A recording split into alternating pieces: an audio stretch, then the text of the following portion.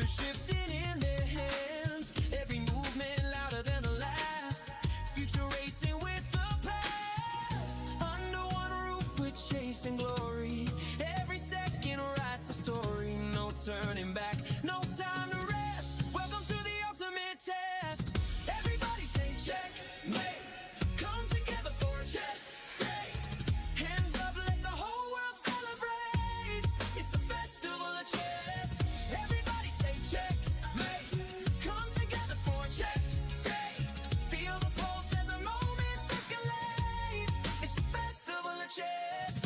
Whoa, oh, oh, oh, oh, oh. It's a festival of chess. Whoa, oh, oh, oh, oh, oh. Lights up, the world is watching. Every move as the planet talking. Tonight we rise, tonight we shine. All our stars align.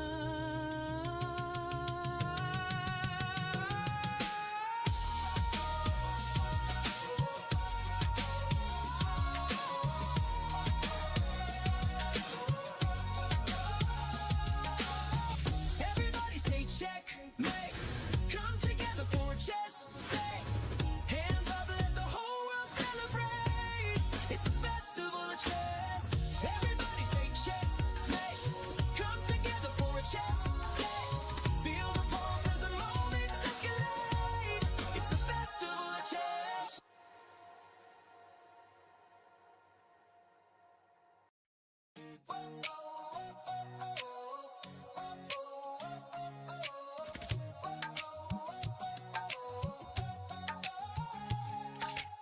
Spotlights burning through the night. Legends stepping into the light. Crowds roar like a rising tide. Biggest stars standing side by side. Cameras flashing, hear the noise. History made by girls and boys. This is fire can't contain. Every heartbeat calling your name.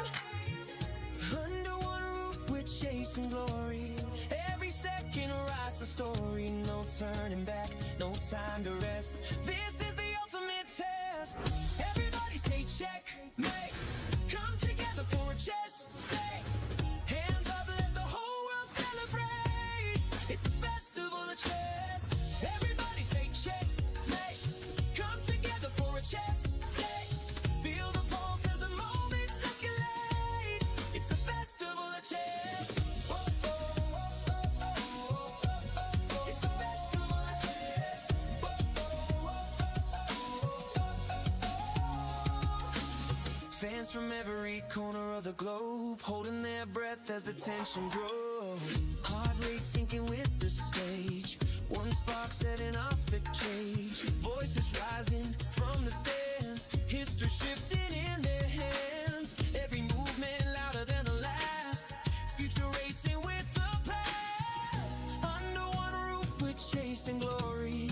Every second writes a story. No turning back, no time to rest. Welcome to the ultimate test. Everybody say check, mate. Come together for a chess day. Hands up, let the whole world celebrate. It's a festival of chess. Everybody say check, mate. Come together for a chess day. Feel the pulse as the moments escalate. It's a festival of chess. Whoa, oh, oh, oh, oh, oh, oh. It's a festival of chess. Whoa, oh, oh, oh, oh, oh. Lights up the world. जब घर में कोई किलकारी गूंजे, ये लोरी की धुन में गाती है। जीवन की आपाधापी में मन को सुकून पहुंचाती है।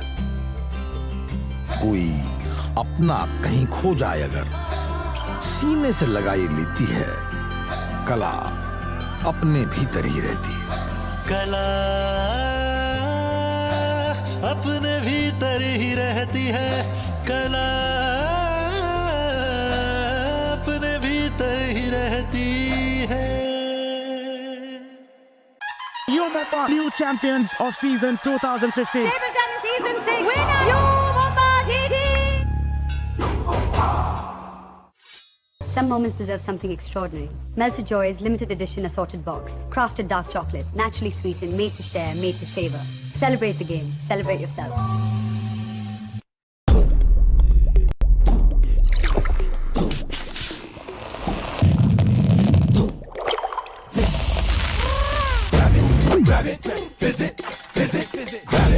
grab it, visit, grab it, visit,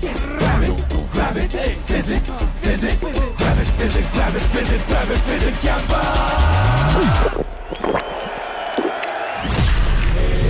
Grab the fizz. Campa wali fizz.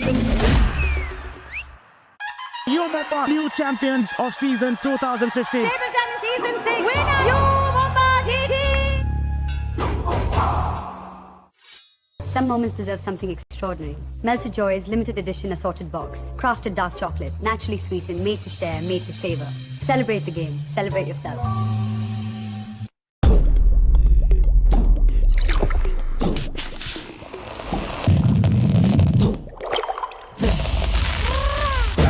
Grab it, visit, grab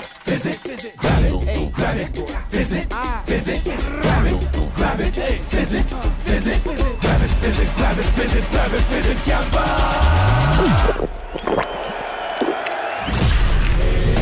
Grab the fizz.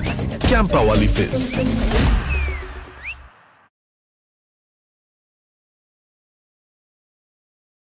The Tech Mahindra Global Chess League here in Mumbai, and what an exciting day it's going to be. I'm Grandmaster Sahaj Grover, and alongside me is my very good friend, Grandmaster Irina Crush. Yes, we've become good friends over the last 5 days, Sahaj, since we met each other here in Mumbai. And we have the most anticipated matchup of the day as the first match, and that is between the Upgrad Mumba Masters and the Triveni Continental Kings, who are leading the Global Chess League with 9 match points apiece. Absolutely, and what an exciting match I think this is going to be. Upgrad Mumbai Masters lost the toss, and Triveni chose the color black. And what are your thoughts on that, Irina? Who do you think is a clear favorite? Let's go through them maybe one by one. Let's start from the Prodigy board. Bardia versus Marc-Andrea Maurizzi. Who do you think is the favorite there? Right. Well, I haven't been able to find any games between these two young players. But so all we have really to go on is how they're doing in this league in their 4 games. Daneshvar has gotten 3 points out of 4, and Maurizzi has 2 out of 4. He could have actually done better because he was winning against Volodar Murzin. So I think it's a toss-up, even though Daneshvar is currently a bit ahead in the standings. Absolutely, and I think Maurizzi may be a slight favorite. He is the current French champion, if I'm not mistaken. Yes. As well, a former World Junior champion as well. And Daneshvar, let's not forget that gift that Rona gave him on the first round with that Bishop A3. But if I had to sum it up, it can go either way. Would you agree with that? I agree with that. And also, Maurizzi's black in this game. I feel like Daneshvar, even the one game he lost to Mendonça, he didn't really have to lose either. Haven't really seen him in trouble. He won a nice game against Volodar Murzin. So yeah, to me, this one is a toss-up on the Prodigy board. Absolutely. So let's move up to the women's board. Harika versus Alexandra Kostyanyuk, the chess queen. Who is a favorite for you there? Okay, so what I can say is that there's been a lot of decisive games between these two players. Harika won against Alexandra in the 2024 Tata Steel Rapid. Well, based on their history, I predict a decisive game in their matchup. But which way it's going to go is a little harder for me to predict. You know, Humpy and Harika, both of them won their matches, and they were both playing very sharp openings yesterday. And I would expect Harika to play a bit solid, but I somehow have a feeling that Kostyanyuk is a slight favorite for me. So let's move on to Humpy versus Zhu Jinner. What do you have to say about that? Yeah, Humpy has been a little bit shaky, I feel like, in her games. Even though she beat Katerina Lagno yesterday, she was losing straight out of the opening. Of course, she made an incredible comeback in that game, holding that very risky position together. Zhu Jinner has seemed quite solid here so far, hasn't really been in trouble. I guess I would give Zhu Jinner a bit of an edge based on what I've seen so far in these last 4 games. Okay, I think I would agree with you there, but since Humpy maybe has the white color, it can go either way. But yeah, Zhu Jinner a slight favorite for me there as well. And now let's get to the main Shah versus Virat. For me, this is one of the highlights in this matchup. I agree. For me too. Well, first of all, because almost in every team, there is one player that really brings the action.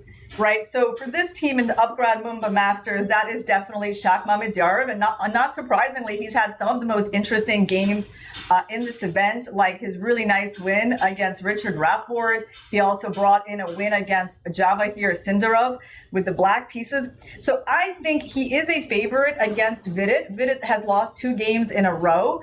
And I feel like against the kind of player that Mahindra is, Vidit struggles a little more with these like crazy attacking players. That's a very interesting point because Vidit's last 2 losses have been against Rapport and Sindarov, both with the white pieces. And what a shocker Vidit had yesterday, where he had a mate in 2, and then the position kind of fizzled out into a rook bishop versus rook endgame, which he wasn't able to defend. So I would agree with you.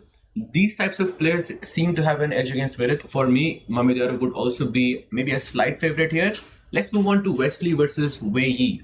Yeah, well, I gotta say that was what I spent my evening on, was looking at the end game between Sindarov and Vidit, and refreshing the technique of how to win with rook and bishop against rook. Because as I realized, I would never be able to win like Sindarov did.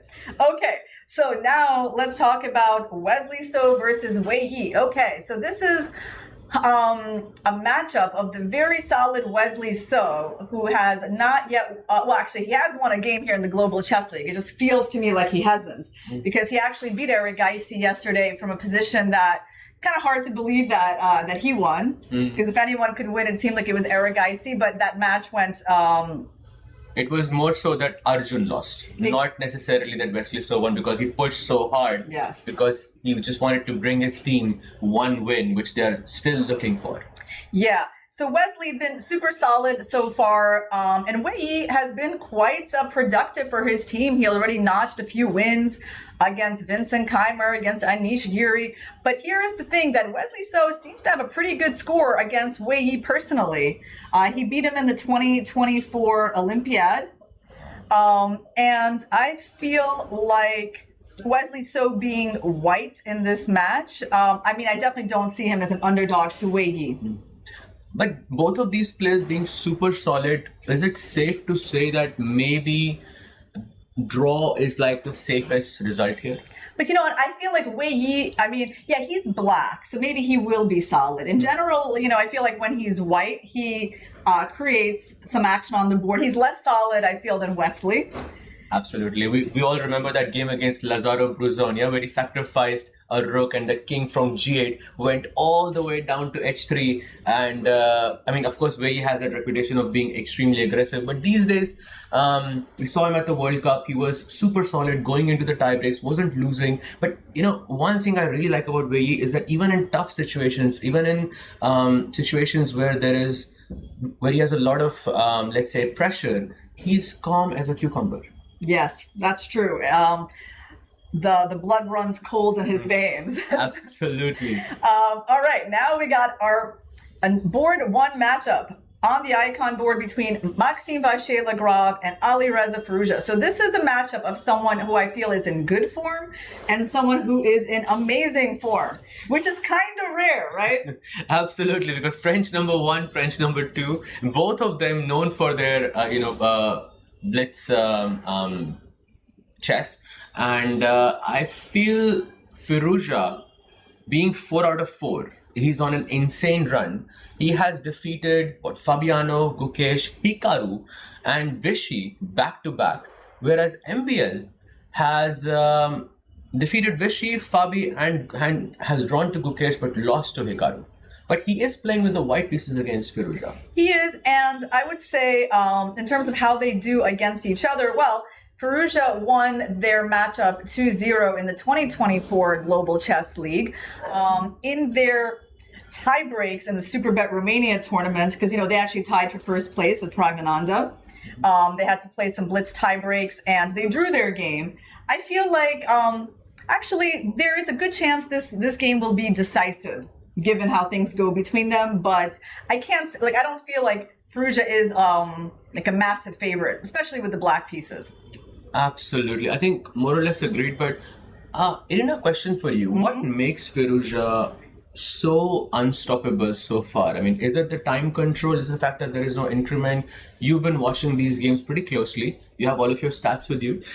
What do you think is the one thing that kind of separates him in this match? Well, it seems like his feel for the dynamic positions is really, he's pounced on those opportunities that he's been given. So every time he gets a bit of initiative, he really like doesn't let up. That's what I feel like. It's, the time management is pretty good. But yesterday he did even get lower on the clock than Anand. Wow. Right? It just didn't really stop him from converting that position. But he has got a great sense for the initiative and for keeping his opponents under pressure. Well, I think that's nicely summarized by you. By the way, I think we do have the inaugural move being made on the first board, and it was actually D3, which is kind of interesting. And yesterday, I don't know if you saw this, Irina, but there were two players the guests who kind of made the inaugural move. They went for H4 and A5. I did not notice that. Clearly very experienced chess players. Yeah, we see the players are ready to begin their games. Everyone has settled in. And in fact, we even have a game already started between Humpy Kaneru and Zhu Jinner. Absolutely. So if we can have that video on the screen, it would be amazing. This is Humpy versus Zhu Jinner incoming in second. I think if we click here, and there we go. Oh, do we have it? Yeah. Oh, wonderful. Okay. We have the Catalan system being played by Humpy. A very solid approach against Zhu Jinner. But she started with this unusual move order in terms of getting into the Catalan. She starts with the Reti move order, G3, and then, D4, Bishop E7, and C4. And after castles, instead of going into the main lines by castling and letting black capture that pawn, she decides to go Queen D3. That is definitely a less common move. The idea is clearly to defend the pawn on C4, most likely, I feel. I think that is what she is looking for. And I think this is more or less prep. But if we quickly hop on to Harika as well, because that game has also begun, she has also gone for a similar opening. Do you think they're preparing together? I don't think they're preparing together, but because I feel like this kind of stuff Harika tends to do anyway. Definitely, she has her repertoire is pretty wide, and she does have a liking for these flank openings, especially for the faster time controls. So I'm not surprised by Harika's choice. And Alexandra, instead of going, for example, for C5 here and Knight C6, she's decided to go Knight C6. She's still in her prep. We can see that she's used up less time than Harika. Wow, Harika has already spent almost 2 minutes and Kostyuk with just 14 seconds. And she's got Knight C6. Is she planning some H5, H4 business? Wow, I think that's the plan, yeah? H5, H4, that would be like Daniel Darda, wouldn't it? That game against Ronak was pretty memorable here at the Global Chess League. But okay, no, she puts her pawn more conservatively to H6, making sure that this bishop can escape from any Knight H4 moves to H7. I think nicely summarized there. But why not play C5 and Knight C6 then? That seems a bit weird to me. But it may be some preparation. Okay, Harika goes C4. Okay, so Harika goes C4. This pawn can be ignored, safely ignored, I think. I suppose like the normal move here would be something like Bishop E7. Or Bishop D6, but maybe there's some E4, E5 business I need to be careful of. But yeah, I think Bishop E7, Bishop D6 looks very nice. But Kostyuk, taking the time to think for the first time in the game, is her prep finished, do you think? I think so, yeah. I mean, there's only so much you can prepare in Reti openings, right? At some point, someone just makes a slightly different move and you're off to play on your own. That's how it usually works. As for White, what could their plan be? I mean, it could be some sort of B3, Bishop B2 coming up. But we will see. Let's also take a look at our icon board, maybe. Yeah, or maybe first of all, Wesley So versus Wei Yi. You know, funny thing, the icon board between Maxime and Alireza and the second board between Wesley and Wei Yi have the same opening. That's right. The Night Orb is a very popular opening, and interesting that Wesley has gone for E4 because he has gone for D4 previously against Wei Yi. So he is going into the main lines. That promises definitely a more exciting development to the game, and he goes for this Karpov's favorite bishop e2 move. And he goes e5, knight goes back to b3, castle, I think still pretty much mainstream. Bishop f3, okay. Pretty solid approach by both players. Black goes queen c7, and now bishop e3 or a4. Which one did he go for? A4. A4. He's stopping Rook b5 c8. ideas. Yeah. It's interesting because, like, you know, the position of this bishop in a way is not very impressive, is it? Yeah, you want to play knight d5, but it now, with this very clever rook c8 move, you just cannot play knight d5 because the pawn on c2 is attacked. And Wesley goes a5, putting pressure on the queen side, maybe on the b6 square, some bishop e3, bishop b6. Exactly. Black has to watch out for that. And that's why he puts the knight here, to keep that square under control. So basically, Wesley is going for like a very controlled positional line against the Najdorf, which makes sense with his style. Absolutely. And it makes sense with Wei's style as well, right? I think they're both, for me, they're both pretty solid players, at least now. And yeah, maybe now it's quiet, but you never know what could happen later on. Maybe let's take a very quick look at the icon board as well, because we have a very similar opening, but instead of playing e5, Alireza goes for e6, which is historically maybe a bit more dynamic in nature. Yeah, it's interesting. So Alireza decides to avoid like the more clarified pawn structure with e5, so he goes for e6. Yes, I do think it's probably a little bit more of an exciting choice. Queen c7, so white should be castling, I suppose, kingside in these positions. Yeah, a4, bishop e7, short castle makes a lot of sense. I believe this is known as the Scheveningen structure from the black side. He goes knight c6, knight b3, and b6. So just the only weird thing for me here, Irina, is that knight sitting on c6. Usually that knight should be on d7, no? Defending that b6 pawn. Or do you think this is preparation from? I still think this is pretty standard. In some of these positions, sometimes even this knight goes to a5, right? Where black like takes on these like double pawns on the a file. Like that's not even that crazy. But of course not yet, right? Maybe there's knight b4 ideas as well, like to put, but just that knight on c6 looks a bit strange to me. Like I would rather have it on d7 where it defends b6 in my position. Just looks a bit more compact in nature. Yeah, it's interesting. What is Alireza thinking about here? Because bishop b7 seems to be the obvious move. I think he's just on this dream run so far, and I think that's why he's choosing a more or less a dynamic approach against MVL as well. Because if he takes him down, he's going to be 5 out of 5. Yeah, and also there is the move rook b8, Sahaj, right? Like maybe it's a little bit less standard, but I suppose you could try rook b8 if you want to play b5. Because that's the only really a choice that he could be making here between, I think, these two moves. But you know where I'm looking at, once you play rook b8, I'm looking at the move g4 and g5. Let's go. Yeah. Let's bring the attack on the king's side. Let's go queen e1, queen h4. Let's just throw all the pieces and see what sticks on the king side. Yeah, and as soon as you do this move, I'm like, let's go d5 and break open the center and see how this king is gonna feel. So like, yeah, rook b8. Well, g4, yes, definitely thematic, but you need a lot of control over the center to play this move, because when you do it, there is a risk that black could break out with some move like d5. He did play rook b8. It has happened. Yeah, it has happened on the board. And MVL, and look at that! MVL just goes for g4. Wow, I can't believe you guessed that right. Let's go. Hey, that is crazy. That is like maximal aggression from MVL. Yep, and g5 on the next move, and the fight is on. In such a position, I don't even know who has the edge here in this.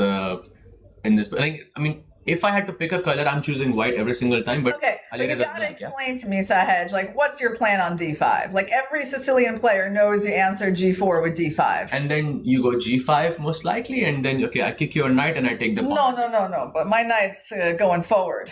Oh. My knight's going forward, and then... Wait a second. So not g5 then. Yeah. And there are 2 remaining moves. He goes knight f5, by the way. Wow. There's 2 remaining moves. There's e5 and ed5, I guess. But okay, he doesn't go for d5 was actually the engine's favorite move, I see now. Yeah, it's just very, very typical. So it's always the first question. Irina is too strong. Yeah, well, I know strong. I know those Sicilian ideas. I've played this opening my whole life, so it's maybe the only thing I know. But okay, he went for this knight a5, which we did mention Yeah, knight f5 has happened on the board, and he has played g5, and black has gone knight d7, and I believe he has one more move in the position. Knight b3. Knight d2. Oh, sorry, right? knight d2. Yes, yeah. knight. There it is. Knight goes to d2, denying the exchange, and maybe inviting knight c4 as well. But how is my attack sort of concluding on the king side? So he goes b5. Okay, I mean, it's interesting. I mean, I think MVL can be happy that he wasn't challenged like more directly in the center, because for now he succeeded in kicking this knight to d7, a little bit more of a passive position. The white rook has opened up after the trade on b5, so I don't think we can complain too much. This knight is helpful in controlling the c4 square, so the knight invasion isn't too dangerous. And the question, I guess, for white, well, is what are we doing about this move b4 coming up? I think maybe I don't like the knight sitting on e2. I would like that knight to be on d1 and f2, or maybe on a4, something like that, or maybe on b5 as well. So how is queen e2 for you? Queen e2 is very reasonable, but we have to be a little careful maybe with the c2 pawn, because there could be some cases where they try to take it if they're... Absolutely, but right now that queen defends the a5 knight. So, like, I think if you play b4, I have knight b5. I haven't calculated all that bishop a6 business yet, but it feels right. Okay, so there's queen e2 as one possible move for white. What other... Okay, I think we have a move bishop e2 from MVL. I think I know what he wants. He wants to put the bishop on d3 and put the queen on h5, and then attack on the king side.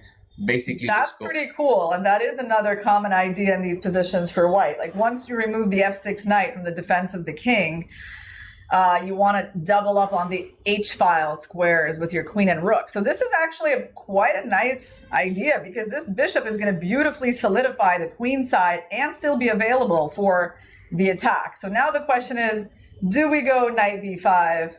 Or is the knight going to get a little bit stuck there? I think he does go forward, and we go knight b5, played on the board, black goes queen d8, and maybe bishop d3 is possible, following it up with queen h5. But I'm a little bit afraid of bishop a6 ideas. But you know what I'm more afraid of? I'm more afraid of for the Mumbai Masters, because two of their boards are now in worse positions. And let's take a quick look at Mamedyarov versus Vidit, because Vidit is already having a very big advantage.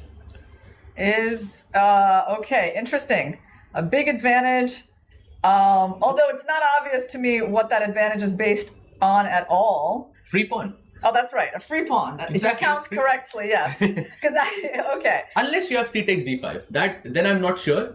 Then that feels a bit off to me. But if you play rook e1, bishop c4, maybe you have double bishops. But the bishop here, I guess it's not totally awful, but surely black has some advantage there. Yeah, I mean, and what just happened? Yeah, he moved his rook. But look at the time difference, Irina. Shak having 17 minutes, with it having 12 minutes, with no increment on the clock until move 40. Well, how did they get here? What opening was this? Oh, it was an English opening.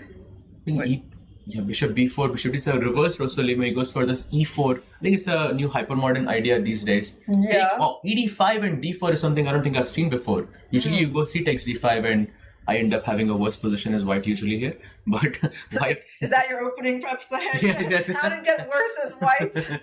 Basically, it has happened quite a few times. I've played online, and I have gotten into this position. I've taken cd5 and gotten into a really bad position. Yeah, this d5 approach is very principled, because if black waits with that break in the center, eventually white would castle, play d3, f4. So black is trying to do something quickly in the center before white gets developed, like especially this bishop on c1 is a bit of a problem. So here that's where the pawn sack happened. Black captured a pawn, and white just decides there's no point taking back. I mean, first of all, c4 is hanging. Definitely a little bit strange, but maybe this is all his prep still. It's an interesting question. Where did his prep actually end? He goes bishop g4, knight takes c6, takes, and then queen c2.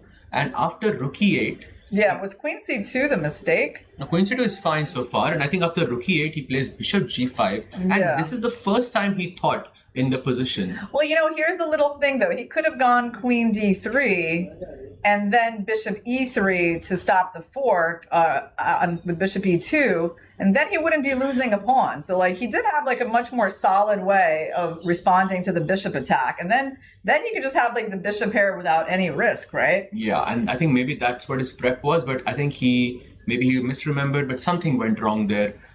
He plays bishop g5. And this move definitely looks weird, because like, why would you just not do something about this move, right? Absolutely. And now I think he is in big trouble because he's a pawn down after bishop e2. But however, if we look at the time, there's still a 5 minute difference between these two players. Does that count?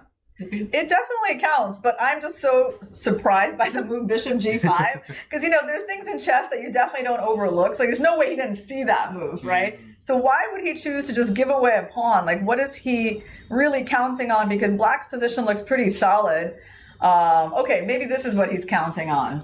Yeah, right. He's doubling up those pawns, but I'm not so sure if he believes that he is better here. Maybe he thinks he can equalize. But maybe what happened was when he wanted to play bishop g5, he misremembered something. He wanted to maybe take on d5 first and then play bishop g5. I definitely think something went wrong there for Shak. Yeah, I mean, the problem for him is that he cannot get his rook to the open file quickly enough, right? Like black is soon going to play queen e5 and rook e8 and consolidate in the center of the board.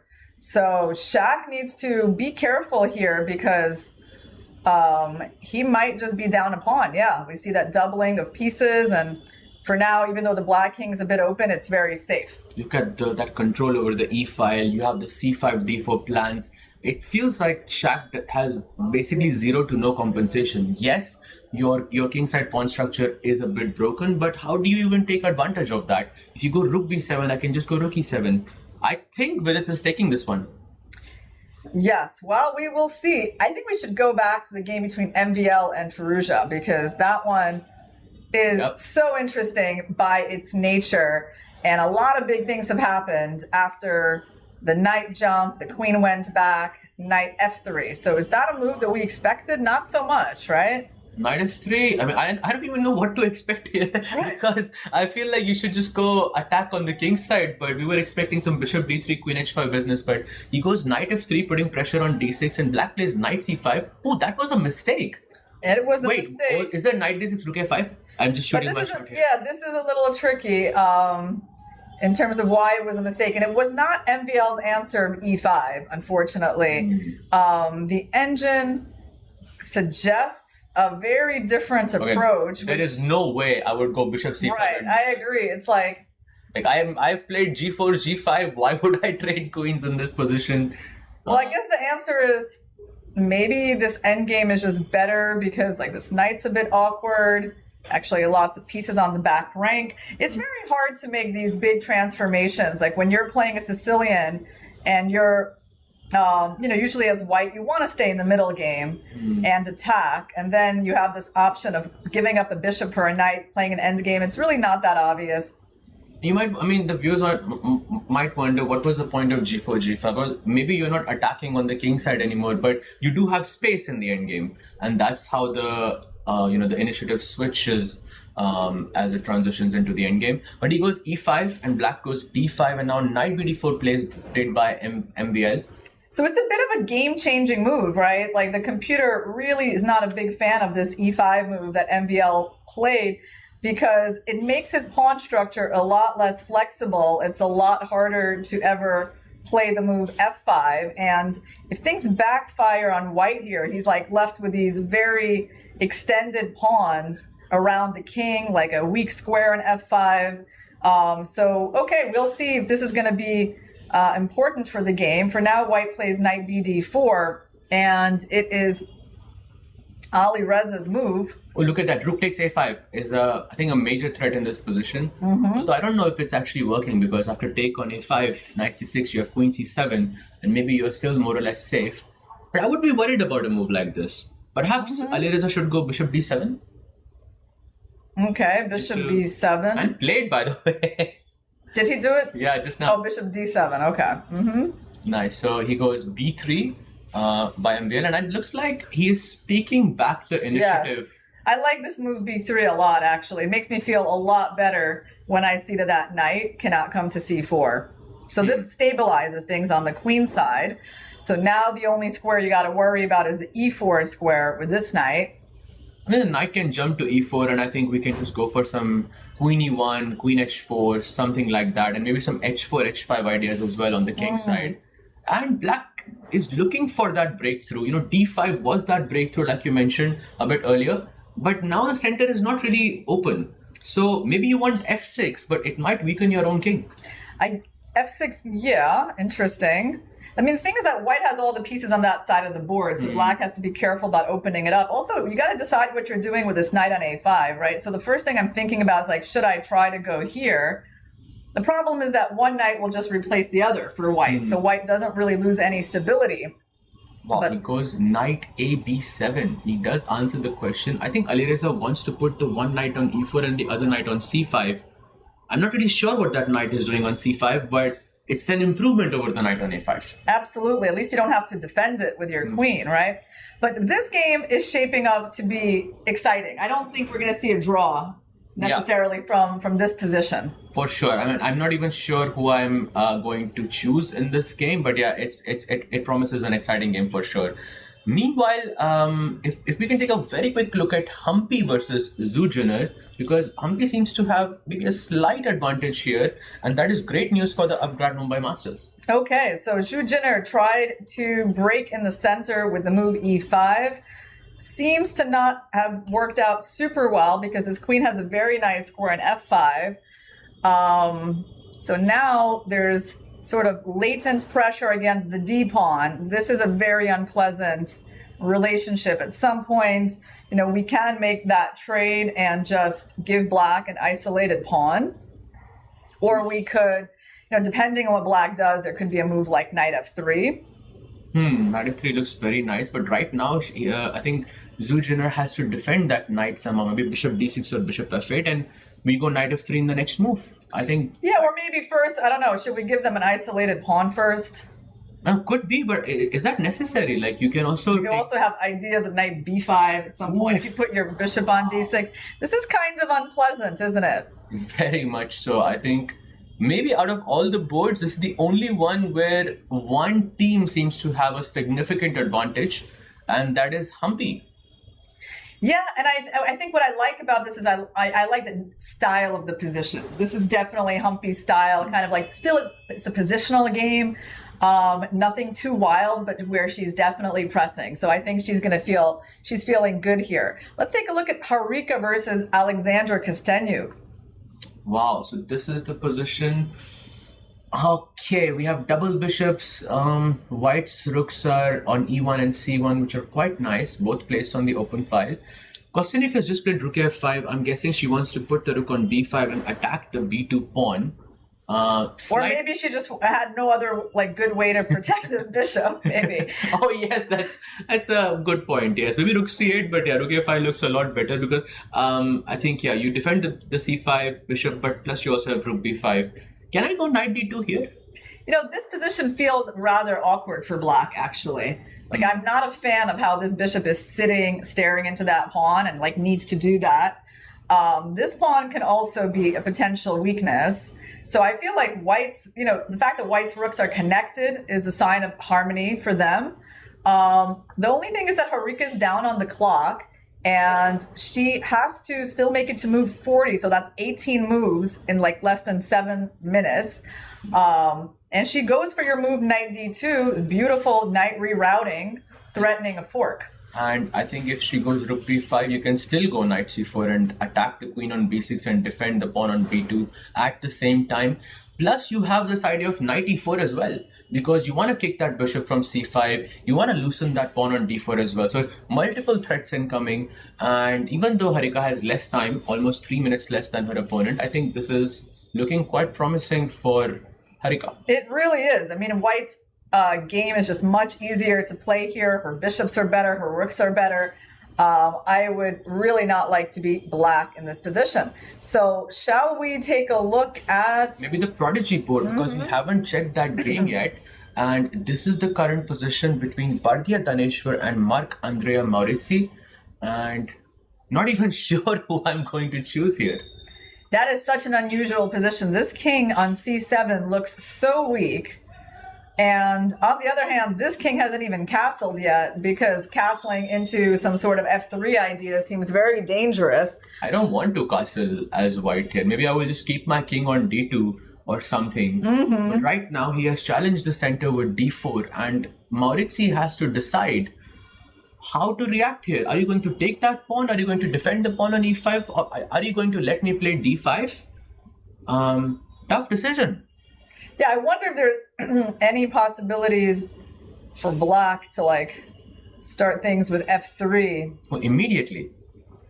Yeah, you know, f3, maybe pawn takes. I'm looking at like queen f7. Knight d2 perhaps, and I defend. Yeah, yeah, it's probably not quite working. But I looks dangerous, yeah? Yeah, I mean, there's also this move g4. Maybe he just needs to get going, prepare f3 on the next turn. So, yeah, this is a super double-edged position. Absolutely. It can go either way. Basically, all the games can go either way, except for the board of Humpy. Speaking of, we saw that Vidit had a substantial advantage against Shak, but if we can quickly go to that game, looks like Shak is fighting back and is no longer, well, completely lost. Yeah, well, he was lost, you know, he's got twice the time that Vidit has. So Vidit's, well, but Vidit's on move 30, so Vidit can definitely make it to time control and get those 2 seconds. But do you really think 2 seconds is a lot of time in such a format? I mean, you've played. It's not a lot of time. It's not. You don't really want to just barely make it and play with 2 seconds for the rest of the game, for sure, because it's not adding a whole lot.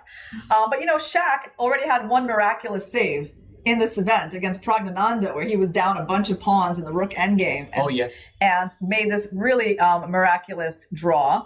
And, you know, I think he's basically in that same mode. Like, he knows he's not doing well, so he's got to play fast and hope that chances come his way. Absolutely. And he has tried to play fast, and it was a slight mistake. He has gone for d4 in this position and offering Shak a repetition. Wow. Okay, so wait, let's try to understand this. Oh, well, he's hoping to hide the king on h6, though. Yeah, but I mean, I've looked and it's not working, but I'm just not sure how. There is... Right, because on pawn takes pawn, you got to take with the queen. You can't take with the pawn because you lose the bishop. Yes, correct. But somehow pawn takes pawn is actually a huge mistake in this position. You're supposed to go queen c8 check, and by the way, queen c8 check is the only move here. If you don't play queen c8 check, Shak is basically lost. Okay.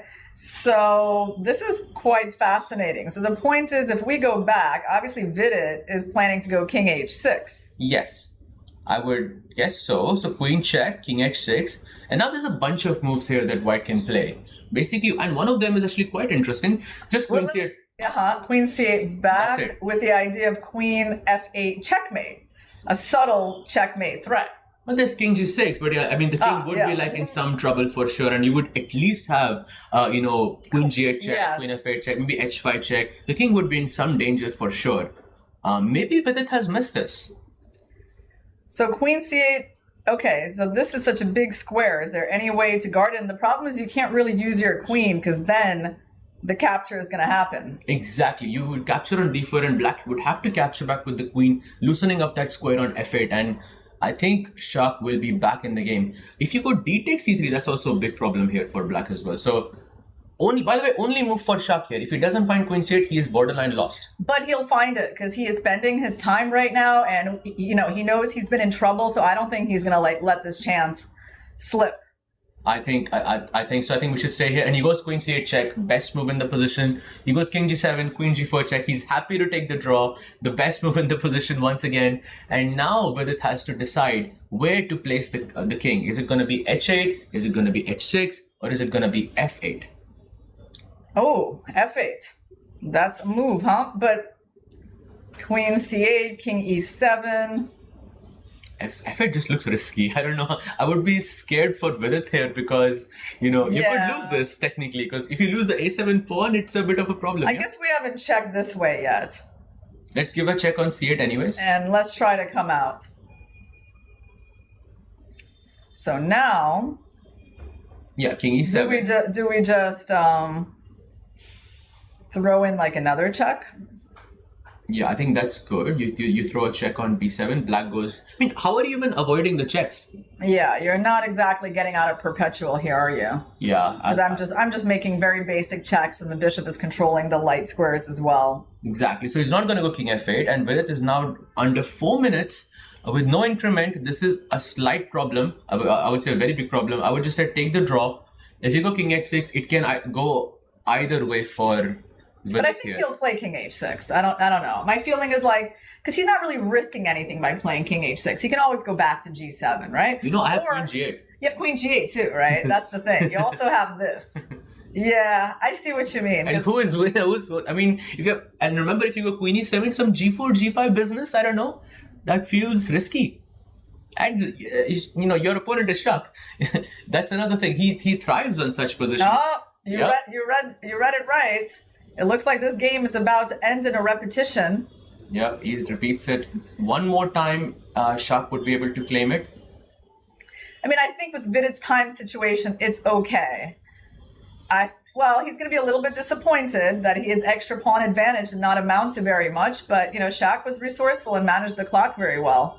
Nicely summarized there, but if Vidit had to play, it had to be much earlier, not now, not anymore. He's under 3 minutes, he has no increment, just take the draw, and I think that would be, the better choice here out of the two. King h6 is just to, and also let's not forget what happened to him yesterday. He was trying to push for the win and missed a mate in 2, and then, you know, went into rook bishop versus rook, and, you know, it of course didn't end up well for Vidit. So I think king h8 is what I would do, the safer choice, and there it is.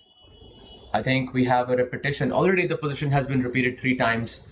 Wow, Shak is thinking now, should I go queen c8 or not? Yeah, they're looking around to see the other boards, but we're pretty sure this game is going to end. So let's move on to Wesley So versus Wei Yi. They have around 5 minutes apiece, and things are looking pretty exciting here in the Sicilian. So when we last saw this position around this moment. Yeah, something like that. I think there was a repetition offered as well by Wesley with bishop a7, bishop e3, but he didn't continue it. Goes knight d2, bishop okay, e2. He was trying to get his knight to e3. Yes, and black plays queen c6 after knight e3. Knight g4, okay, queen takes c2, looks very, very tempting. Okay, so they each grabbed one pawn. And he brings the knight back to g4. This is the current position. But yeah, black is clearly not in any trouble, right? Because, you know, black lost an h pawn for a c pawn. So they got a more central pawn out of that trade. Yeah, like even in the end game, I don't see, you know, white's h pawn would be the better pawn to have. Absolutely not, yeah. I think Wei Yi is slightly more comfortable in this position, especially in the end game. He can definitely push here, but I think Wesley still remains more or less solid for me. Yeah, interesting that he took with the bishop. He didn't even take with the rook. Not even allowing bishop b3, yeah? Yeah, maybe he was afraid of that. But, you know, it's a little worrisome for Wesley. He is just playing for a draw here. Black is super comfortable, so he needs to hold it together for his team. Okay, MVL versus Fallujah. Absolutely. And by the way, quick update for everyone. Shakhriyar Mamedov has drawn against Vidit Gujarati. So that's the first game that has ended in a draw, meaning Upgrad Mumbai Masters and Triveni Continental Kings are now 1-1 on the scoreboard. You know, White's attack hasn't really gotten off the ground in this position. They've been maneuvering for a long time now. White has gone c3, a move that the computer doesn't love, and I can sort of understand how strategically it can be very risky because you've weakened the b pawn. Are you seriously telling me that Alireza is going to win today again? I mean, that's what it's starting to look like, right? Because White, you know, has a lot of weaknesses with all those extended pawns. Once the game opens up and, you know, no attack materializes on the king side for White, things get pretty bad. And I mean, even if you just capture, like your knight can come out to b5. Yeah, and actually it has. Yeah, after c3 he's played knight b5, c takes b4, knight comes out to d3, queen b1, knight takes b4, and white plays rook c1. But look at how beautifully those knights are placed. He has a protected pass pawn on d5 just move the queen, bring the rook to c8. It's such a great position for Firouzja. I mean, he has really improved his position so much compared to what it was, because like these knights didn't used to be that great, and now they're both great, and White's knights are pretty passive on the second rank. You remember the previous position with the knight on a5 and Yeah. knight on c5, and you played knight b7. We were like, we're not sure what to do, and now, I mean, the knights are maybe one of the best pieces in Alireza's position. Let me just highlight like all the bad pieces in White's position that I can see. Hey, there's at least like 3 that are not making a great impression. I think the knight on e2 doesn't have a great future either. At least he's like sort of guarding some important squares. Yeah, sure. You can exchange it for the knight on b5, but I don't think that knight is as great. But yeah, there's no harmony in White's position. Also, the pawn structure seems to be very broken. In the beginning, g4 looked very nice, but since the attack hasn't sort of manifested, it just feels that they are just weaknesses now. So MVL in deep trouble here against Firouzja. Yeah, I guess to manifest the attack, he just needs to do a little bit more visualization. Absolutely, and he does. He's trying to visualize an endgame where he can go into a draw, because I think, this is the big problem. Knight d4. If Firouzja goes knight takes d4, it's almost a winning advantage for Alireza.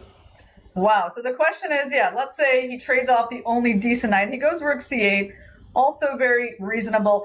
So basically what White has is a structural problem here. Like this b3 passed pawn that he has is not moving anywhere. It's more of a weakness. Black has the center pawn in exchange for that. And the difference in king safety does exist.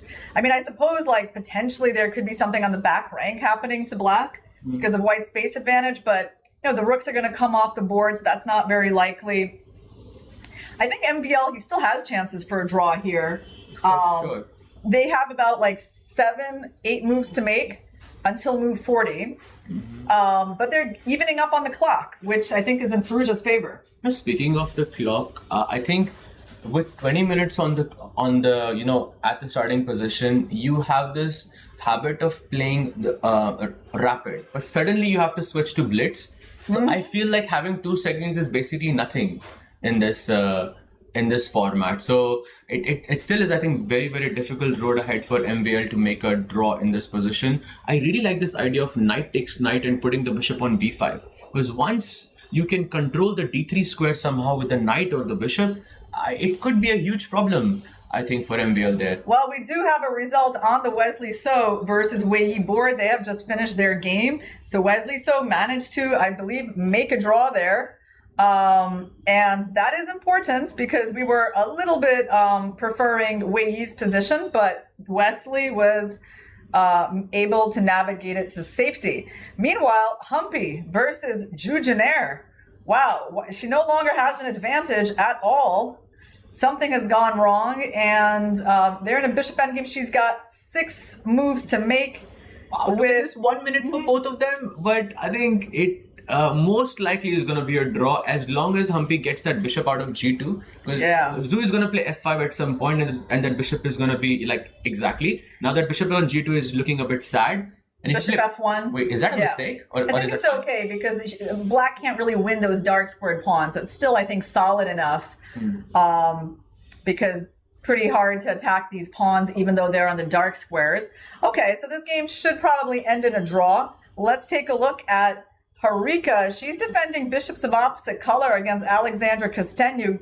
They're playing on the 2-second increments. So Harika, much less time, down a pawn, but of course it is possible to draw this position. I don't think it's necessarily that easy. What do you think? Having a queen on the board, I don't know, makes it a bit harder for me. If there were rooks, I guess it would be a bit easier. I think this is tough because the moment that the white pawn gets to h3, I mean, you're going to lose, you right? get some queen g3, queen h2 checks incoming. I think that could be a bit scary. And also the queen cannot really give checks, to the black king anyway, because that bishop on e5 is such a great piece in this position. Do you think she's going to go queen h3, bishop h3? Okay, she goes for queen h3. Yeah, of course, she should not trade the queens, and she doesn't. She goes queen e1. And now maybe just start pushing the pawns. Yeah, f5, king f6. I think the time situation makes it so precarious for Harika, right? Because it's not that her position cannot be defended, but with this little time, it's easy to mess up, right? Absolutely. There's seconds left. Wow. Yes. Pretty tough. And she needs to hold this together because Alexandra would be getting 4 points for the win. Yep. And you know, at every move, you really want to push the H pawn somehow, but you just cannot. You just know you cannot, because the moment you push it, it's going to be so difficult to hold this position down, as she has 5 seconds. Is she going to, like, at some point move the pawns up? Is she going to risk it? I mean, there can be some checks to the black king. That's what Alexandra needs to calculate. Yep. Ideally, she could get that pawn to g4 and, like, her king somewhere nice and safe on g5. Yep, g4, king g5, and suddenly white is going to be running out of moves. It's just very, very risky. And also you have to watch the clock as well. She only has 5 seconds. I'd probably go for g5. What do you think? I'll give some checks. Yeah, queen b7, Queen queen c6. b7. Let's say I go. Well, my idea was that I run to h5. And then I bring the queen back to g2. Yeah, and so I just want that pawn here and, like, hope that that has improved my position somewhat. And now I think I can play h3. And she goes for g5. So predict. Oh, she goes h3. She had already seen this move. H3, I think, very nice try. King g6. Let's give a check. Ooh, she played that under 4 seconds. King h5 or bishop f6 if you want to be very safe. By the way, Zujiner and Humpy have also drawn their matches. So we have 3 draws between these two leaders. How about, Harika is threatening a queen trade with queen e2, which is why Kastanuk has moved up with her king to h4. Exactly, she gives a check. Now she just needs to find some way to, you know, trick Harika, because objectively she's not winning. Yes. But practically it just feels so difficult to hold. Well, she just needs to be careful not to push that pawn and walk into a checkmate. Oh, nice find there. Yes. I mean, she can barely move her pieces, right? But I guess the queen just stays here. And maybe this bishop moves back and forth. Maybe that is Harika's setup, just bishop e2. She goes bishop d4, white goes king h2, immediately responded. Okay. And now bishop e5 check and king h1 again for some repetition. Wait. The queen, wait, what just happened? Nothing has happened yet. She played queen g3, yeah? I think there was a slight inaccuracy on the board there. They have gone into an endgame. Oh, they've gotten the queens off the board, right? Yeah, they've gotten the queens off the board, and I'm not really sure if this is winning or not. Black can play f2, but you have bishop guarding that diagonal. It should be holdable, but looks very, very risky. The king is on f2. The play pawn is on h4. f3. You have to play h4 because the king is on the wrong color, right? Oh, okay. Wait. This is a very key board. Hopefully we'll get an update very, very soon for you guys. Bishop b5, king e1, and now f2, f1 is possible. Yeah, the moment you play f2, there's king g2. Okay, that's why. So her bishop is on that a6, f1 diagonal, holding the... Oh, f2 is played now. Bishop b5 played. She lost the second pawn. Is that going to matter? Ooh, I'm not really sure if this is... Maybe it doesn't matter, right? But maybe it doesn't matter so much because the pawns are blockaded. Exactly, but she gives a check, brings the bishop back to b5. g4 is played. I think it's still a draw. Just play something here. As long as she doesn't, like, lose on time. Ooh, she allows king e2. I don't think that matters, yes, still. Check again. King goes to g3. You bring the bishop back to g2 or a6. Both of them work. And now bishop f1 is possible. Bishop b6, bishop a6. Oh, this is such an exciting moment. Hopefully we'll have the board updated very, very soon. King f3. Okay, some checks again. King goes to e1 and now king g2. Okay, now this is a draw. Wow. And by the way, I think we also have a draw on the Prodigy board in a super sharp position, but white couldn't make more than perpetual check. So we've got just this one game, right? Okay, let's go to it. On the icon board, MVL versus Fallujah. And MVL's pawns have finally started advancing on the king side, but g5, he's going to lose that pawn. So basically, all draws. Just the icon board, Fallujah versus MVL. Wow. Can Fallujah win this? I mean, right now, Fallujah, he's got like an extra 2 pawns, but MVL is not giving up because those pawns are doubled. Goes bishop f8, attacking bishop Wants g7. to go bishop g7. Wow, look at this. Knight takes d5, and that's a blunder. Goes bishop c6. Ooh. Oh, he blundered the knight. He was hoping that the pawn would take and he could go e6 and have some ideas on the diagonal. Goes bishop f3, and now you go bishop takes d5. bishop takes d5, pawn takes d5, e6.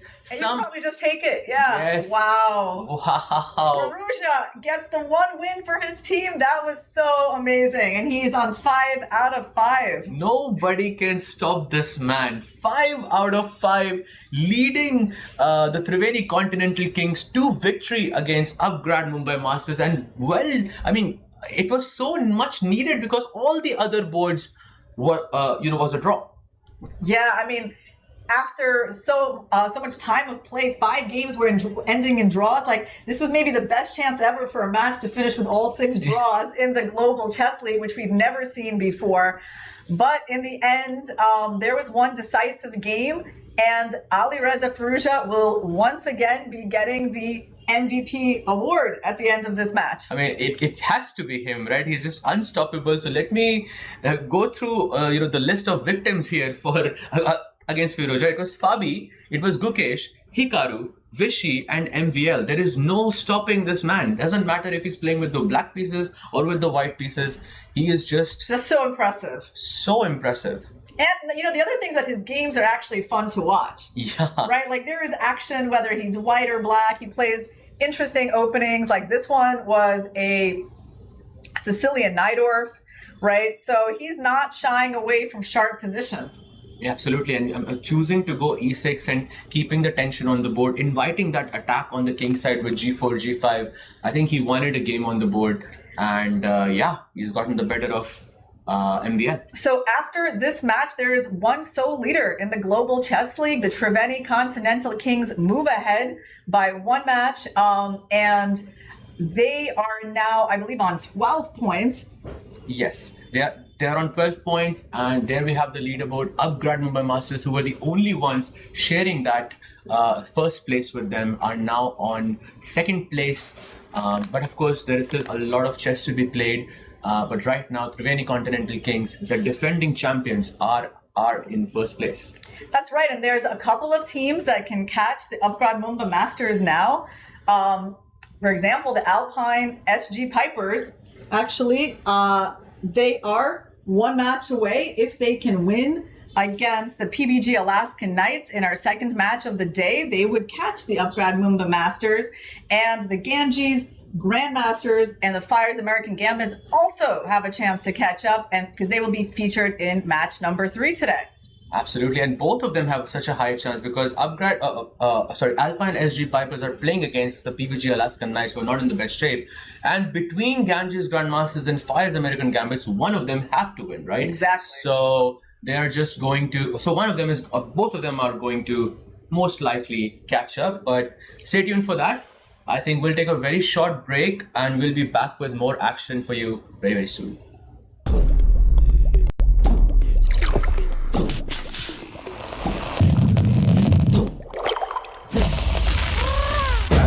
Grab it, visit, grab it, grab it, visit, grab it, visit, grab it, visit, Gamba!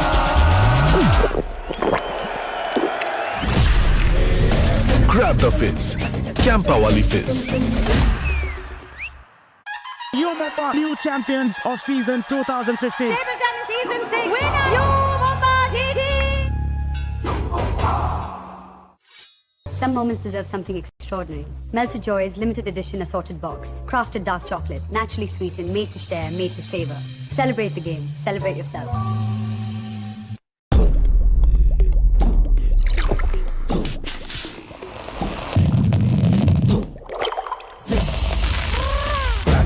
Grab it, visit, grab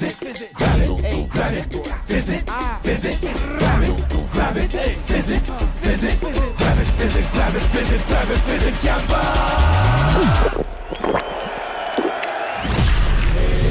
Grab the fizz. Campa wali fizz. You Mumba, new champions of season 2015. Table tennis season 6 winner, you Mumba GG.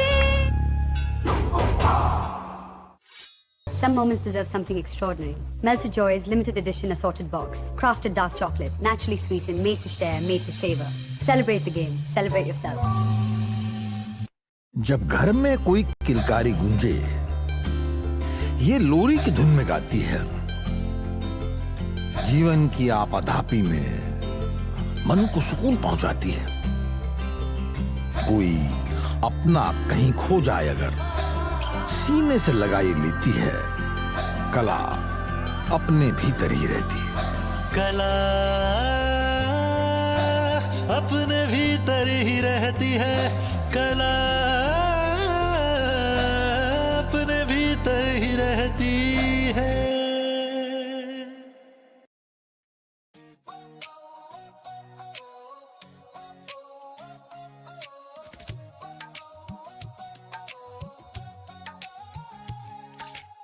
Spotlights burning through the night, legends stepping into the light.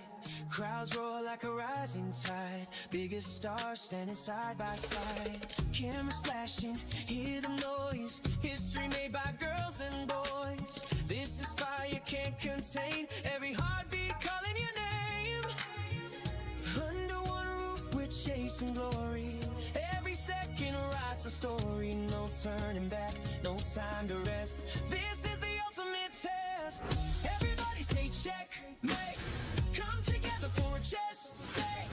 Hands up, let the whole world celebrate, it's a festival of chess. Everybody say checkmate, come together for a chess day. Feel the pulse as the moments escalate, it's a festival of chess. It's a festival of chess.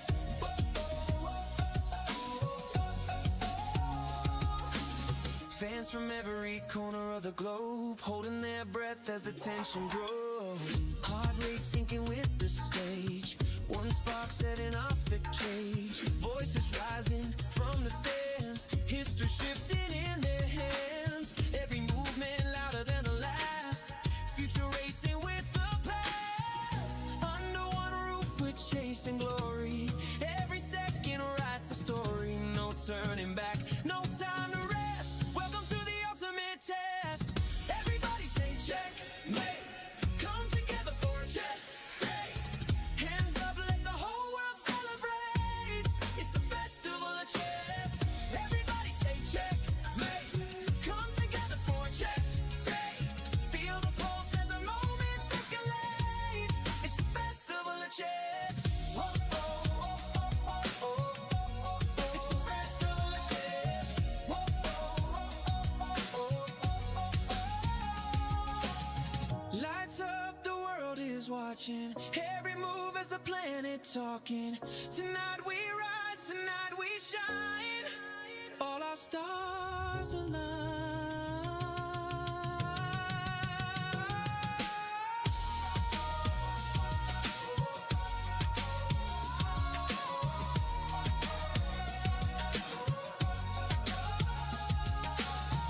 Everybody say checkmate, come together for a chess day. Hands up, let the whole world celebrate, it's a festival of chess. Everybody say checkmate, come together for a chess day. Feel the pulse as the moments escalate, it's a festival of chess.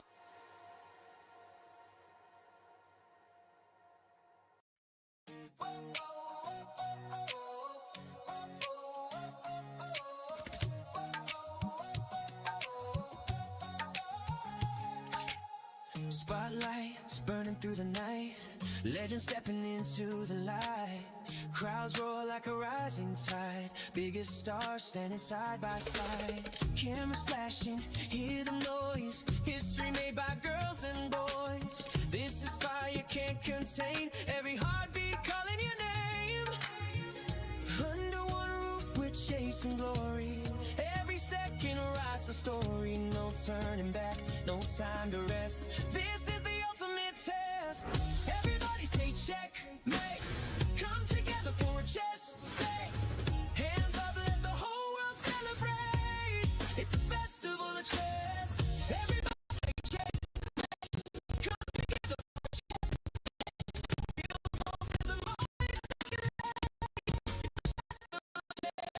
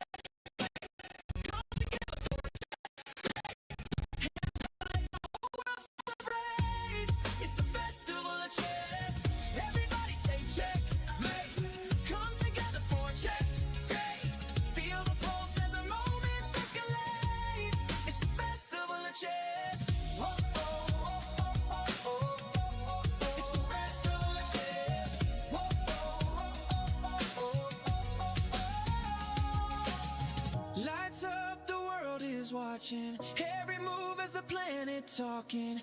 Tonight we rise, tonight we shine. All our stars align.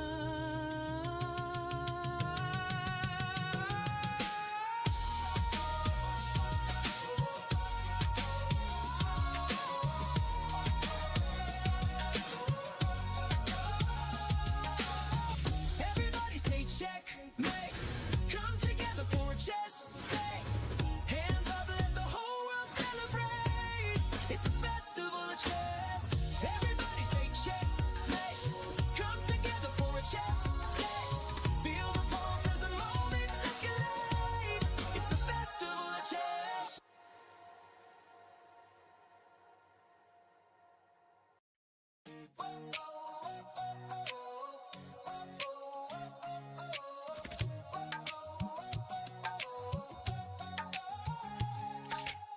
Spotlights burning through the night. Legends stepping into the light. Crowds roar like a rising tide. Biggest stars standing side by side. Cameras flashing, hear the noise. History made by girls and boys. This is fire can't contain. Every heartbeat calling your name. Under one roof we're chasing glory. Every second writes a story. No turning back, no time to rest. This is the ultimate test. Everybody say checkmate. Come together for a chess day. Hands up, let the whole world celebrate. It's a festival of chess.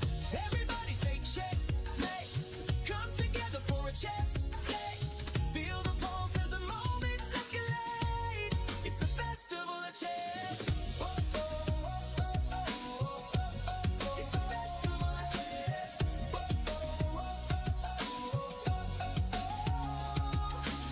Fans from every corner of the globe holding their breath as the tension grows. Heart rate sinking with the stage. One spark setting off the cage. Voices rising from the stands. History shifting in their hands. Every movement louder than the last. Future racing with the past. Under one roof we're chasing glory. Every second writes a story. No turning back, no time to rest. Welcome to the ultimate test. Everybody say checkmate. Come together for a chess day. Hands up, let the whole world celebrate. It's a festival of chess. Everybody say checkmate. Come together for a chess day. Feel the pulse as the moments escalate.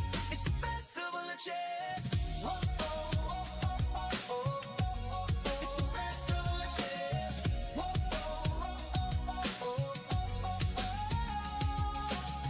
Lights up, the world is watching. Every move as the planet talking. Tonight we rise, tonight we shine. All our stars align.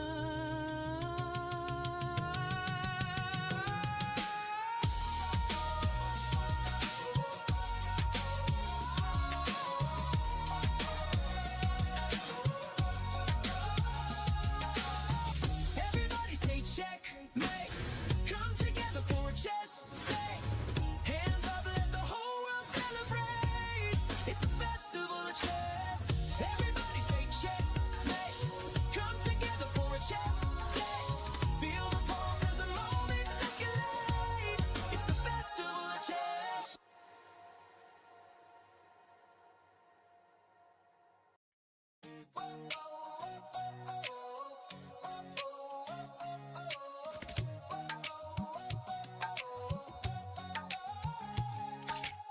Spotlights burning through the night. Legends stepping into the light. Crowds roar like a rising tide. Biggest stars standing side by side. Cameras flashing, hear the noise. History made by girls and boys. This is fire can't contain. Every heartbeat calling your name. Under one roof we're chasing glory. Every second writes a story. No turning back, no time to rest. This is the ultimate test. Everybody say checkmate. Come together for a chess day. Hands up, let the whole world celebrate. It's a festival of chess. Everybody say checkmate. Come together for a chess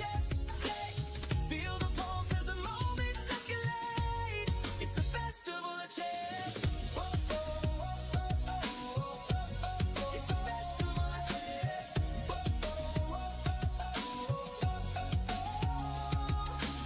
Fans from every corner of the globe holding their breath as the tension grows. Heart rate sinking with the stage. One spark setting off the cage. Voices rising from the stands. History shifting in their hands. Every movement louder than the last. Future racing with the past. Under one roof we're chasing glory. Every second writes a story. No turning back, no time to rest. Welcome to the ultimate test. Everybody say checkmate. Come together for a chess day. Hands up, let the whole world celebrate. It's a festival of chess. Everybody say checkmate. Come together for a chess day. Feel the pulse as the moments escalate. It's a festival of chess. Whoa, oh, oh, oh, oh, oh. It's a festival of chess. Whoa, oh, oh, oh, oh, oh. Lights up, the world is watching. Every move as the planet talking. Tonight we rise, tonight we shine. All our stars align.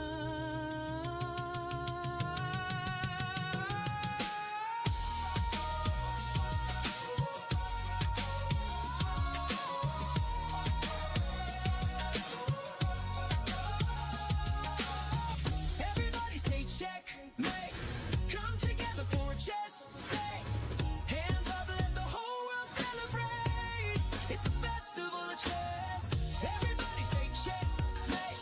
Come together for a chess day. Feel the pulse as the moments escalate. It's a festival of chess.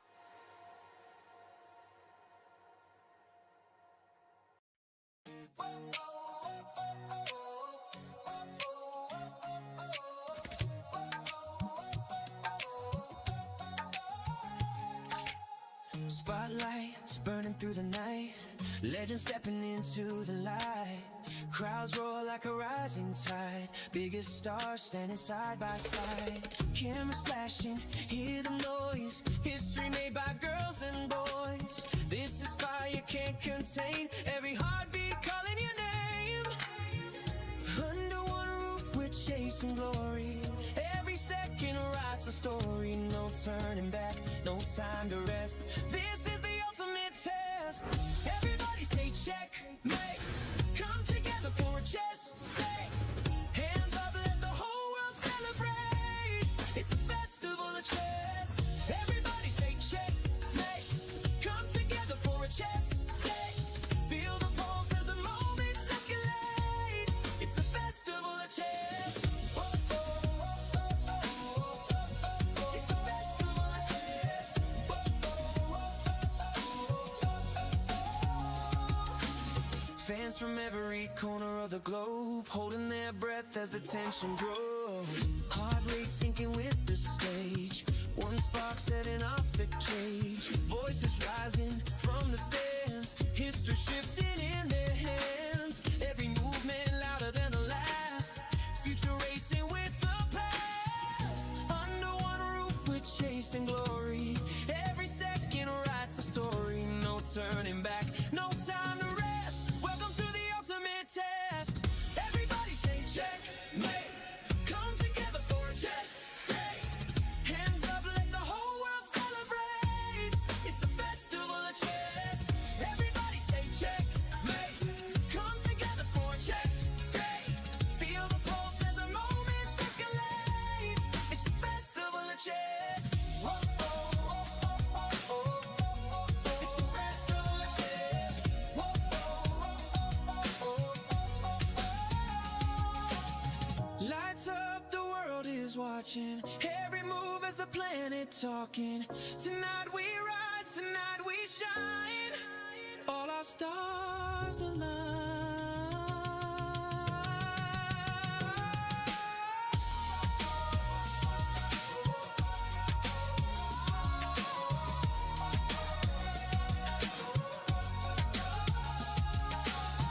Everybody say checkmate.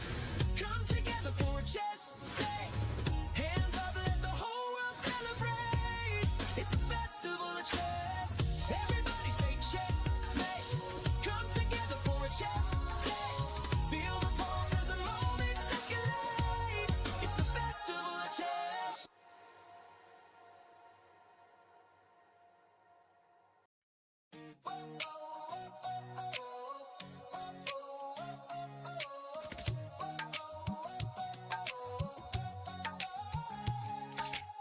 Spotlights burning through the night, legends stepping into the light.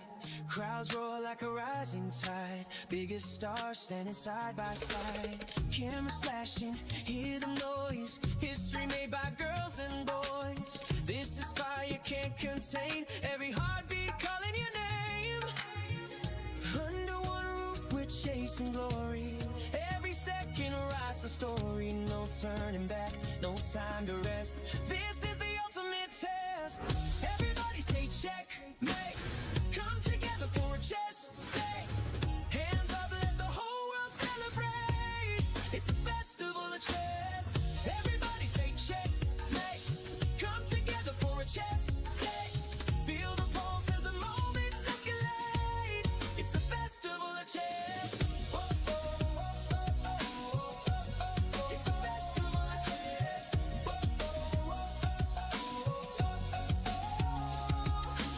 Fans from every corner of the globe holding their breath as the tension grows. Heart rate sinking with the stage, one spark setting off the cage. Voices rising from the stands, history shifting in their hands. Every movement louder than the last, future racing with the past. Under one roof we're chasing glory, every second writes a story. No turning back, no time to rest, welcome to the ultimate test.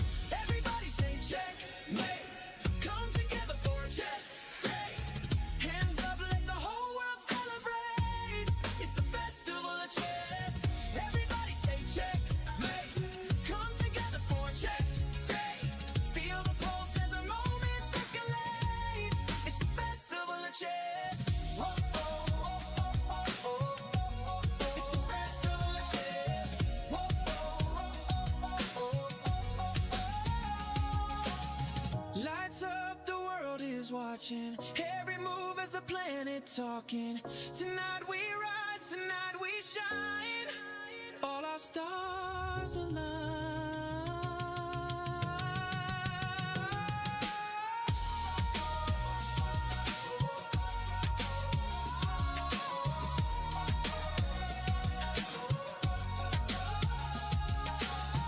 Everybody say checkmate, come together for a chess day. Hands up, let the whole world celebrate, it's a festival of chess. Everybody say checkmate, come together for a chess day. Feel the pulse as the moments escalate, it's a festival of chess.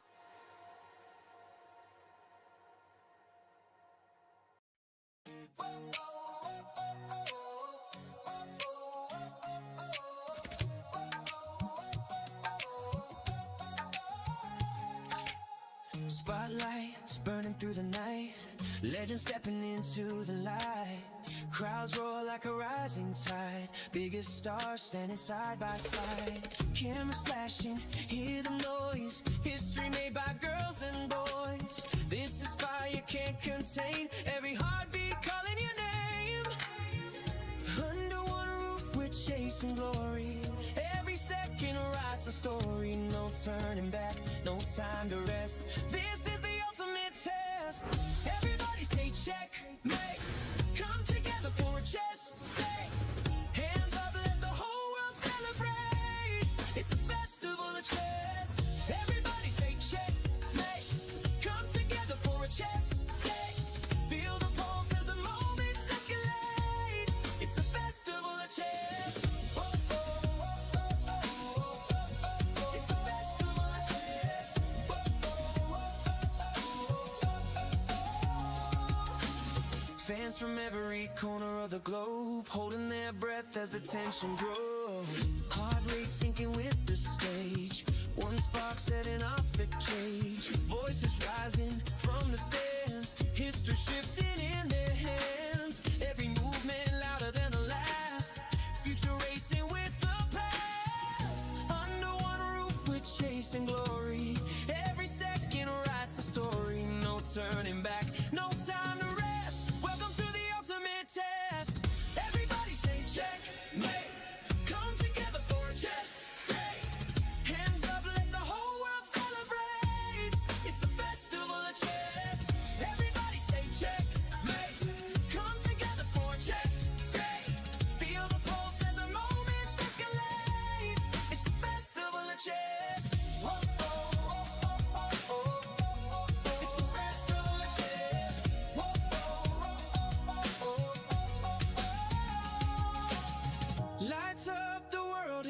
watching every move as the planet talking. Tonight we rise, tonight we shine. All our stars align.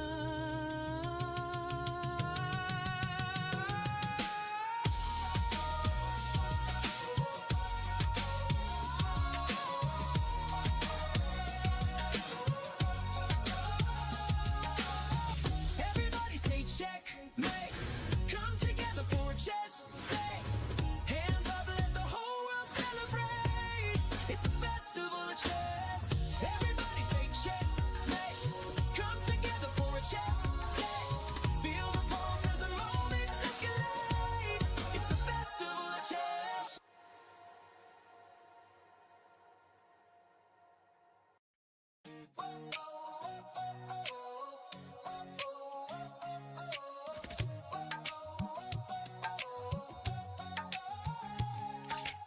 Spotlights burning through the night. Legends stepping into the light. Crowds roar like a rising tide. Biggest stars standing side by side. Cameras flashing, hear the noise. History made by girls and boys. This is fire you can't contain. Every heartbeat calling your name. Under one roof we're chasing glory. Every second writes a story. No turning back, no time to rest. This is the ultimate test. Everybody say checkmate. Come together for a chess day. Hands up, let the whole world celebrate. It's a festival of chess. Everybody say checkmate. Come together for a chess day. Feel the pulse as the moments escalate. It's a festival of chess. It's a festival of chess.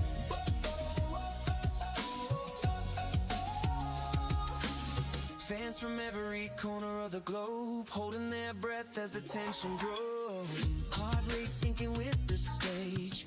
One spark setting off the cage. Voices rising from the stands. History shifting in their hands. Every movement louder than the last. Future racing with the past. Under one roof we're chasing glory. Every second writes a story. No turning back, no time to rest. Welcome to the ultimate test. Everybody say checkmate. Come together for a chess day. Hands up, let the whole world celebrate. It's a festival of chess. Everybody say checkmate. Come together for a chess day. Feel the pulse as the moments escalate. It's a festival of chess. Whoa, whoa, whoa, whoa, whoa, whoa. It's a festival of chess. Whoa, whoa, whoa, whoa, whoa. Lights up, the world is watching. Every move as the planet talking. Tonight we rise, tonight we shine. All our stars align.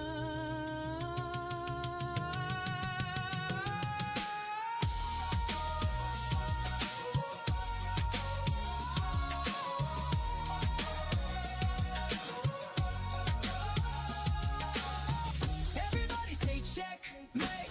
Come together for a chess day. Hands up, let the whole world celebrate. It's a festival of chess. Everybody say checkmate. Come together for a chess day. Feel the pulse as the moments escalate. It's a festival of chess.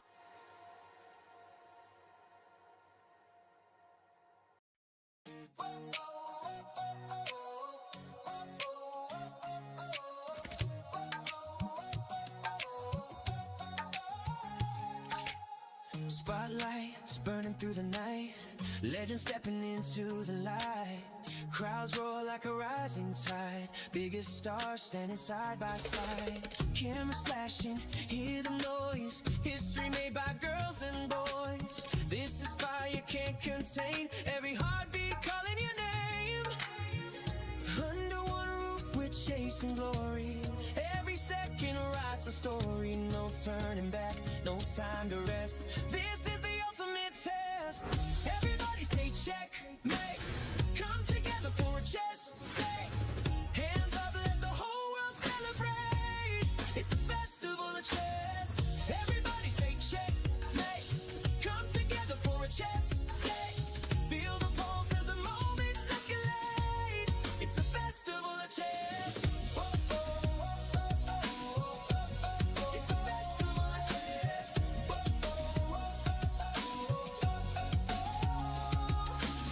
Fans from every corner of the globe holding their breath as the tension grows. Heart rate sinking with the stage.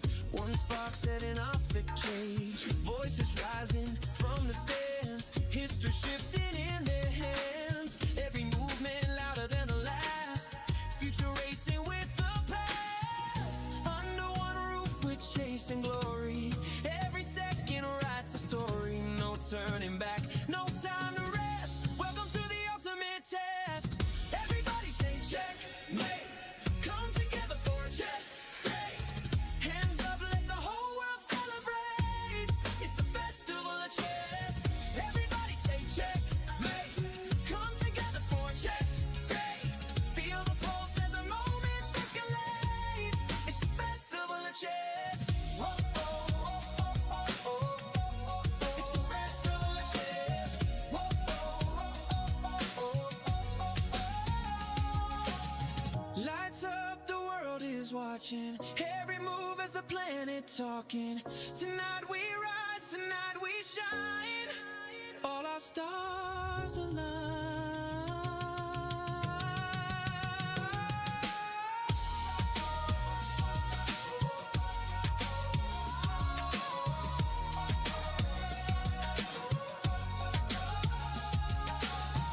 Everybody say checkmate.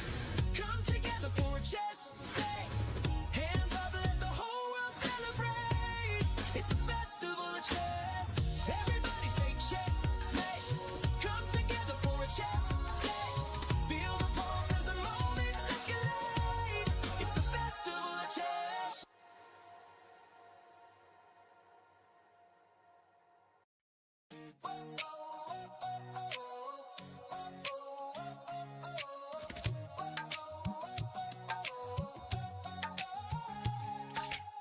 Spotlights burning through the night. Legends stepping into the light. Crowds roar like a rising tide. Biggest stars standing side by side. Cameras flashing. आज हम कुछ नया सीखेंगे। एक दिन school में football आया और फुटबॉल ने मुझे बताया, ये सर सिर्फ पानी का मटका उठाने के लिए नहीं बना, ये पैर डर के भागने के लिए नहीं बने, घुटने किसी के सामने झुकने के लिए नहीं बने,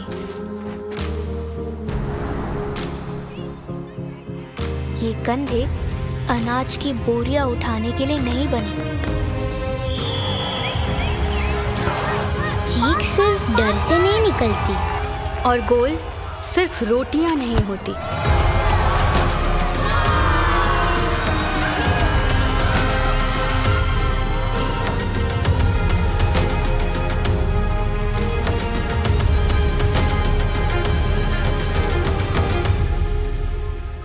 सर, आपका गोलकीपर से लेकर दी बॉल तक के पीछे का सीक्रेट क्या है?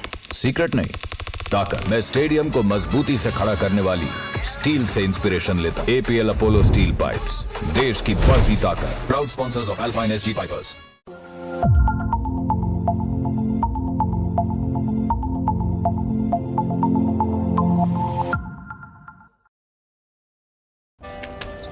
Come on guys, hurry up. अरे सुनना, एक ब्रेक ले लेते हैं। Guys, I'm telling you, तुम लोगों को सही से ट्रैकिंग नहीं आता। But that's okay, you can learn. रोज का ढक्कन देना। तो ये रेड वाला है, सही वाला देना। वे ढक्कन, पहले तो सही पानी पीना।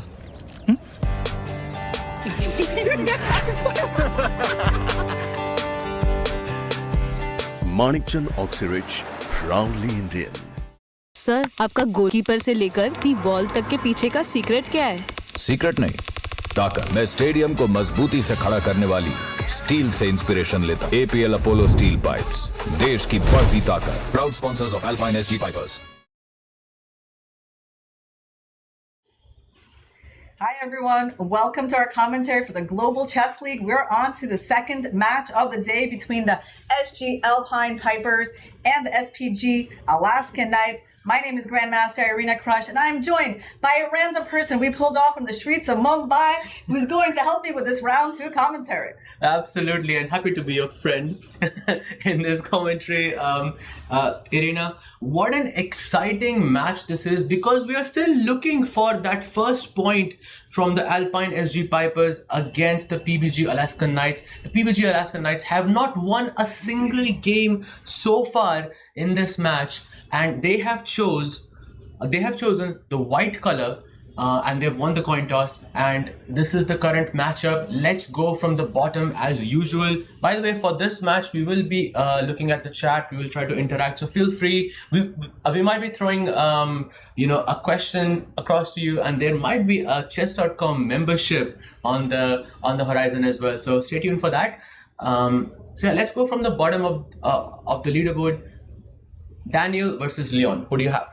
Okay, well, so far it looks like all the games between them have been draws. They last played in the Tata Steel Challengers in 2024. Darda hasn't been doing that amazing so far in this event. So between them, I don't know. I feel like it's a toss-up. Maybe I will give it to Darda. I mean, he must win a game at some point in this event. Absolutely. I think Darda is my horse in this race for sure, especially with the white pieces. He has 100-point difference, but of course Leon is much better in classical ratings. He's much stronger. Maybe it hasn't adjusted to his strength, but I think Darda is a faster player, and he's, I think, should have a slight advantage. Let's move on to Sara versus Nino Batsiashvili. What are your thoughts there? Okay, well, Sara has not had an amazing event so far in the Global Chess League. They did play here 2 years ago where Sarah won their Global Chess League matchup in 2023. But so far, it definitely seems like Batsiashvili is in better form. She's been gaining a lot of points for her team, while Sarah, I think, has yet to win a game. So it's two players in very different shape. But on the other hand, we do expect things to turn around for the PBG Alaskan Knights. Absolutely. And at lunch today, I was not eavesdropping, but these players Nino and Fabi were just discussing chess. Like while they were having lunch. I think they're super serious about taking the PBG Alaskan Knights and hoping the best for them. So I would also give it to Nino simply because I think she is in better shape in this event. And now I think one of the most important matchups here, I'm really excited to hear your thoughts on it. Hao Yifan versus Lagno. Yeah, so these are two top female players. Both have been around for a very long time. Hao Yifan won their matchup in the 2023 Global Chess League, but they haven't actually played a lot of games in a while. Like, it's like their history, before that 2023 match, I think their games were from a long time back. So it's hard to say based on their direct matchups. Lagno has been struggling so far. Hao Yifan has been finding her form. So given that, Caruana is going to be white in this game, I don't know. It's a toss-up for me because I do think that they should try to turn it around, but Hao Yifan has been playing better and better since the event started. For me, Hao Yifan, I think, is one of the strongest, if not the strongest female chess player. I'm going to have to go with her. But yeah, Lagno in faster formats is always dangerous. If you had to pick a result here, just for this match, and just be like your raw, unfiltered thoughts, who would win here? Yeah. Immediately, if you just had to pick one name. Oh, it's very hard. Very hard. It's so hard for me as well. Let's go with my raw, unfiltered thoughts on the other boards. Okay, we have, I think, Lenier versus Pragnananda. For me, I think Prag is maybe a slight favorite, especially in this format. I think Prag is really, I think for me, he's a very complete player. And Lenier, on the other hand, I think he's very strong, but maybe a bit slower than Prag. Yeah, I mean, in their head-to-head matchup, Dominguez has not fared badly. He defeated Prague in the 2024 St. Louis Rapid, and they split their blitz match. So that's what I was able to find as to their head-to-head encounters. But yeah, of course, Prague, like 20 years, more than 20 years younger. Obviously, youth is quite important in chess. So I agree with you. Probably he has a bit of an edge, but I don't think it's clear cut. I think that's fair to say. By the way, both of them in this tournament have not won a single game. So if we get a result here, that would be their first victory. Moving on to Arjun versus Anish. We have a candidate, and then we have, well, the madman. Who do you think has a better shot here? Yeah, so I guess Arjun, he's going to be white. I think he has a bit of an advantage. He did beat him in one of their last encounters in Shenzhen in 2024. So given that he's white, has a bit of a better recent score, I'm going to give him the edge in this game. Arjun, yeah? Yeah. I cannot disagree with you, because Arjun with the white pieces is an absolute beast, madman for a reason. And finally, we have the icon board, Gukesh versus Fabiano. For your first day of chess commentary, you know quite a lot about these players. Oh yeah, I know. I feel, I'm a fan of chess, and just like in the regular Indian, I watch a lot of chess 24 India, and how can you be an Indian and not know Gukesh?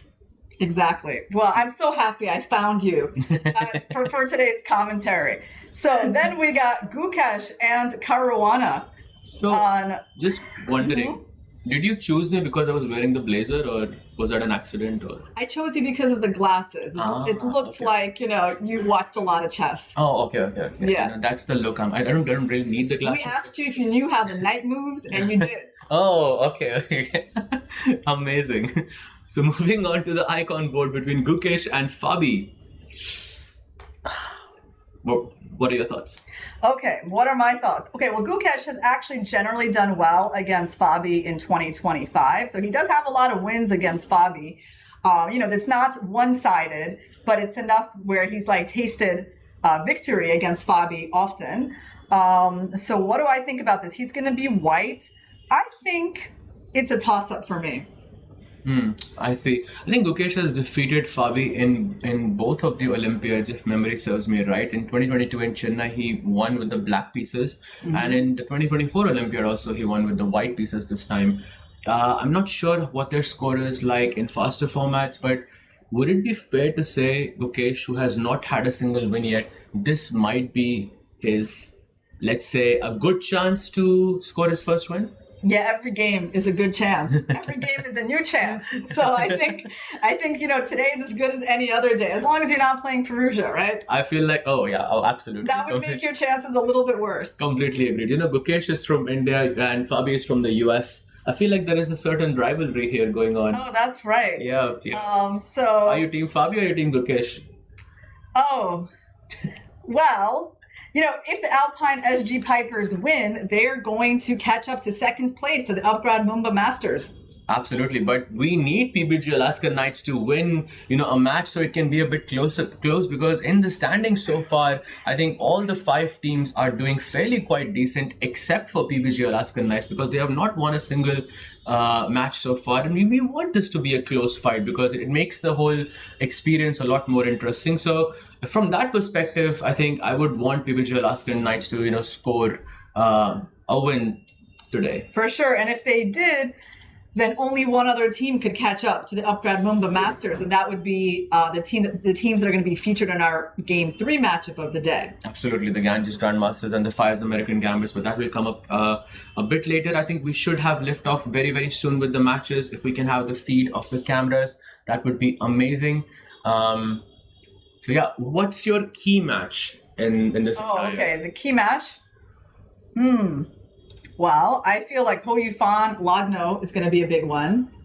Completely agreed with you. I think that anything is possible on that board.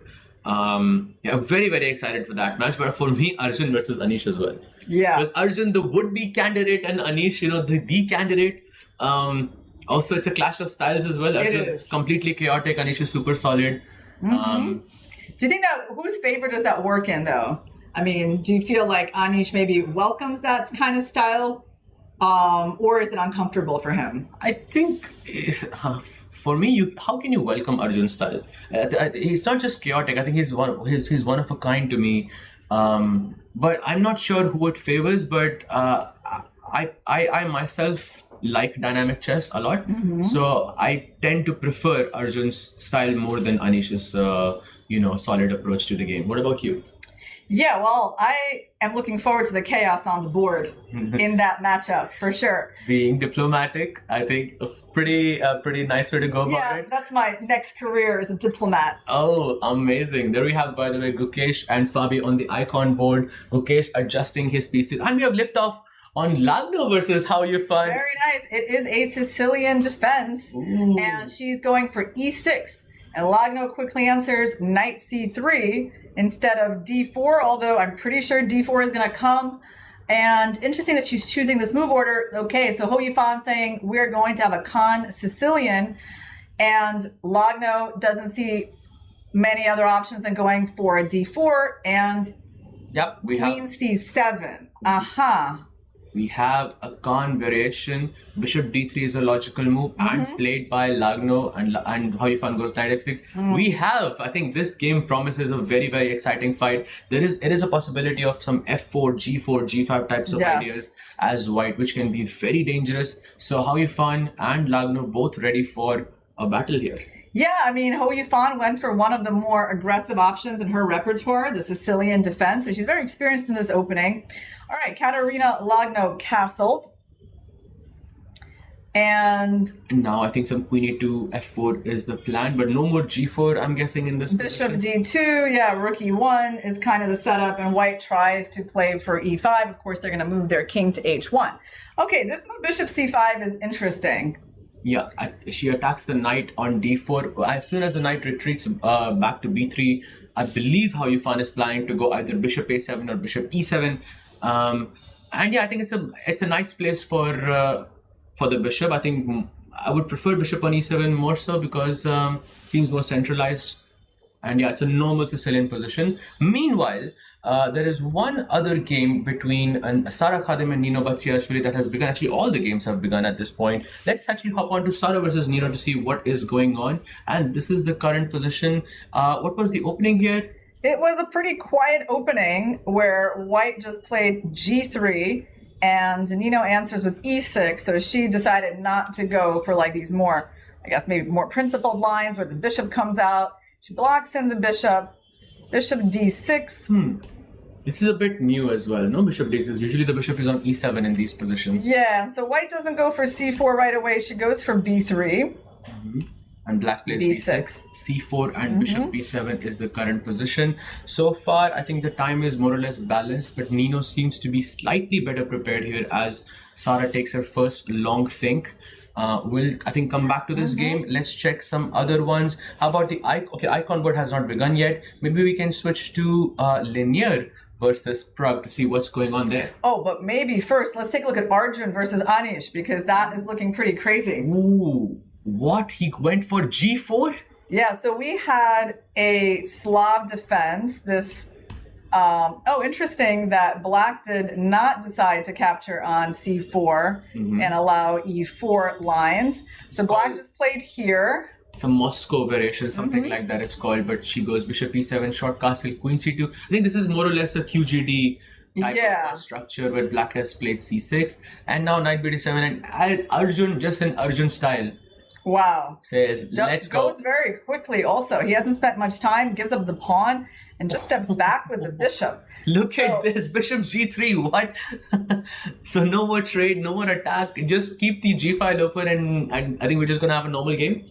Well, yeah, except that black is up a pawn, and Anish must be pretty confused here because, I mean, okay, he just steps back with the bishop, but the g-file is closed, so what exactly did white give up a pawn for? I mean, I guess he's going to be going queenside, rook g1, and just using that open file, but that's pretty cool, a pretty cool idea by Arjun for this rapid game. Absolutely. This is why I love watching Arjun's games, because he comes up with these unique ideas and puts his opponent on the spot as Anish takes c4. And now, he's taking his first think. This is not in his prep. Bishop c4, by the way, is a slight inaccuracy here. You're supposed to ignore it. Yeah, and wow, the best move in the position. So that is his prep. Could be. I mean, because there's no way you would play rook g1 so quickly if it wasn't your prep. With him, I'm never sure. Right? He has this one face, and he just doesn't, I think, give away anything to his opponent. Is the Bishop f4 is starting to be a threat here, Sahaj, because then if the knight moves, we could capture that pawn. Yeah, and if you go f5, then there's bishop takes c4, and then okay, then the e6 pawn is more or less hanging. Then it would make sense. So yeah, bishop f4, I think a good threat in the position. So let's ask ourselves, like, what if black says, okay, I'm defending the pawn, you can no longer have it? Then yes, then bishop f4 is the point. We hit the knight is pinned to the g7 pawn. Yeah, if you go knight f6 and bishop h6, and oof, that looks very scary. By the way, we do have some moves on the board. He plays knight gf6 and Arjun immediately goes long castle. I think still very much in his prep. And position is looking very balanced, well, completely dynamic, but I think Anish is no longer having that advantage on the board anymore. Yeah, no, I think Arjun is bringing some amazing prep here to put as much pressure on Anish as possible out of the opening. This cannot feel very comfortable because I think it's obvious to Anish that this is prep. It is kind of dangerous. It is offering Arjun an attack on the king, potentially, right? So I like what Arjun has brought to this game. I think I'm choosing Arjun here. I think he has a solid chance of taking down Anish and giving the PBG Alaskan Knights their first victory. Okay, that's the game between Lanier and Prague. Started off with a Hikaru Khan, I think. That's what it looks like. Let's see. Hikaru Khan, advanced variation. Bishop f5, knight f3, 6, bishop e2, c5. Here we go. Yeah, this is all theory. Black goes c4. I think slight miss the engine shows. Let's show the audience as well that queen takes b2 is not possible in this position because there's some knight b5 type of ideas. And you attack the c7 square. I think this is still more or less theory. Yeah, this is some long theory, isn't it? But I believe so, but he doesn't go for it. He goes c4 instead, and white plays rook b1. Defending that pawn on b2. Black goes queen d8. I'm not really sure what the idea is, but white goes short castle and bishop b4. Why did he go queen d8? Did he want to play b5 or something, or what? Maybe preempting b3. Preempting b3, because at some point after castles, white is definitely going to be playing b3. So he probably wants to prepare a6 and b5 to somehow support the c4 pawn. So white castled. Bishop b4, not probably so much to take the knight as just to stop b3. Absolutely, and he goes bishop g5, black goes queen d7, knight h4 and bishop g6, and this is the current position. We have a comment in the chat saying, will Anish draw? I think Anish draw. Well, we need to see more of that game to make that determination. If I was playing as black, I would love to, agree to a draw on that position, but I don't think Arjun is going to agree. He sacrificed 2 pawns. He's ready to bring some action on the board, and I think we will have a result there. Well, let's see what is going on here. Lanier, he's way down on the clock. Interesting that Prague has played almost instantly. He spent less than a minute to get here. Yeah, he's spent actually 35 seconds to make 11 moves. Wow, and the bar seems to prefer white's position, but this feels like some very deep prep by Prague. So, yeah, and the 5-minute advantage is definitely amazing for Prague there. This looks quite promising as he takes knight g6. First slight inaccuracy, h takes g6 looks quite logical in this position, and I'm not really sure where white's advantage is coming from. Very solid approach by Lanier, so he just retreats this bishop, and I think the point is to go b3 on the next turn. Ooh, there's also a nice idea here. You can go knight e4. If black plays knight e7, for example, yeah, then there's knight e4, and if you take the bishop, I have knight d6 check. Yes, very nice. Preparing a discovery on this bishop. If they take us, we get the intermediate check, then capture the bishop back with a great position. So Prague needs to think a little bit about that. Probably the move something like knight c6, right? Defending the bishop. Absolutely, and maybe you can go bishop e1, but that doesn't feel amazing as a move for me, bishop e1. Yeah. Maybe Prague has more or less equalized, I would say, and still has a sizable advantage on the clock. Let's take a look at the icon board between Gukesh and Fabi. And Gukesh still looking for his first win. And as he goes d4, I believe this is some Italian position. Yep. Okay, so Fabi's bishop on f8, kind of not the best looking bishop in the world. Lots of pawns on dark squares. That is where white's advantage is coming from. Also from the space advantage, I mean, on the queen side, in the center. White's position looks very pleasant. Black is not equalized yet. For sure, I think. And at some point, I don't know why, but I just really want this idea of G4, G5. Or maybe I'm just looking at Arjun's game and I'm just inspired to attack on the king's side. But yeah, I think you can start off a bit slow. You can go rook e2, rook e1. Oh, he plays rook d1. That was a slide. Oh, that gives Fabi the chance to play pawn takes pawn and d5. Okay, but that's a little bit of a tough one, don't you feel? Because, okay, when you played that move, white has two interesting captures. Maybe the knight capture is not a big deal, like despite how enticing that square seems. Maybe black can say, wow, I'm also going to have the c5 square for my knight.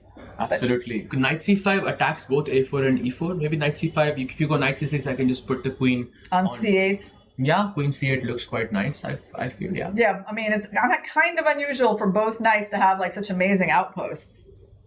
But black, I guess, is not dead in the water just because there's a strong knight on c6. Absolutely. And I think that pawn on a4 is a huge problem. Your queen is always going to be tied defending that. Maybe it's not the most ideal. But yeah, ed4, tough decision for Fabi. But you're saying that if you capture with the pawn, the idea is d5. Yeah. That's what I see on my screen over here. And if white goes pawn takes pawn, then rook takes rook. Where he does not go for it. He plays queen c8 instantly. Still not a bad move, yeah, I think. It's very, very understandable getting the queen off of that X-ray. Yes, and question is, how does white improve their position? I mean, they're not going to advance in the center. No, that's the best move. No way. Yes, really? D5 is the best move in this position. Are you serious? Is that really what the engine shows? Yes. That's so crazy. I'm seeing D5 as... I don't think there's... Okay, I'm willing to bet that he's not playing D5. Really? Yes. Wow. I don't know. Is this normal? Like, does that look... I get it that, after I put a knight there, maybe at some point you can challenge it with the bishop. I just don't see that move happening. It would be such a cool video, such a cool shot if at this very moment, Gukesh just goes for D5. Come on.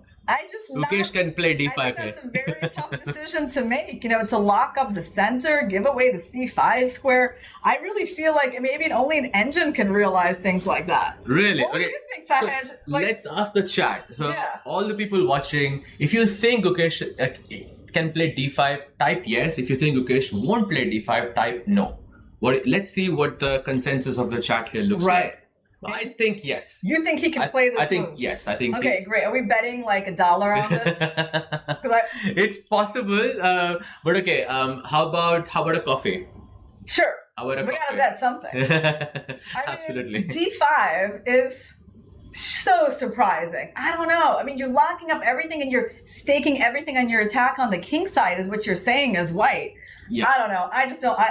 You see, I'll tell you my thought process. I feel that this entire point of taking the pawn on d4 and black pushing d5 makes you want to play d5 yourself. Right, I see what you mean. Wow, people are completely siding with you. They're saying, no, never play d5.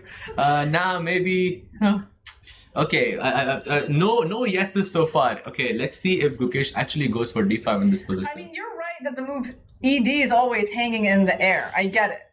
But I almost feel like, what is like the second move of the engine in this position? Could it be something like bishop c1 or... It's like knight b2, which, okay, that's... Bishop c1 is the third move, right? Like something like this sort of looks normal to me. Okay. Like if you're not sure what to do, get the bishop out of the way. It's pretty harmonious there. At this very moment, Gukesh is just going to push that pawn on d5, and I know he can do it. I've seen him do things like this before. But okay, maybe not, yeah. Okay, meanwhile... Let me ask you, but you, Sahaj, what do you personally think? Do you really think, like, if the engine didn't show us this move, that, like, you'd be thinking about this? No, I would go bishop c1 probably, or maybe h3 or something. Bishop c1 probably looks the most logical, but this entire plan of pawn takes pawn and d5 is very, very... I have an idea. By the way, the Fabi also wants to put the queen on b7, actually.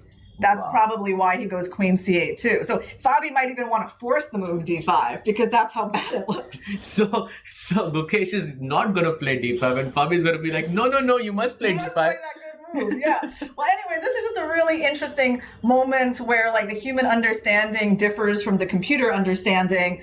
And that's why it's so fascinating. That's why we're kind of stopping here because, when we got to this position, without knowing what the engine was saying, I was like, there's no way this move is happening. Like, I looked at it and I want to say, what's the worst move I can see here? That's the one I thought of. And that happens to be like the top engine move. So it is quite funny. You know, in the World Cup also something like that. Come on, don't know. He goes bishop to c1. Thank you. Okay, you were right. And now, I think in the next move, if Fabi plays queen b7, would d5 still count or no? No, it would not count as a hedge, because when you attack the e4 pawn and I have like almost no way to defend it, then maybe d5 can be provoked. Actually, I wonder if Fabi will play queen b7. I think queen b7 is a very possible move. What do you think? And I think Fabi will think that d5 is a bad move and he will provoke d5. Let's bet on that again. Can I get like a second coffee? And it's got to be one of my vegan cappuccinos. Absolutely. You have one for sure, and I think fair and square. I completely agree. But let's take a quick look at Arjun versus Anish, because look at what is happening. It's pure havoc on the board. Okay.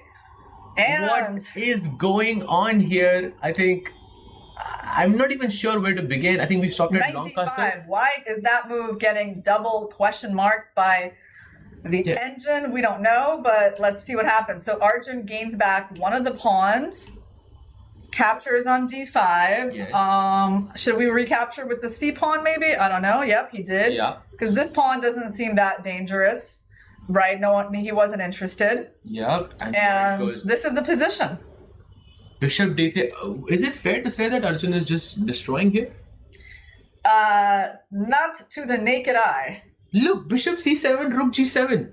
It's there. Oh wow! It's hanging. Okay. It's I see hanging. What you're saying. So it's somewhere. I can feel it. Are kind of close to trapping that queen, but no, of course it does not look that amazing for white yet. Really? Well, not yet. I mean, I don't know. I'm up a pawn. I'm not getting mated yet. Like bishop b7. No, when you say I'm not getting mated yet, so it's not maybe the best sign. Okay, king b1 or something. King b1. You go rook c8. I just move my queen to e2 and something like this. And I think the problem, why I feel white has a great advantage, by the way, he goes bishop a6 in this position. Why I feel white has a great advantage is because black doesn't have any counterplay on the queen side. Yeah, that's the problem, right? Is that, you know, once you get the king here, it's very safe, and it's going to take black a while to organize anything real. While maybe...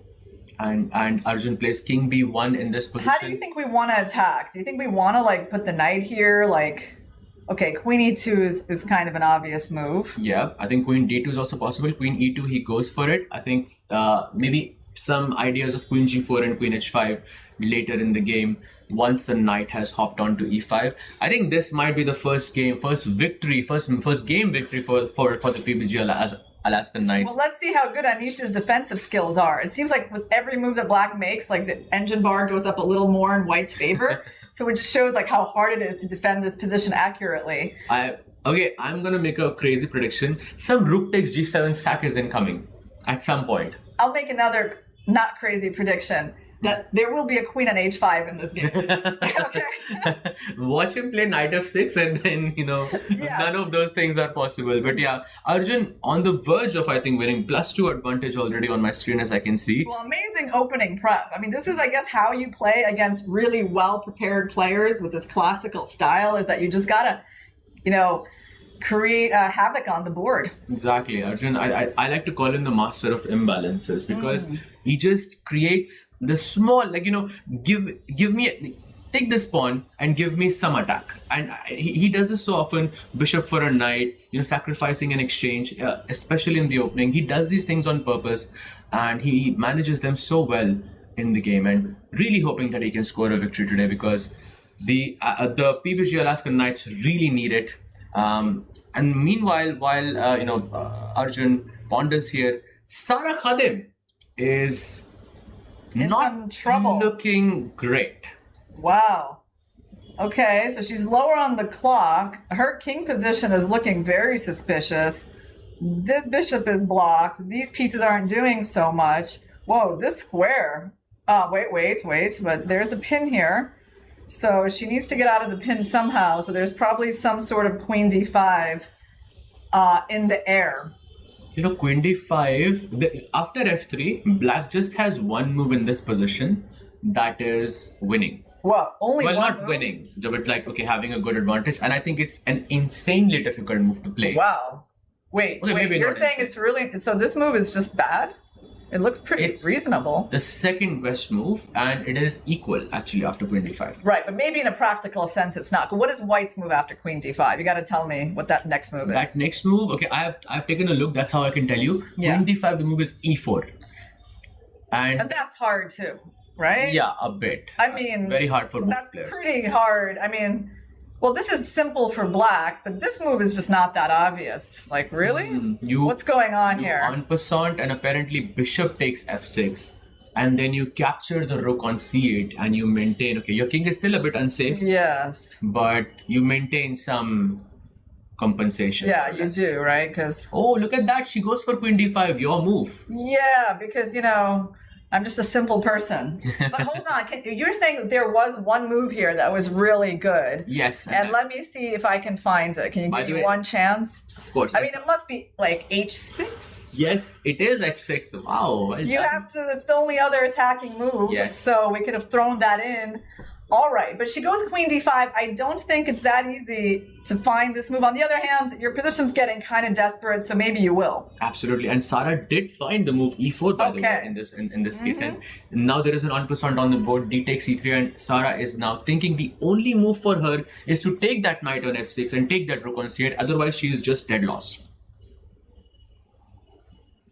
So, yeah, that's the situation. Well, things can go in either direction in this game. I mean, Sarah probably should be pretty happy at how things are going compared to just a couple of moves ago. Speaking of happy, let's take a quick look at Gukesh versus Fabi, because guess what, Irina? Okay. He did not play d5 whatsoever. He took the pawn on e5, so you could not have been more right about your prediction. d5 was a difficult move to find indeed. And yes, but now that square is available to the black knight in the future. And he goes knight e3. I'm taking black here every single day. Ooh, okay. Well, the problem with this sort of trade is that this knight's going to come here, and it seems like it's going to be better than the other knight at some point, right? So the question is, do we take that knight? No, he didn't, right? c6, interesting move. Yeah, he goes bc6 and queen c6, and now Gukesh is thinking. By the way, look at that time. Wow. It's like nearly half the time you have. And that's pawn on c3. Yeah. Oof, this Gukesh kind of got a little bit lost in that strategic battle, right? Because it wasn't that obvious what plan he should go for. It wasn't easy. I'm still, I think Gukesh's intuition told him that he should play d5, and then he just decided not to go with. That's how I explain the situation, What do you think about that, Irina? It would be nice to know if it was even considered as a candidate move, But here's the thing, White's got weak pawns, and there's an outpost here. Black's position is super solid. I mean, that's why it's more pleasant to be black. The time situation is also really favoring Fabi. Gukesh still needs to make 16 moves to get the increment. Look at knight c5, that pawn on a4, pawn on e4, pawn on c3. I mean, this is bad. This is really bad. Okay, well, should we take a look at how Arjun is checkmating Anish? Oh yes, please. Let's do that. That's one good news for the PBG Alaskan Knights, because I think this might finish actually quite early, or might be the first one to finish. Your prediction of Queen h5 is happening on the board soon, but not yet, right? Because maybe, maybe knight f6 is still.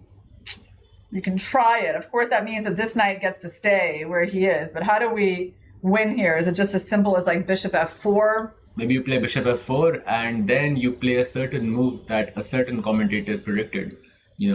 Certain one. Yeah. He must have seen it in those YouTube videos. Exactly. Or maybe on the street where he found like me. The one like how to attack for beginners. Exactly. And he sacrifices the what?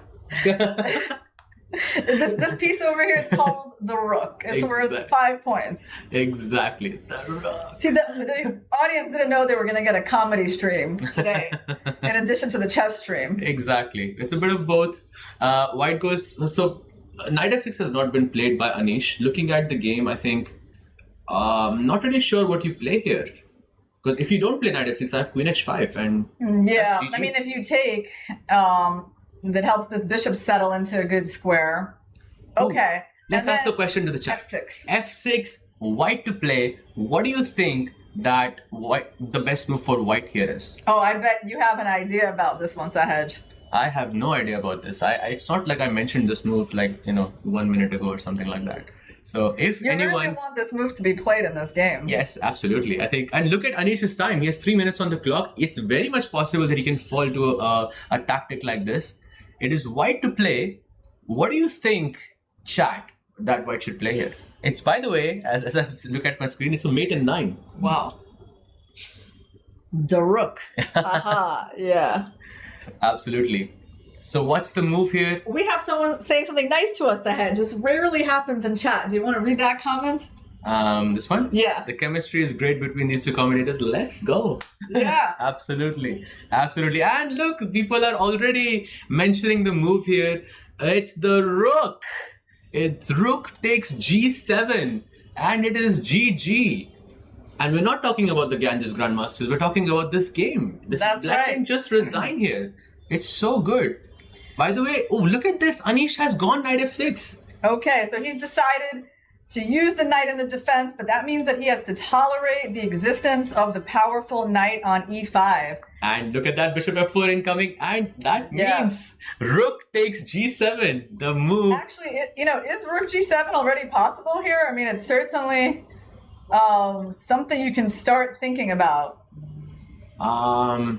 Maybe it's a little early, but definitely you got to start thinking about this move because there is some attack going on here, but maybe it's not that straightforward, right? Exactly. And I think Anish played queen e8 because he wanted to defend the pawn on f7 and maybe he's planning rook g8. And once he has played rook g8, rook g7 becomes less likely. I've got an idea. Okay, also, yeah, by the way, he might also go knight g8 at some point. But the thing is, what if we just go really simple like that? Queen f3, queen h3 and just bishop h6. Let's go. I think that looks very, very good. Oh, another move I really like is rook g3, rook g1. Sack both the rooks on g7. So many nice ideas here for Arjun here, right? And this is what we were talking about earlier, that white has this wonderful attack on the king side and black has no counterplay on the queen side. You cannot even play b4. It's just sad. You cannot even play b4 and create something, create some rush in the position for Arjun. He can just take his time and Well, let's take a look also at Caruana Lagno versus Hou Yifan. It looks like she is much better, and something has happened where Hou Yifan has gotten her queen trapped. Oh no, she was doing completely fine, and then she just plays this terrible rook move that blocks the queen's exit. And suddenly she has to give up her queen. That's pretty terrible, isn't it? Oh, I mean, that is bad, yes. But okay, that's good news for Lagno and the PBG Alaskan Knights because they are now on the verge of having 2 victories. And in 4 rounds, they didn't have a single one. So this is amazing news for them. Okay, you cannot go wrong here, right? Right. It's very hard to mess up this position with the queen advantage. And the advantage on the clock. And look at this. If white goes knight d2 here, black's best move is rook takes c3. Wow. Because the rook just cannot defend the bishop otherwise. Exactly. So you are basically a queen up for a bishop and a knight once that has happened. So. And Arjun, by the way, he has played queen f3. Oof.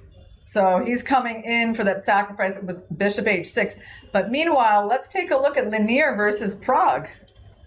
And Linear also having a slight advantage, and he's ahead on the clock as well. If memory serves me right, Prague was playing really fast in the opening, but it seems like Linear has turned it around.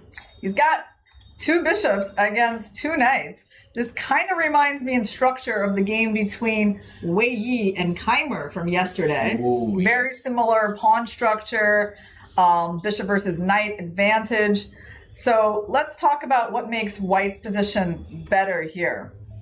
I think firstly, you've got that majestic bishop on a3 because you are controlling a very important diagonal that goes all the way to the back rank. And secondly, this move g4, thread is better than execution in this regard. I'm not gonna play g4 instantly, but the fact that I can play it and follow it up with f5 or g5 at some moments makes it very, very risky. And My question is, what is black's counterplay here? Yeah, there's not a lot. That's the whole problem. Exactly. If I play something like, I don't know, bishop c5, I just make a waiting. Okay, I'm putting my bishop on a stronger square and I'm okay. I'm throwing the ball to you. What do you do now? Yeah, it's hard for the knights to make an attack on that bishop.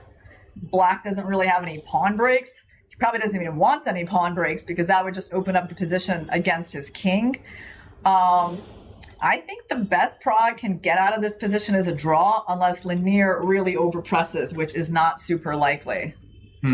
I see. I think I fully agreed with you there. I think the chat is saying if we can make the board a bit bigger, if that is possible, please let us know. That would be amazing. And switching back to the game of maybe Arjun, because that is Anish has gone rook g8. Okay, queen f3, rook g8. And what is the plan? The plan is to put that queen or bishop on f8 to guard that square, isn't it? By the way, bishop h6 is possible here. It is possible. It's not a shocker, but is he really going to play it? What's the follow-up? Bishop takes, pawn takes, takes. Like queen f4, I guess. It's not that obvious, but I mean, I guess there's some capture on g8, isn't there? I'm putting the queen on f4 because I am not going to allow you to move that bishop on to f8. Exactly, because your knight on f6 is going to be left hanging. So I can only stop checkmate by playing. Oh, look at this! Queen f8! White to play for the chat. No way! White to play. And whoever guesses this right will win a 1-month membership on chess.com. You gotta put your username in the chat. Yes, so please do put your username on the chat. White to play. What's the best move? Oh, I'm so excited for this. I'm so excited. Yeah, we're checking to see how well you guys are doing your puzzles.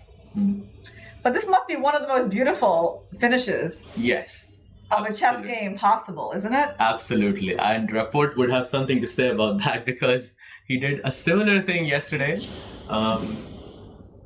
Wow. I mean, there's actually a chance this will happen. Like, I think that he can play bishop h6 and find this. And he does. He goes for bishop h6. Wow. Bishop takes h6 has been taken. And we might see this happen on the board itself. And we do have a winner.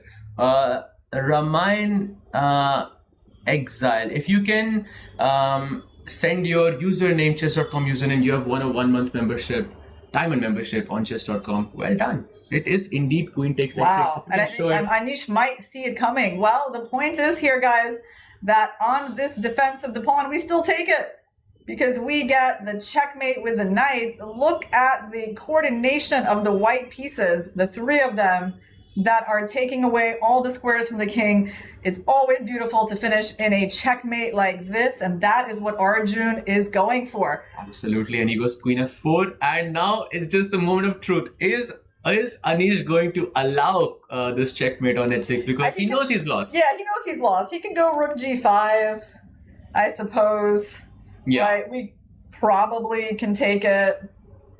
Wait. He goes for a move. He has 1 minute and 20 seconds. For sure he has seen queen h6 though. Yeah, he has seen it, but he goes rook g5 because at least it's not checkmate in 2. Doesn't put up too much resistance, but Arjun now can take the rook, or he can go h4, also possible. I think he'll take the rook. It's just a simpler move. Absolutely, he goes rook g5. By the way, I have written down your username and it will be added by the end of the day. But yeah, well done for finding it. He goes rook takes g5. We have a resignation incoming very, very soon here. Definitely one of the most convincing attacks we've seen here over these last 5 days. Exactly. Arjun is looking like Arjun. Finally. Yeah, this was not an easy game for Anish. This is where, it's like he's so solid, knows so many things, but in this game, he was just kind of taken into the backwaters. Exactly. And look at this. If black goes queen g8, you might think queen h6 and that might be working, but queen h4 check. It's so cute because you're pinning that knight on f6. And you cannot play knight h7 anymore because you lose the bishop on e7. I think Anish will just resign. Yeah, and if you move your king, I mean, you're just going to lose your queen. Absolutely. And from the looks of it, looks like Arjun is going to take down Anish and Lagno is going to take down How You Fan. maybe it's time to look at Sara versus Nino. Yeah, actually, we should take a look at the bottom boards because the Alpine SG Pipers have a big chance there. It looks like Nino Batsiashvili is in a commanding position against Sarah Hadam. And remember, black wins are worth more. If they can get 2 black wins, they will actually still win the match. So nothing here is set in stone yet. Absolutely. 4 points for a black win, 3 points for a white win. That means 1 loss for Sara. That means they have to win 2 games. But 2 of them are already winning. So this could be the match where they can turn things around. Queen e2 and bishop d5 has been played. So a little bit further, bishop d5 here. And this is the current position. Wow. You cannot capture. Oh, by the way, has Arjun resigned? Sorry, has Anish resigned? Yep, that game has ended. And Arjun has handed the PBG Alaskan Knights their first win, the first match win. Let's go, Arjun. And with that, the PBG Alaskan Knights take a lead 3-0. Yeah, these bishops, though, for Nino Batsiashvili, super powerful. It's like a very unusual position. White is up in exchange, but hard for her to trade the queens, obviously. This bishop is not very helpful. Black apparently just wants to capture that pawn. Absolutely. By the way, we have another result coming in. Katrina Lagno has defeated How You Fun with the white pieces. So that is 2-0 or 6-0 lead for the PBG Alaskan Knights. Things are turning around for them. Absolutely. Let's take a look at Mendonça. How is he doing against Daniel Darda? He has a time advantage, but the position still remains unclear. I mean, the engine likes black, but I wouldn't say it's a very, stable advantage just yet.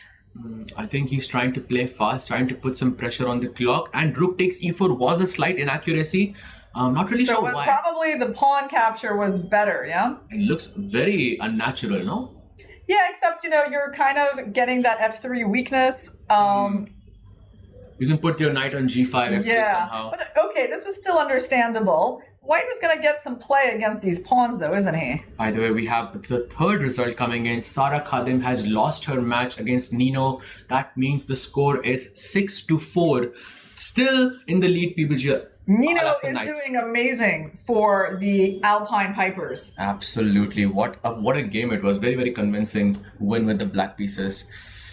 Sara also is struggling a bit, I think, in this tournament so far. Yes, definitely. She is yet to get her first win. All right, so let's take a look at Gukesh versus Fabi.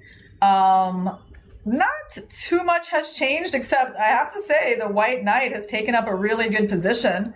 So now that makes Gukesh's position more comfortable here. Yep, great point, because you cannot capture the pawn on a4 as white will have knight c7 always as a threat. He goes knight c5 and white plays queen to a1. What a move, queen a1. Keeping an eye on that long diagonal and that e5 pawn and defending the pawn on a4 as well. But now you got to explain to me, Sahej, why can't I take this pawn now? I think there's this cute idea of knight takes e5, and if you go rook takes e5, I have f4. That's very cute. Not obvious, but very nice. Look at the tactics on this diagonal, that we would win the rook with that tactic. So that's very important. But we had to kind of be careful because there was a fork threatened. Yes. That's why queen a1 was played. Okay. Exactly. And he retreats the knight back to d7, and maybe that was a sort of a repetition possibility, but Gukesh believes in his position. He's got more time. They still got 10 moves to make until the increment. You see, Gukesh has got up from the board, looking at the other boards, maybe checking the, how many moves have been left before, he gets the increment on the clock. He goes knight f6. Very difficult position. Darda seems to be losing against Leon, so it will go down exactly to the wire. Gukesh or Lily would have to deliver a win. One of them have to win. Yeah, Darda just has so little time. And huge blunder by Darda. I think we are a little bit further here. Take 6, queen c3, huge blunder. Rook d3, that's the best move. And if you go queen c2, rook b2 is just losing a piece. Wow, he's losing this entire night. Yep. I think Oh no. That's bad. That is bad. So that means the Alpine SG Pipers will be in the lead once Leon has won his match. Amazing play by them to like stay in this match, but they start off by losing 2-0. So now it's either Gukesh or Dominguez that have to win to give an advantage. Okay, well, let's take a look. What is going on? They are playing on very little time. They still haven't made it to the increment stage. So Prague needs to make sure that he doesn't lose on time. Yep, he's playing 97, just making a bunch of waiting moves to make the 40 moves.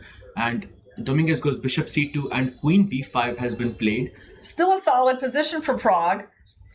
He just has to find a way to break through. And Darda has resigned. That means Alpine SG Pipers are in the lead now with 6-8, 2 black wins for the Alpine SG Pipers.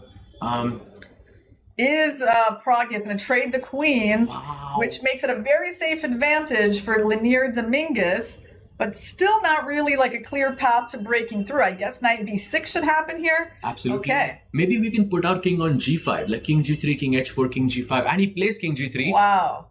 Yeah, this is unpleasant for Prague. He has like almost no counterplay with his knights. Yes, absolutely. Both games seem to be doing very well for the PBG Alaskan Knights. This could be the match where they score their first win. He's trying to bring the king to h7 and go knight f7 check. Absolutely, and he goes a4, black plays knight c8, a5, gaining some space on the queen side, fixing that pawn on a6. His position's deteriorating rapidly. Yes, absolutely. Knight c6, attacking that pawn on a5. He goes bishop a4, beautiful move. If you take on a5, one of the knights must get trapped here.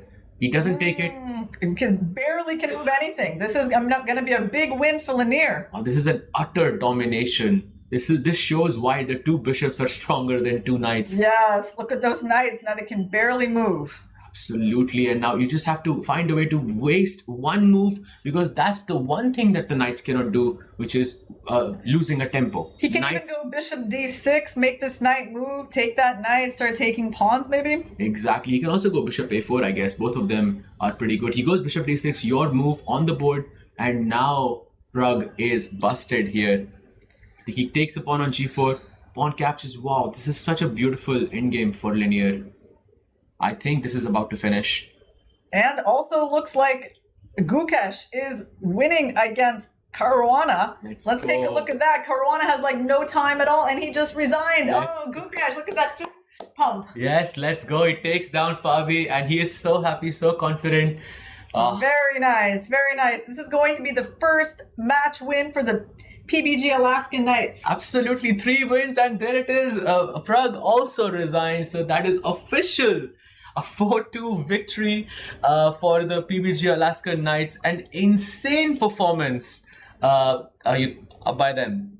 They won on the top 4 boards. That is a very difficult thing to do. Exactly. Gukesh, Arjun, Lanier and Lagnon leading the charge with the white pieces. And I think all of the games were super convincing. Feels like they did something different for this match and something worked. They are back on the leaderboard, taking down the Alpine SG Pipers. Sure, it wasn't the best day for Sara and Daniel Darda, but as a team, this is a huge achievement. Well, who do you think should get the MVP of this match?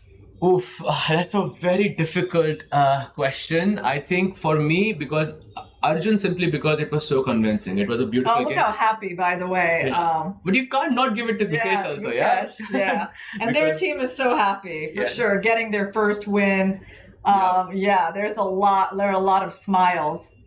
After the match right now. It's much needed. It took them 4 rounds, but they're finally back on the leaderboard. Yeah, like Gukesh, I have rarely seen him so happy. I've rarely seen him do that fist bump, like, yes, I'm here, I'm back. He definitely needed this win. Yes, that's how it feels after you lose 4 matches in a row and then you come back and you feel the taste of victory again. I mean, it just feels like it feels even more amazing than if you would have, started off by winning. Absolutely, absolutely. And hoping that, they can come back.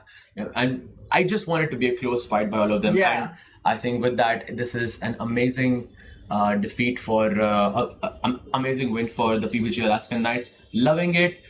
For you, who is the MVP? For me, it is Arjun. Arjun. Because he delivered the first win. He was better from the opening, put a lot of pressure on his opponent, and getting that first victory, it sets up the whole team to do well. Absolutely, I completely agree. But also Gukesh, I think it has to be between Arjun and Gukesh for me. Gukesh simply because he won on the icon board and he took down world number 3. Yeah. Beating Fabi is never a joke, and I think for Gukesh this means a lot. But yeah, Arjun simply because it was so convincing, so easy, and it was also a very beautiful finish. Yeah, well, this was a good illustration of why this league is so competitive, that a team that can lose 4 matches in a row can just come out, then win 4 games in a row in just one match, and begin their comeback here at the Global Chess League. So we have one more match for you today, guys. It is between the Ganges Grandmasters and the Fyers American Gambits. We're going to see which of them can catch up to the second place team, the Upgrad Mumba Masters, when we get back from our break. We'll see you soon. Sir, आपका goalkeeper से लेकर the wall तक के पीछे का secret क्या है? Secret नहीं, ताकत। मैं स्टेडियम को मजबूती से खड़ा करने वाली स्टील से इंस्पिरेशन लेता। APL अपोलो स्टील पाइप्स, देश की बढ़ती ताकत। Proud sponsors of Alpine SG pipers.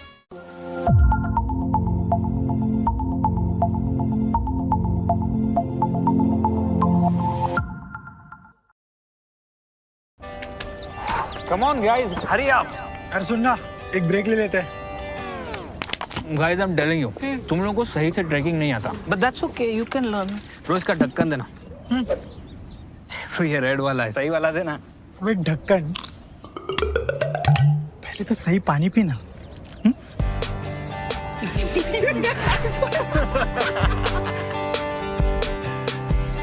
Manikchand Oxyrich, proudly Indian. Sir, आपका गोलकीपर से लेकर दी वॉल तक के पीछे का सीक्रेट क्या है? सीक्रेट नहीं, ताकत। मैं स्टेडियम को मजबूती से खड़ा करने वाली स्टील से इंस्पिरेशन लेता। APL अपोलो स्टील पाइप्स, देश की बढ़ती ताकत। Proud sponsors of Alpine SG pipers.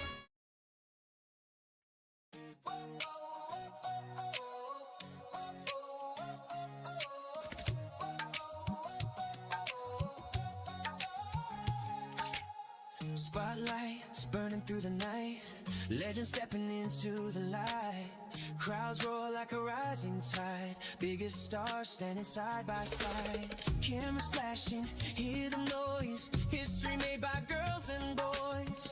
This is fire can't contain, every heartbeat calling your name. Under one roof we're chasing glory, every second writes a story. No turning back, no time to rest. This is the ultimate test. Everybody say checkmate. Come together for a chess day. Hands up, let the whole world celebrate. It's a festival of chess. Everybody say checkmate. Come together for a chess day. Feel the pulse as the moments escalate. It's a festival of chess.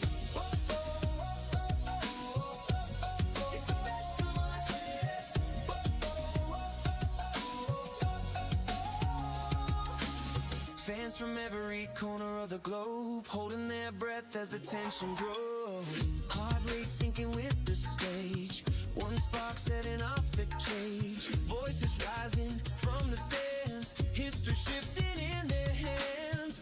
Every movement louder than the last, future racing with the past. Under one roof we're chasing glory, every second writes a story. No turning back, no time to rest. Welcome to the ultimate test. Everybody say checkmate. Come together for a chess day. Hands up, let the whole world celebrate. It's a festival of chess. Everybody say checkmate. Come together for a chess day. Feel the pulse as the moments escalate. It's a festival of chess. Whoa, oh, oh, oh, oh, oh. It's a festival of chess. Whoa,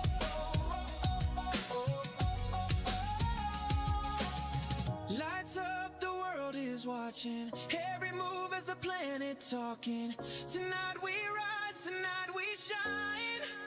All our stars align.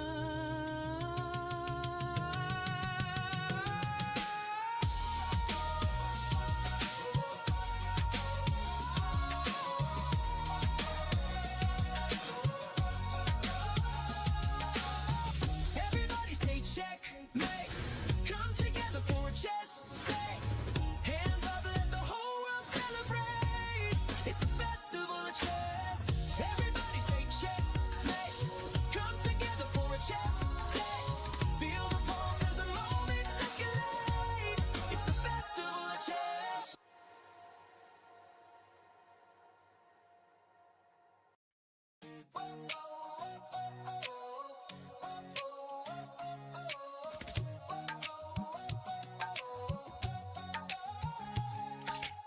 Spotlights burning through the night, legends stepping into the light. Crowds roar like a rising tide, biggest stars standing side by side. Cameras flashing, hear the noise, history made by girls and boys. This is fire can't contain, every heartbeat calling your name. Under one roof we're chasing glory, every second writes a story. No turning back, no time to rest, this is the ultimate test. Everybody say checkmate, come together for a chess day. Hands up, let the whole world celebrate, it's a festival of chess. Everybody say checkmate, come together for a chess day. Feel the pulse as the moments escalate, it's a festival of chess. It's a festival of chess.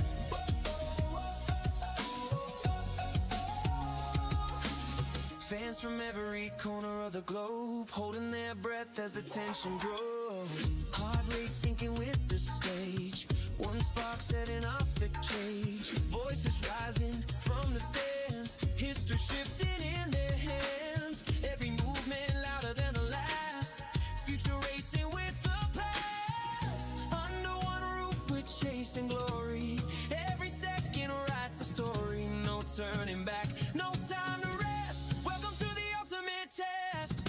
Everybody say checkmate, come together for a chess day. Hands up, let the whole world celebrate, it's a festival of chess. Everybody say checkmate, come together for a chess day.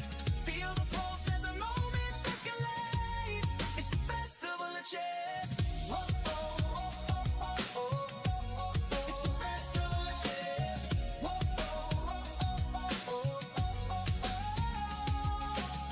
Lights up, the world is watching, every move as the planet talking. Tonight we rise, tonight we shine, all our stars align.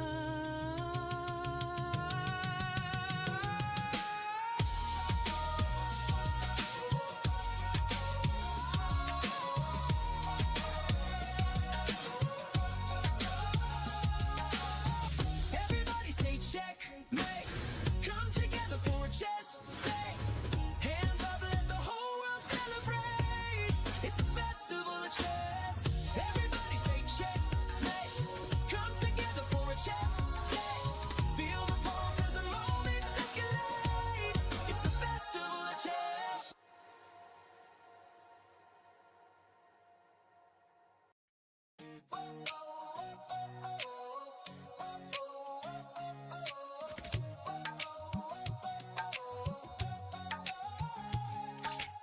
Spotlights burning through the night, legends stepping into the light.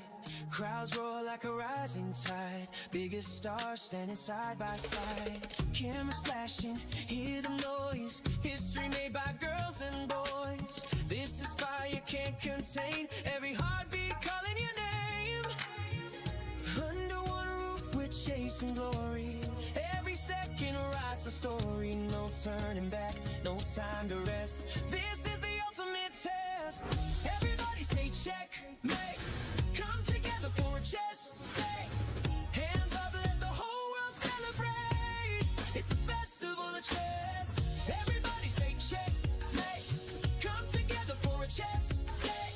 Feel the pulse as the moments escalate, it's a festival of chess. It's a festival of chess.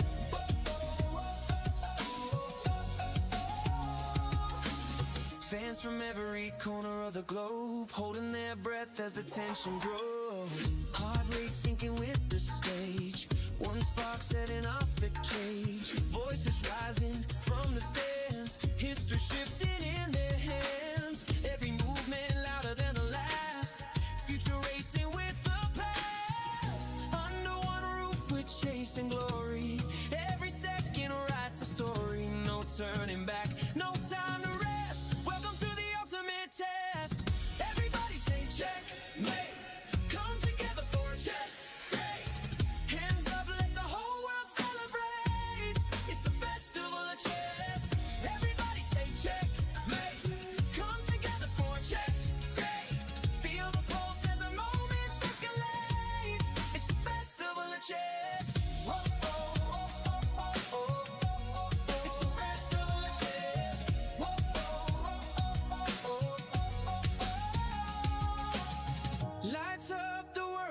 watching every move as the planet talking. Tonight we rise, tonight we shine. All our stars align.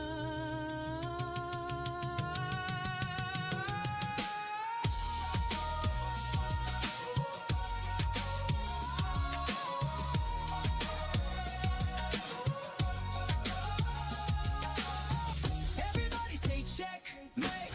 Come together for a chess day. Hands up, let the whole world celebrate. It's a festival of chess. Everybody say checkmate. Come together for a chess day. Feel the pulse as the moments escalate. It's a festival of chess.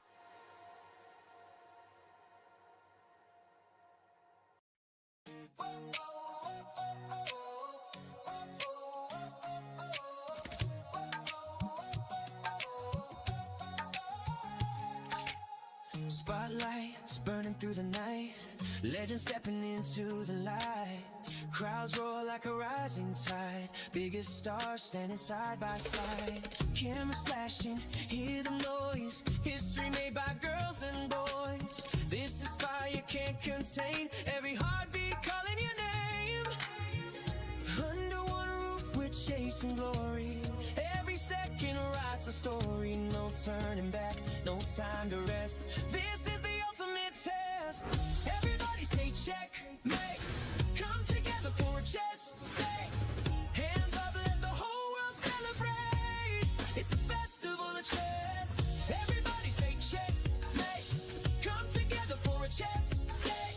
Feel the pulse as the moments escalate. It's a festival of chess. It's a festival of chess.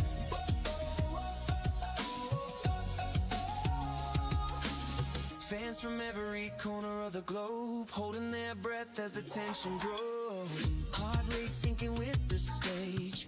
One spark setting off the cage. Voices rising from the stands. History shifting in their hands. Every movement louder than the last. Future racing with the past. Under one roof we're chasing glory.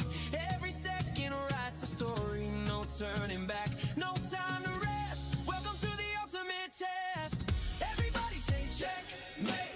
Come together for a chess day. Hands up, let the whole world celebrate. It's a festival of chess.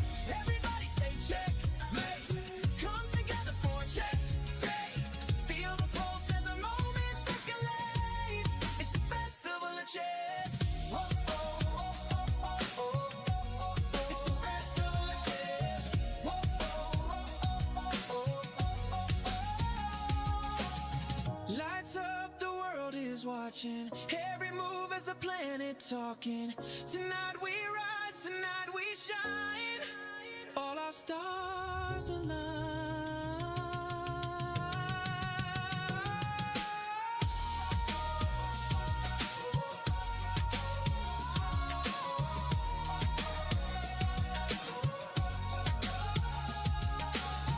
Everybody say checkmate.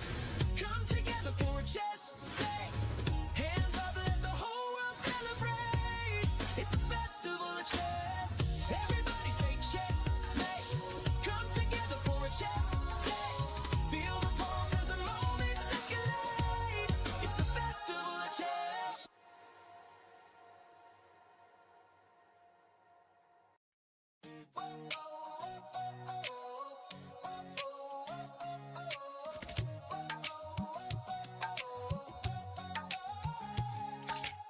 Spotlights burning through the night. Legends stepping into the light. Crowds roar like a rising tide. Biggest stars standing side by side. Cameras flashing, hear the noise. History made by girls and boys. This is fire can't contain. Every heartbeat calling your name. Under one roof we're chasing glory. Every second writes a story. No turning back, no time to rest. This is the ultimate test. Everybody say checkmate. Come together for a chess day. Hands up, let the whole world celebrate. It's a festival of chess. Everybody say checkmate. Come together for a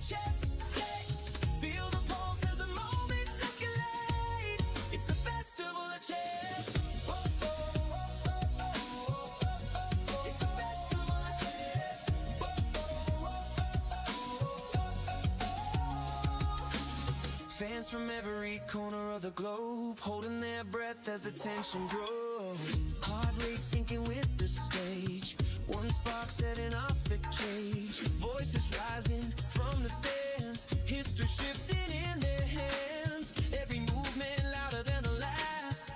Future racing with the past. Under one roof we're chasing glory. Every second writes a story. No turning back, no time to rest. Welcome to the ultimate test. Everybody say checkmate. Come together for a chess day. Hands up, let the whole world celebrate. It's a festival of chess. Everybody say checkmate. Come together for a chess day. Feel the pulse as the moments escalate. It's a festival of chess. Whoa, oh, oh, oh, oh, oh. It's a festival of chess. Whoa, oh, oh, oh, oh, oh. Lights up, the world is watching. Every move as the planet talking. Tonight we rise, tonight we shine. All our stars align.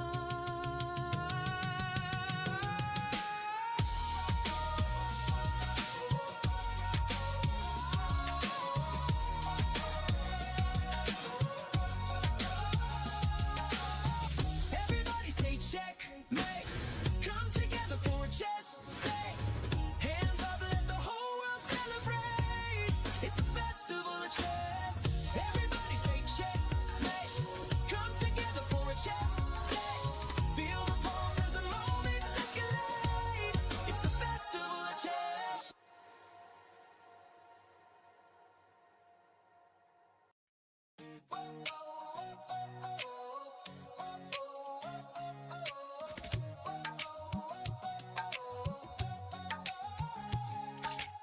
Spotlights burning through the night. Legends stepping into the light. Crowds roar like a rising tide. Biggest stars standing side by side. Cameras flashing, hear the noise. History made by girls and boys. This is fire can't contain. Every heartbeat calling your name. Under one roof we're chasing glory. Every second writes a story. No turning back, no time to rest. This is the ultimate test. Everybody say checkmate. Come together for a chess day. Hands up, let the whole world celebrate. It's a festival of chess. Everybody say checkmate. Come together for a chess day. Feel the pulse as the moments escalate. It's a festival of chess. Whoa, oh, oh, oh, oh, oh. It's a festival of chess. Whoa, oh, oh, oh, oh. Fans from every corner of the globe holding their breath as the tension grows. Heart rate sinking with the stage.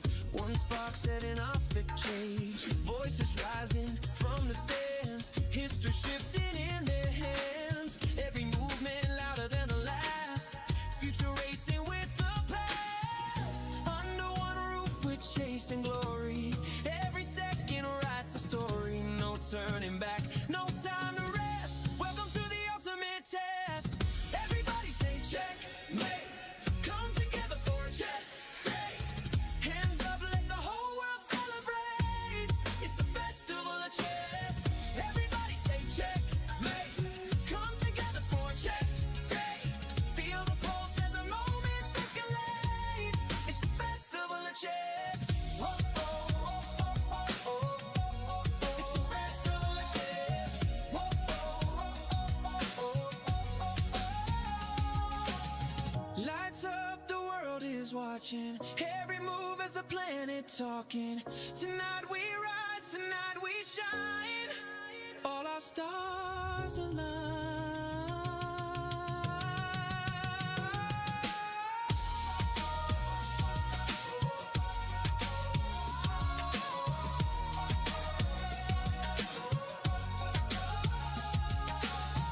Everybody say checkmate. Come together for a chess day. Hands up, let the whole world celebrate. It's a festival of chess. Everybody say checkmate. Come together for a chess day. Feel the pulse as the moments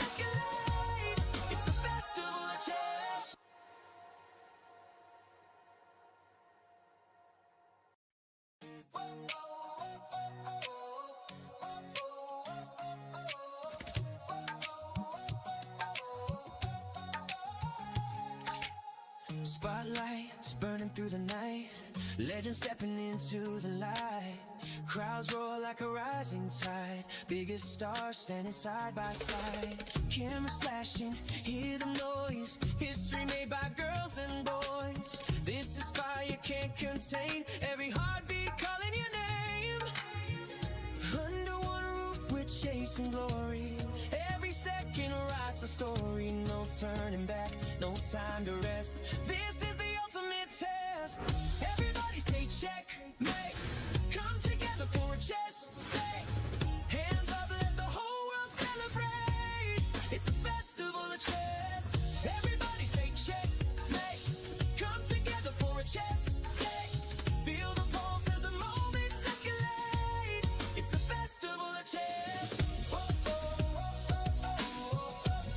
It's a festival of chess.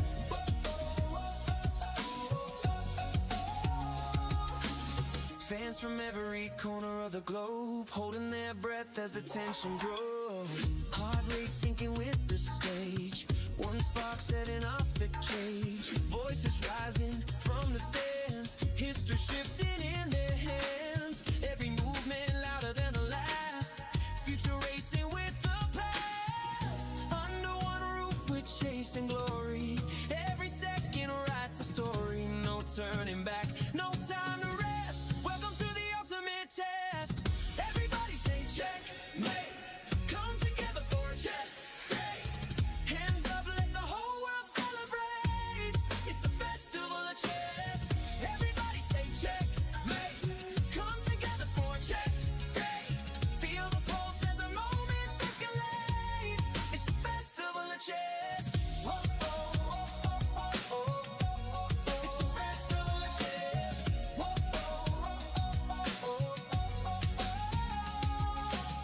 Lights up, the world is watching, every move as the planet talking. Tonight we rise, tonight we shine, all our stars align.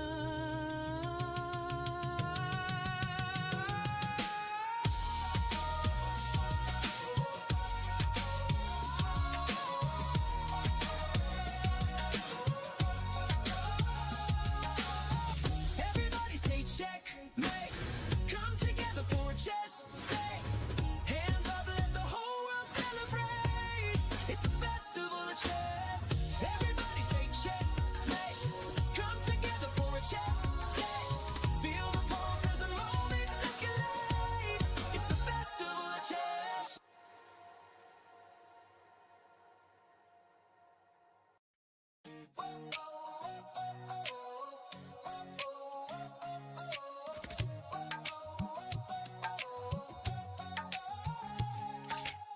Spotlights burning through the night, legends stepping into the light.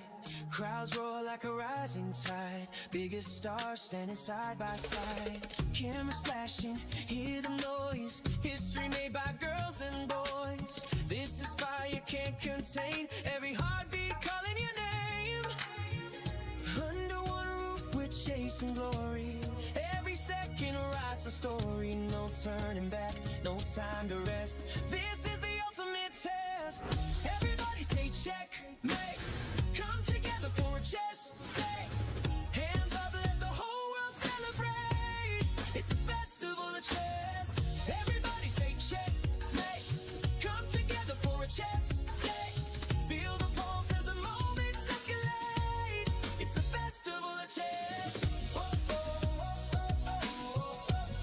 It's a festival of chess.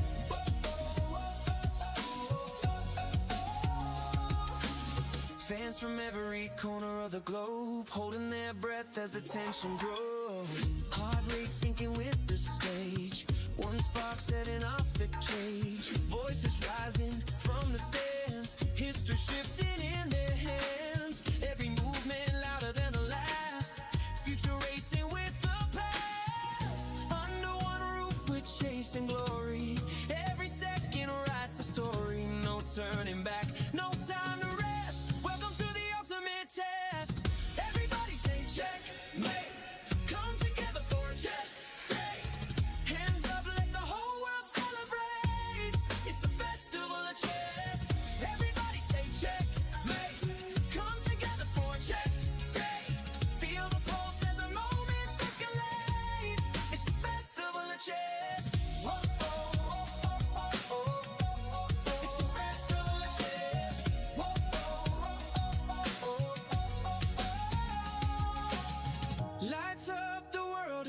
watching every move as the planet talking. Tonight we rise, tonight we shine. All our stars align.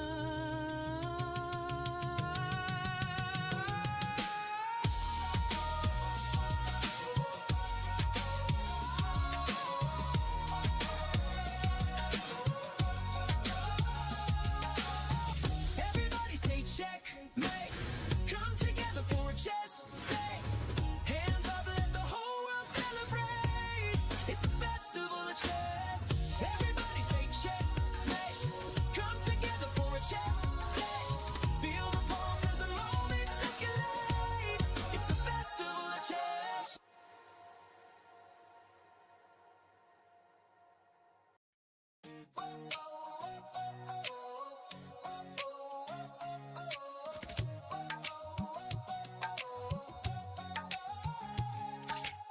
Spotlights burning through the night. Legends stepping into the light. Crowds roar like a rising tide. Biggest stars standing side by side. Cameras flashing, hear the noise. History made by girls and boys. This is fire can't contain. Every heartbeat calling your name. Under one roof we're chasing glory. Every second writes a story. No turning back, no time to rest. This is the ultimate test. Everybody say checkmate. Come together for a chess day. Hands up, let the whole world celebrate. It's a festival of chess. Everybody say checkmate. Come together for a chess day.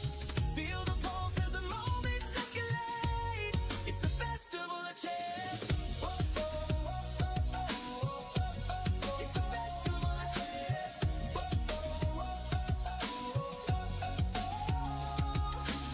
Fans from every corner of the globe holding their breath as the tension grows. Heart rate sinking with the stage. One spark setting off the cage. Voices rising from the stands. History shifting in their hands. Every movement louder than the last.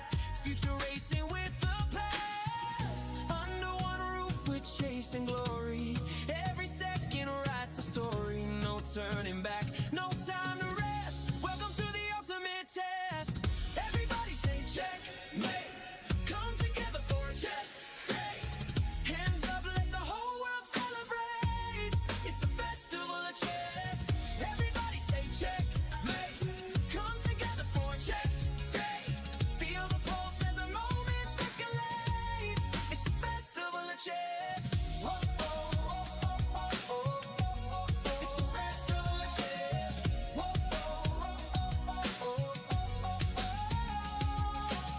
Lights up, the world is watching. Every move as the planet talking. Tonight we rise, tonight we shine. All our stars align.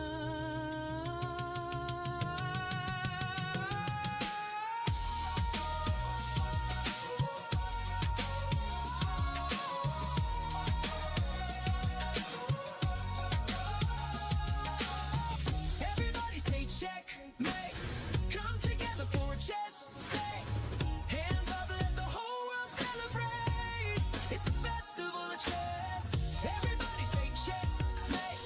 Come together for a chess day. Feel the pulse as the moments escalate. It's a festival of chess.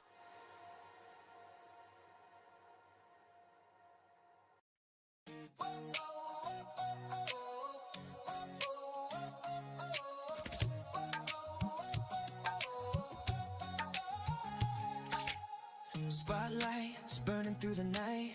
Legends stepping into the light.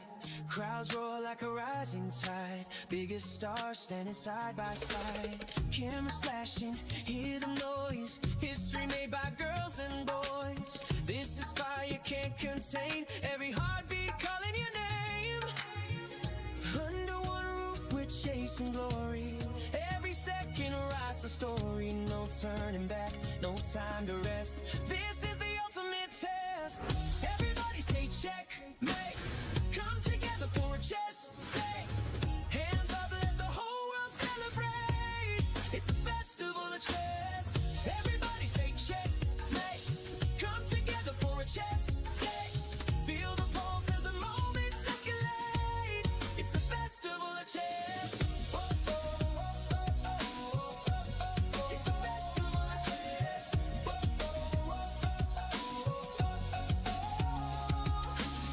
Fans from every corner of the globe holding their breath as the tension grows. Heart rate sinking with the stage. One spark setting off the cage. Voices rise. Chess or markets, smart insights can change the game. Jaise FIA, Fyers Intelligent Assistant. Get in-depth sector and stock analysis and deep portfolio insights. Fully AI powered. Fyers, for those who are born to trade. Investment in securities market are subject to market risk. Read all the related documents carefully before investing. Bharat का अपना solar, Navitas Solar, India's finest module manufacturer.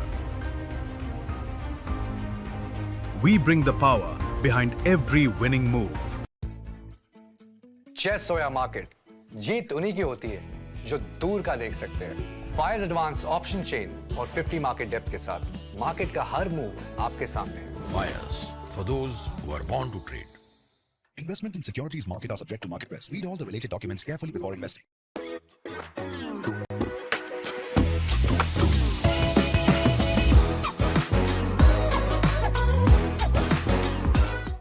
Bharat का अपना solar, Navitas Solar, India's finest module manufacturer. We bring the power behind every winning move. Welcome back to the final round of day 5 of the Tech Mahindra Global Chess League here in Mumbai. What a day it has been. Gukesh has won his first match for the PBG Alaskan Knights and they have secured their first win against the Alpine SG Pipers. And now we have the match between the Ganges Grandmasters and the Fyers American Gambits. Irina, what do you think is going to happen? Give me your raw thoughts. This is a big match. The team that wins is going to catch up to the second place team, the Upgrad Mumba Masters, who lost today to the Triveni Continental Kings, the two-time defending champs. So it definitely carries a lot of weight. Right now, these teams are on 6 points each. And we've got a big matchup on the icon board between Hikaru Nakamura and Vishy Anand. Naka won their matchup in the 2024 Global Chess League 1.5 to half. But of course, now that Vishy doesn't play as often, there's not a whole lot of games between them. Absolutely. And also Hikaru playing with the white pieces. For me, Hikaru, although I hate to say it as an Indian fan, Hikaru is a heavy favorite for me here on this board, on the icon board. But anything is possible, as we have seen in the previous match. The top 4 boards can win all of their matches. Let's go to the board number 2, Artemiev versus Vincent Keimer. Their most recent game seems to have been back in 2022 at the World Rapid Championship. So there's not a ton of history between them. And I would say that both players have been fairly solid in this tournament, but maybe not absolutely shining as their team's best player. Like Artemiev has made all draws. Vincent Keimer has been a bit shaky in his games because his opening choices have been a little bit provocative, and he did lose yesterday to Wei Yi. So, I think Artemiev is doing his job on board 2, being solid and allowing the board 3 to kind of bring more of the spice on their team. Absolutely. And speaking of board 3, we have absolute fire on board 3. We've got the, I would say, I've heard many people call him many different names, but of course one of the most original players, the most creative players, Grandmaster Richard Rapport, who had the Game of the Year contender against Vilith in this tournament itself against the World Cup winner Javokhir Sindarov. And I'll go here first. For me, anything is possible in this match. But if I had to pick a result, I would go with Sindarov. What would be your thoughts here? Yeah, I don't know. I really like the way Rapport has been playing. One interesting thing about them is Sindarov won in their 2025 Uzchess Cup matchup, where he went for the move d4, which is not his most common first move, and Rapport answered with the Benoni. So you see, it's kind of a fearless choice, right? Even at the top level, where you don't see the Benoni very often, but it is something that is a part of Rapport's repertoire. He wasn't afraid to use it even against Sindarov. although he lost that game. So, but I think what that tells me is that it's going to be a big clash between these two players because Rapport, I think, is not going to back down. Absolutely. We'll keep a very close eye on this match as it is the most explosive, I think, in this entire matchup. On board 4, we have Bibisara Asabayeva versus Polina Shuvalova. And Shuvalova, I think, has been in pretty good shape so far. She's on 3.5 out of 4, winning 1 match with the black pieces and 2 with the white. What are your thoughts here? Yeah, I think Bibisara, she has been drawing her games so far. I mean, she is a very aggressive player, but somehow her games have ended in draws.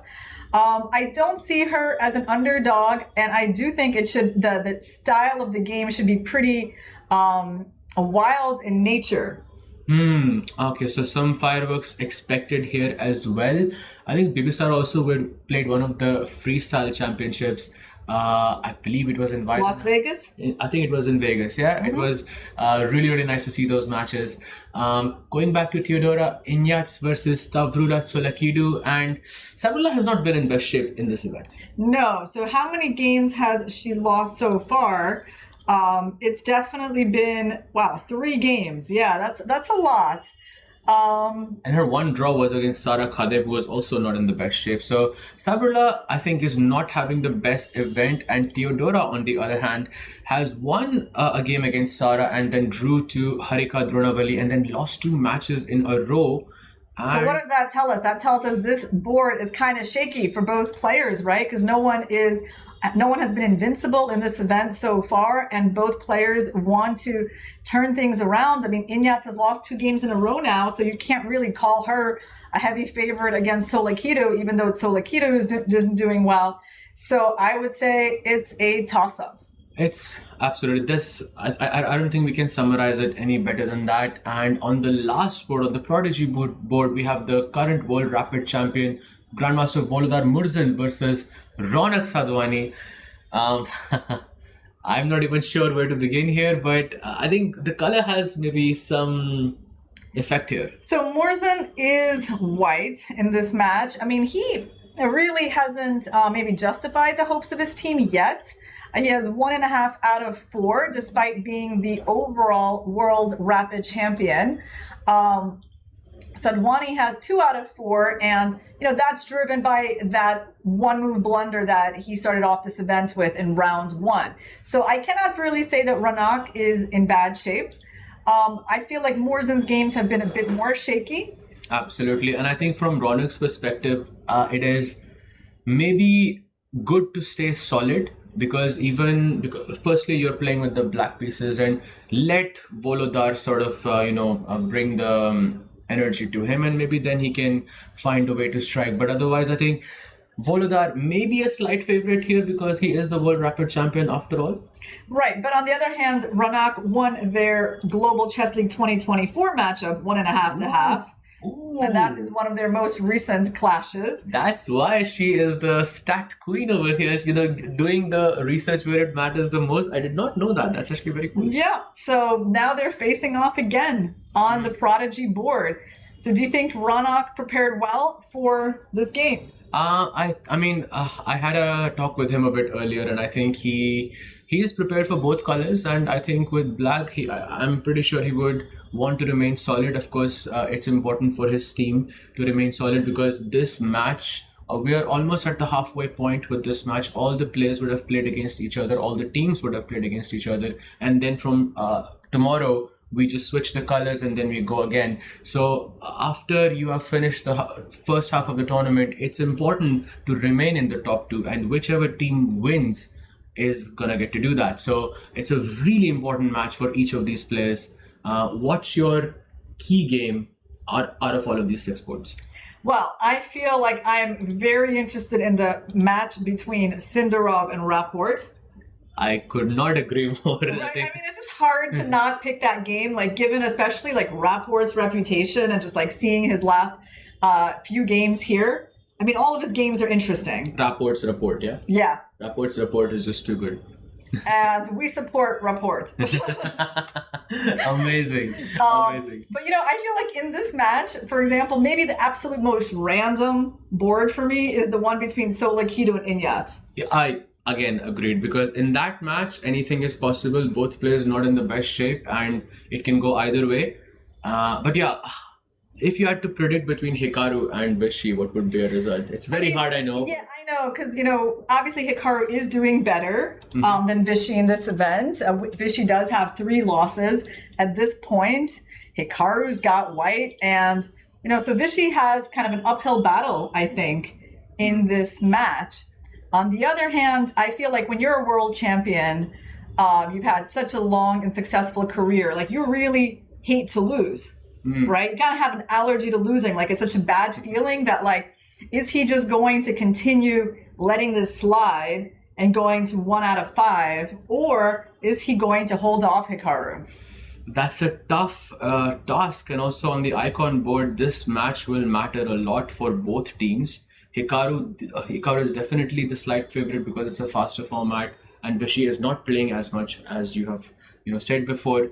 So we'll keep a close eye on this. I also have to say that Vincent has had a meteoric rise this year. Like he has, I think he's world top 4. He's world number 4 right now in the classical ratings. So he does have a slight.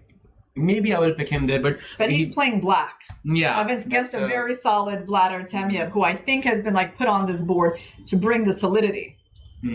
And given that Artemiev's games haven't featured that many fireworks, is this going to be the day when they're going to come out, or is it going to be more solidity? I guess we'll find out in just a few moments, as I think we will have the video feed very, very soon for you. The players must be sitting on their boards, and we will have liftoff for you guys very, very soon. They have entered the hall. Before the matches, like all the players, they stand in a line and they get introduced to the audience. It's kind of a nice ritual. It was so, both of us were just downstairs, and it was so nice to see Gukesh's smile, I have to say, because after such a long event, there's so much pressure on you being the world champion, and the tournament being held in Mumbai as well, in his home country, and it was just so wholesome to see him that happy. I have to say, it was very nice to see the PBG Alaskan Knights make a win. Yes, I mean, all the team members looked ecstatic. Yes. And I talked to Dominguez, and he said, yeah, this must be maybe the best feeling he's ever had in his life. So this is kind of the beauty of like losing a lot of games, and when you finally get a win, it feels so amazing. It's such a powerful emotions. Like I don't think I've seen more powerful emotions in this event so far than from the PBG Alaskan Knights just winning their match. I think the same goes for, I think, all the team members. I mean, I also spoke with Sarah for quite a bit, and even though she lost her match, she was in, I think, a great spirit simply because her team did so well. And I think that's what's really important. It's a team event, and if your team does well, I think you will also feel well. And there it is, Polina and Bibisara Asabayeva sitting on the board, about to start their match. We have liftoff for the top 2 place. That will be decided today. What's your first move? Okay, Polina versus Shuvalova. Well, I think e4 is her normal first move. That's the one I would probably expect. Could she surprise us with something else, like a knight f3 or c4? It's possible. I see, and there we have the chief guest making the inaugural moves d4 and d5. Yesterday they played h4 and a5. I think I've told you this before. It's only one time I've seen someone do that, so I think that's quite funny. And there we see Ronak and Volodar Murzan in the background, and we will have liftoff very, very soon. There's handshakes, and let's go e4. Yes, predicted correctly by you. Okay, so Bibisara sticks to her usual move. And we have a Spanish game. Absolutely Spanish. I don't think we have the games yet live. No, not yet, but we can. But let me take a 1 second and see if it is possible to take a look here. Doesn't look like the games are live yet. So Polina is definitely playing a solid line. Right now we're in the main line of the Spanish. Absolutely, but the board has not updated. She is thinking whether she should go short castle or not. Maybe we can have the moves on the board as it is, but I think we can recreate this, right? Yeah. e4, e5, knight f3, knight c6, bishop b5. Oh, if only my mouse would cooperate. Okay. Knight c6, bishop b5, a6, bishop a4, knight f6. She's thinking at this moment, oh, look at that. She goes bishop takes c6. Ah, okay. Bishop c6, dc6. And now she goes d3 as her final move. And Polina is now thinking as what to respond, but this could be her preparation. She goes bishop d6. Interesting. Interesting. So it's not exactly an exchange Spanish, but it's a little similar. Because first white stepped back with the bishop, and then they decided to capture on c6. Exactly. That's the idea.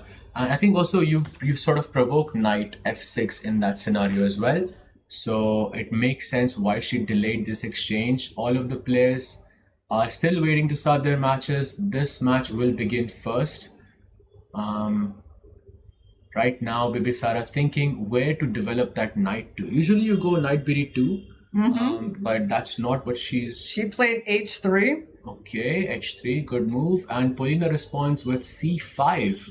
I think, wow, this is still preparation, I think, for Polina so far. Playing very quickly, yeah. We can't see her clock because of the reflection, but I think she has been responding pretty well.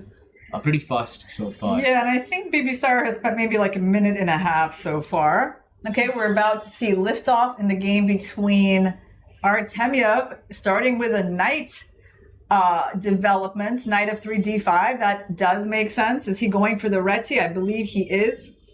If Bibisara will go a little bit forward. Yeah. Vincent's putting his pawns in the center. Pretty sure it's like c5 and d5, but we don't have the games yet, do we? No, not yet. But it should be updated very, very soon. I'm guessing it's some issue, but none of the games have been updated yet. And this is the game. It will be hard to recreate all the games because the game will just reset. We have had this in the past before, and I think she has gone. It's some c4 d4. So some reverse Benoni. Black is taking some space in the center. Definitely, that's going to lead to a more unbalanced pawn structure, which could give Vincent a better chance to win. But let's see. I mean, Artemiev is quite familiar with these structures. He plays a lot of these reti openings. Absolutely. I think we should keep the game of Polina and Bibisara as the game because the games are not updating on their end, and it should update very, very soon. But I think we should keep that video on so we can recreate at least one game as she goes knight c3 in this position. Okay, well, Bibisara has come in with her knight to d5. Is that knight attacking a queen on f6? Yeah, I think it's attacking the queen on f6. Oh, she went bishop g5, bishop f6. I guess that was the plan. And then so she's given up 2 bishops. Yeah, I think let's try and recreate this as well. So white plays bishop to g5 in this position. Black goes h6. Bishop takes f6. Bishop takes, queen takes, knight c3. And now black has gone some move to place here.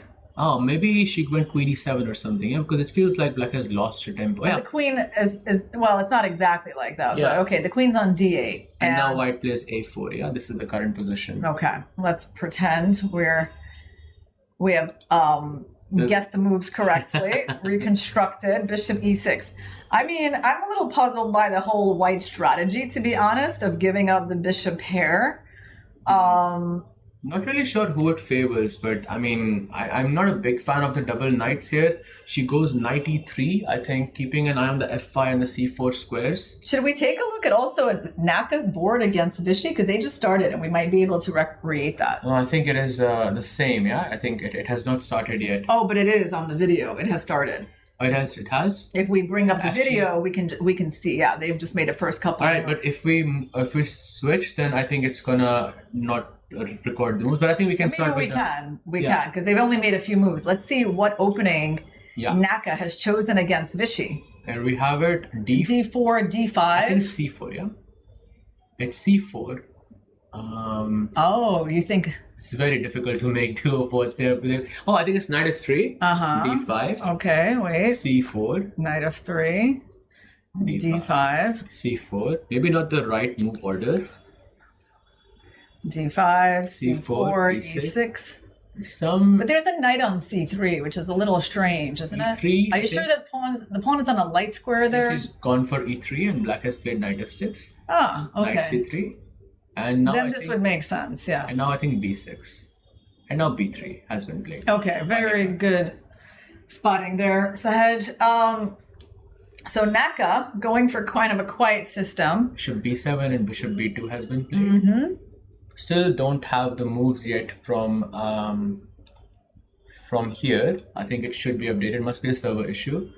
But black plays bishop e7. Okay, CD. Oh, you know what's an idea here? Sometimes to play g3. Sometimes in these positions, like to develop the bishop on this diagonal. But no, Naka goes for bishop b5, provoking c6. Yeah. C6, and where's this bishop moving back? To e2. Exactly. So I get it. So what he's saying is like, I want to play a quiet position where black will eventually play c5, and that's going to get met with d4. And play against these hanging pawns, like a very typical structure. Exactly. And he goes short castle, and Hikaru also castles on the short side. He has gone for, like, I think one of those offbeat openings, keeping that pawn on d2. What is the benefit of keeping this pawn on d2? Oh, well, the benefit is that for now, this diagonal is open. You know, sometimes I actually wouldn't even be like so shocked if at some point we saw rook e1, bishop f1. Okay, what did Vishy just do? And the knight came out, I believe. Yes, knight b7, and now... Do you think rook e1 makes sense here, Sahej? Like, I mean, okay, obviously rook c1 can be played, so probably he'll start with rook c1. Exactly, rook c1 makes a lot of sense. Oh, he goes queen c2, I think also a very nice move. Also a very nice move. And so the question is, when does he push that pawn? If you push the pawn, then maybe I have some d4 ideas. Maybe I have knight d4, knight. This is what I was wanting. This is what I was trying to get at. Like, if the pawn is on d2, Irina, can't I play knight d4, knight f5? Yes. Look amazing. So here's the thing. Maybe black wants to hold back with the c pawn, just so he doesn't give like white this obvious d4 move. So if you play c5, then I'll play d4. Right. So white only plays this move when they're forced to by black's advance. Yes, rook e8 makes a lot of sense because you want to tuck the bishop back. Exactly. So if there's knight d4, knight f5 type of ideas, you already are sort of preparing for that. Yes, I like rook e8. Position is roughly quite balanced, as you can see from the bar. We don't have access to the chess clock yet because the games have not begun on this end. So we're just trying to make the moves manually. White goes rook c1, I believe. We assume it could be d1, but probably c1. I think it's a dark square. I can kind of get a glimpse of that rook on the dark square. Maybe I think so. I'm not sure, but he goes bishop to d6 and now queen to b1. Okay, so I mean, I don't find at this point we are just guessing. Yeah, I don't find Hikaru's strategy to be like super problematic for Vishy. I mean, it's a pretty classical position, which I think right now he's going to be comfortable in. But of course, black has a wide choice here. Exactly. I think quite... Is the queen going to come out to e7, for example? I really like still knight d4 or knight h4, but maybe you have some g6 ideas to stop me from playing knight f5. And he goes knight e5. Okay. I would say that's very solid. Don't say anything wrong with that move. Offering a trade of knights, simplifying the position one step further. Maybe Hikaru can take on e5. Maybe he can go knight d4. Hikaru seems slightly dissatisfied with his body language. What do you think? Yeah, he doesn't like something about that move. Well, Hikaru currently has no pawns on the 4th rank. So, you know, and generally in chess, you need to take control of the center. That hasn't really happened yet. Black is playing very solidly. So I feel like I'm happy with Vishy's opening. I feel like he hasn't been challenged theoretically, so now he can just use his enormous experience to play a pretty quiet position. Absolutely. And you know what the problem in this position is, that you cannot even play a move like d4 because it restricts your bishop on b2. So maybe it is safe to say that Vishy has won the theoretical battle. What do you think? Exactly. He's won it because there hasn't been a theoretical battle. When I heard you say, you know, there's, you know, the word problem, I was like, we have no problem, Sahej. We don't even see the board. I think this is correct so far, but please don't refresh. So the moment you refresh, I think it's over. Oh, by the way, we do have one game that we can see. Am I seeing this right on my screen? Is this correct? Well, what are you seeing? I see Teodora Ignatz's board being updated more or less, but let's not go there yet because it's like 3 moves and we don't want to lose our way. Yes. Yeah, let's keep track on what exactly Hikaru is going to do. And he has moved his queen, I believe, to A1 into the corner. Alekhan's gun. Very nice move. And with that, I think Vishy gets some advantage in the position. I saw the bar drop a bit. Because the positioning of this queen, like so far away from the center, is pretty unusual, right? I really like some d4 ideas from the black side just to try and break open the position. Maybe not immediately, but at some point could be quite interesting. What do you think about knight g4 as well? Is that... Well, you know, I have a question, but we can't go c5 yet, can we? Because there's probably some sort of knight b5 business. No, yes, c5, there is knight b5. But Let's just show people like how this could be a problem. Attacking. Actually, it's not a big problem. Black is still more or less fine. He goes rook to c8, I believe. Okay. Rook to c8. I think nice move by Vishy there. Okay, but maybe not as great as we thought. But I like knight g4. I don't know. I like this idea of knight g4 and keeping some pressure on the king side. I'm not sure if this is the game of Teodora and Stavrola. Let's keep our eye on this board. Well, we have some sort of moves between Ignatz and Stavrola, but I mean, could it be that black is lost already or something after 12 moves? Is that possible? Oh, yes. I think we understand. We're getting some information in that there was some error that is being fixed right now.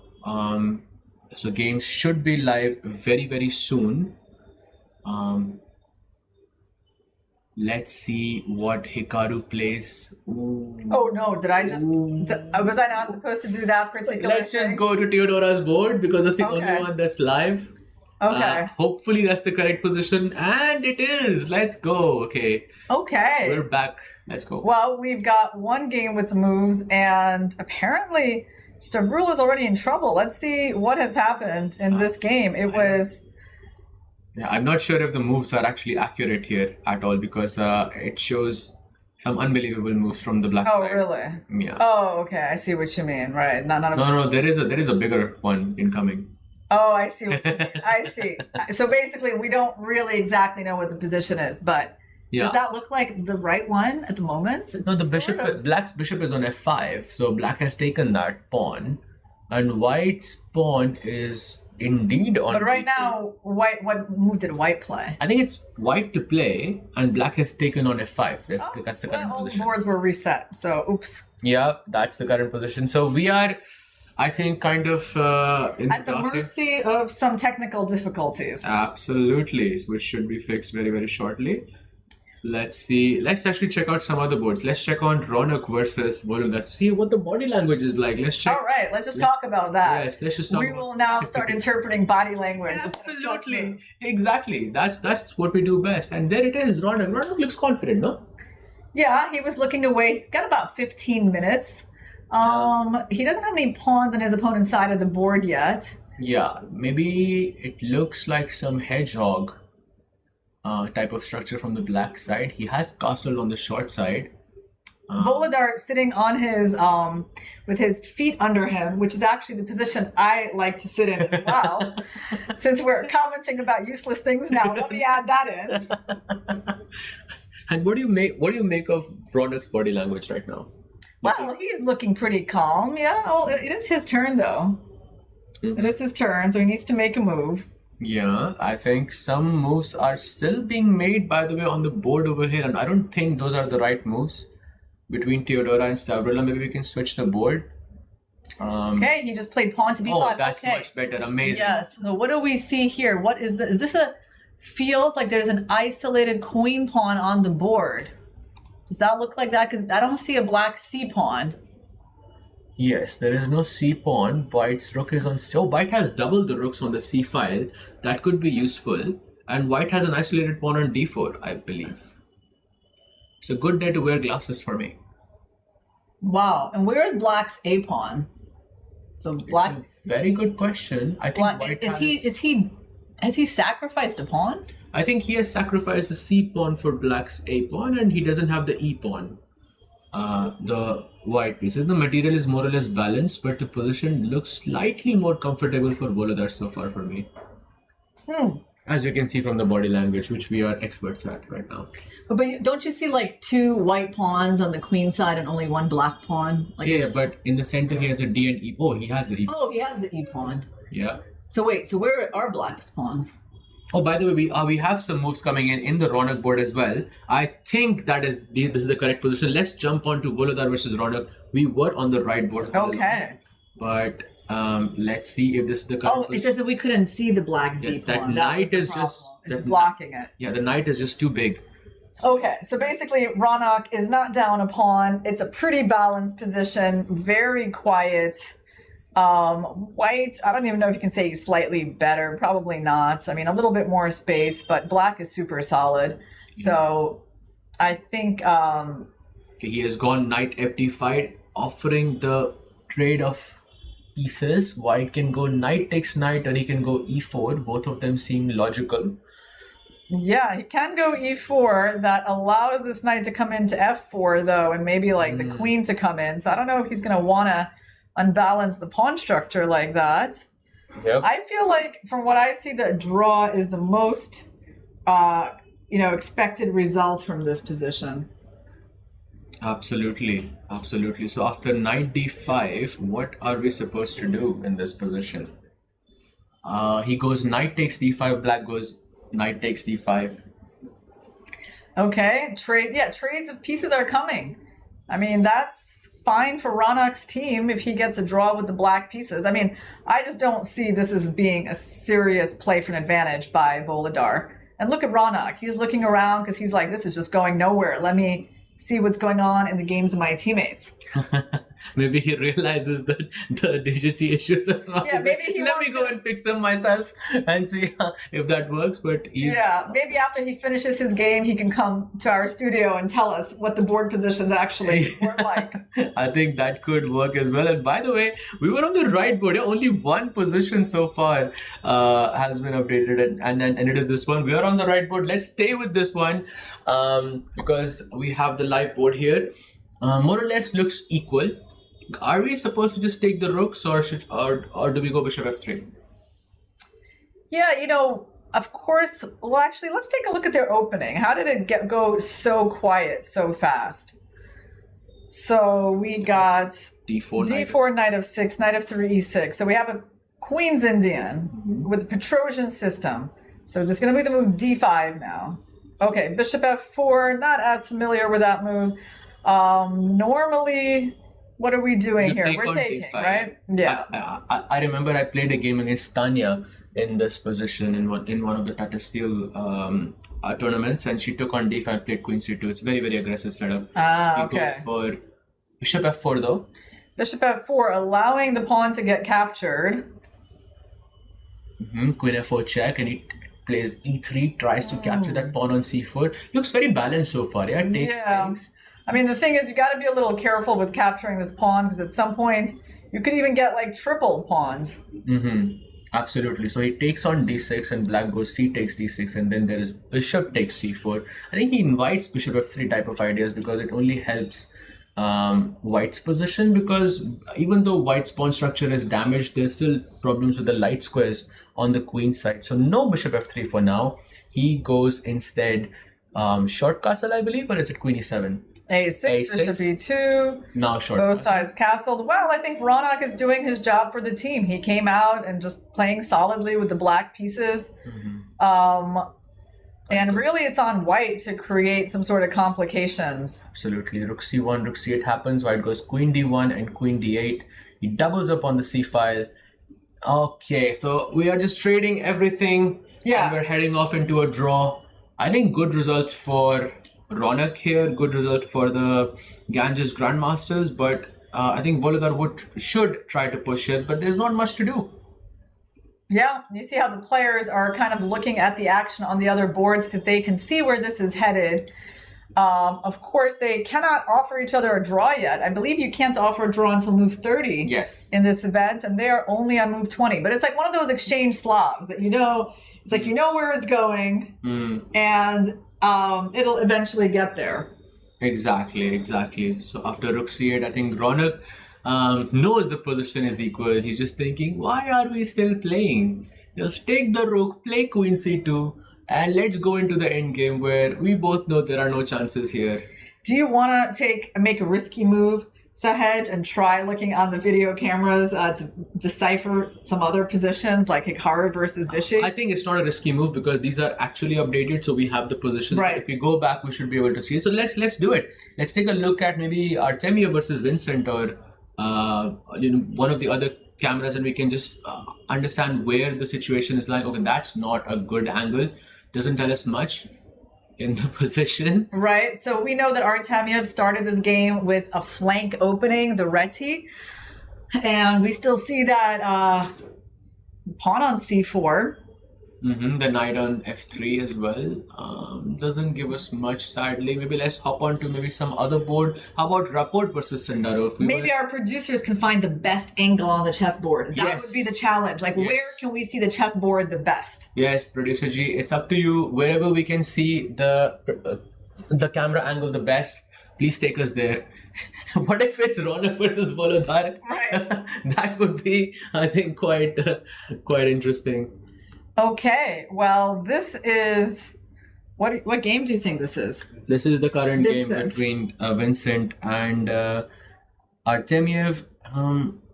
I see no pawns on the...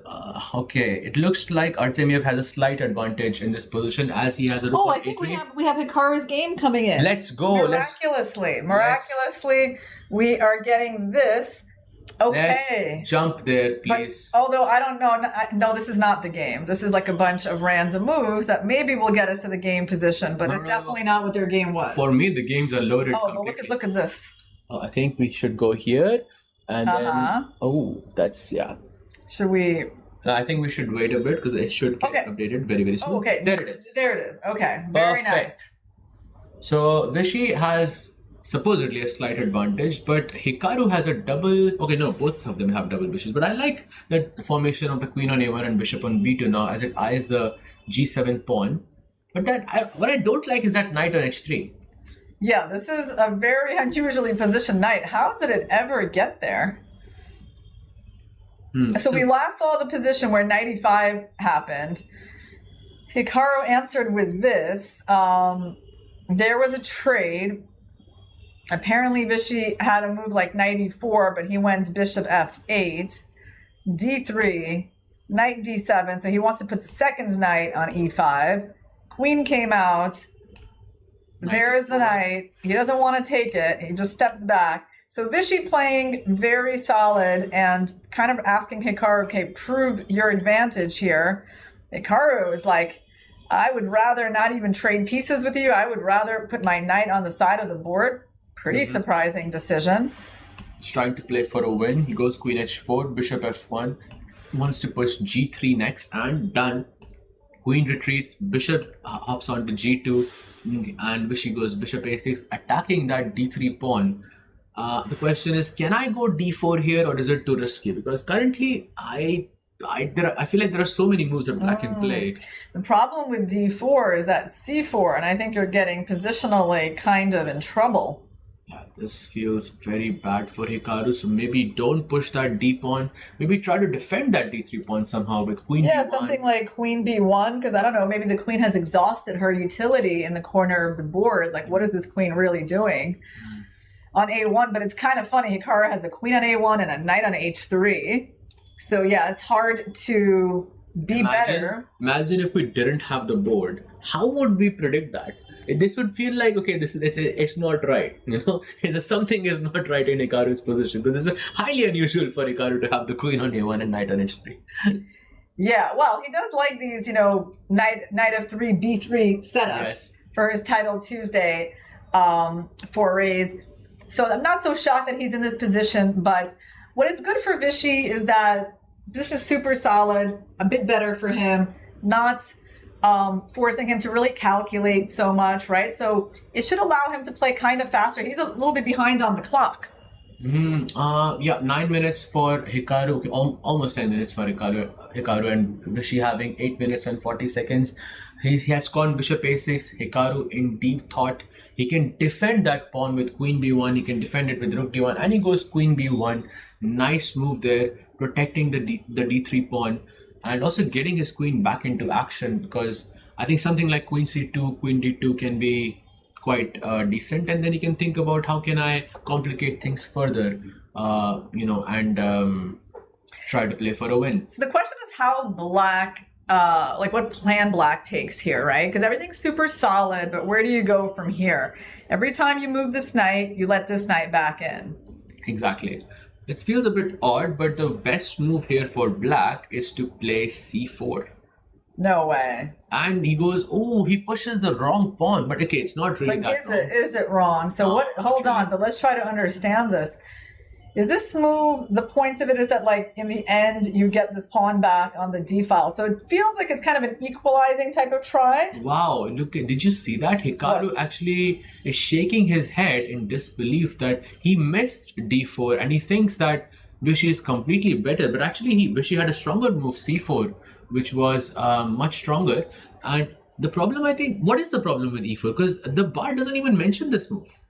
Oh, well, the problem is... You can't play knight e5, there's knight f4. You probably still can.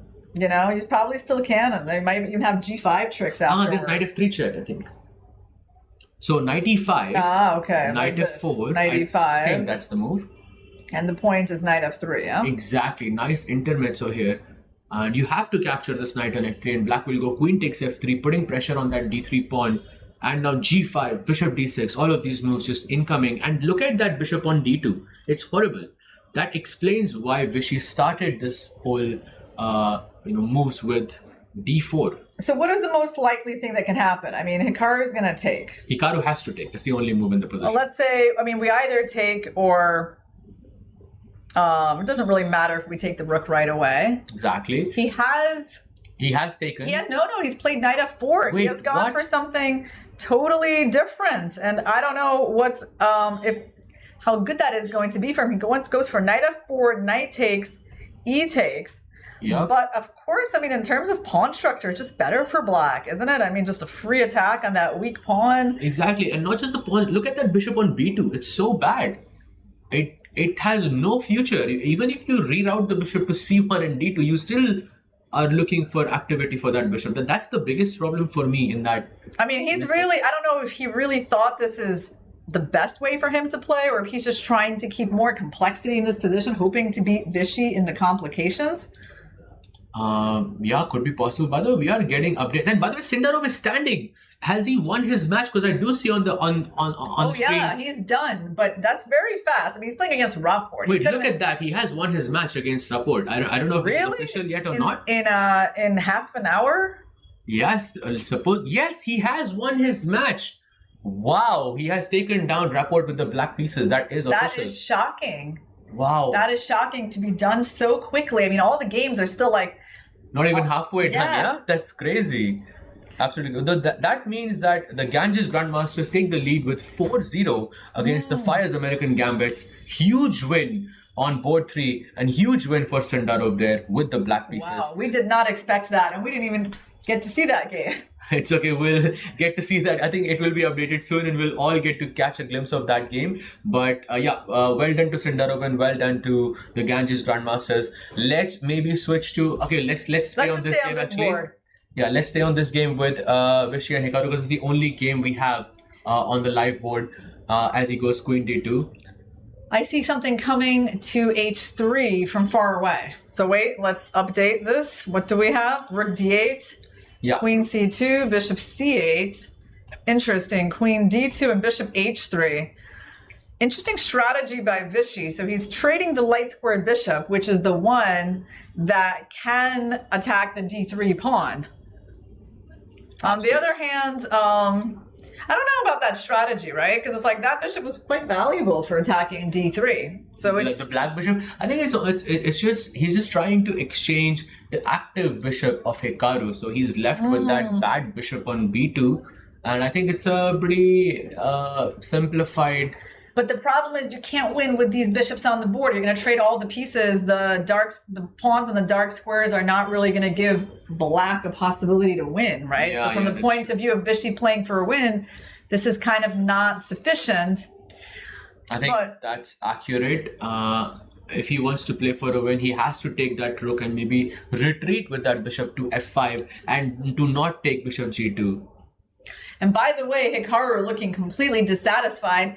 But this is the funny thing. It's like he's dissatisfied at what? That he's going to make a draw from a worse position?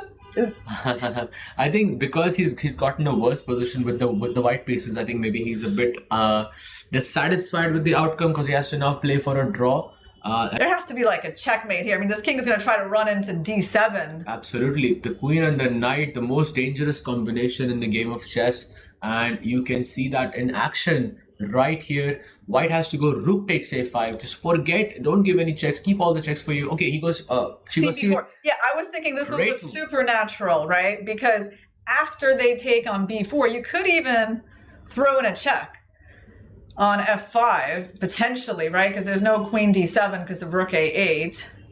That's one idea. And look at Shuvalova's body. I mean, now we can analyze the body language, yeah, because now we have the position as well. But yeah, Shuvalova does not look happy. She looks very, very, I think, alert and concerned here. And rightfully so. This would be her first loss in this entire event from Bibisara Asabayeva. What a turn of events.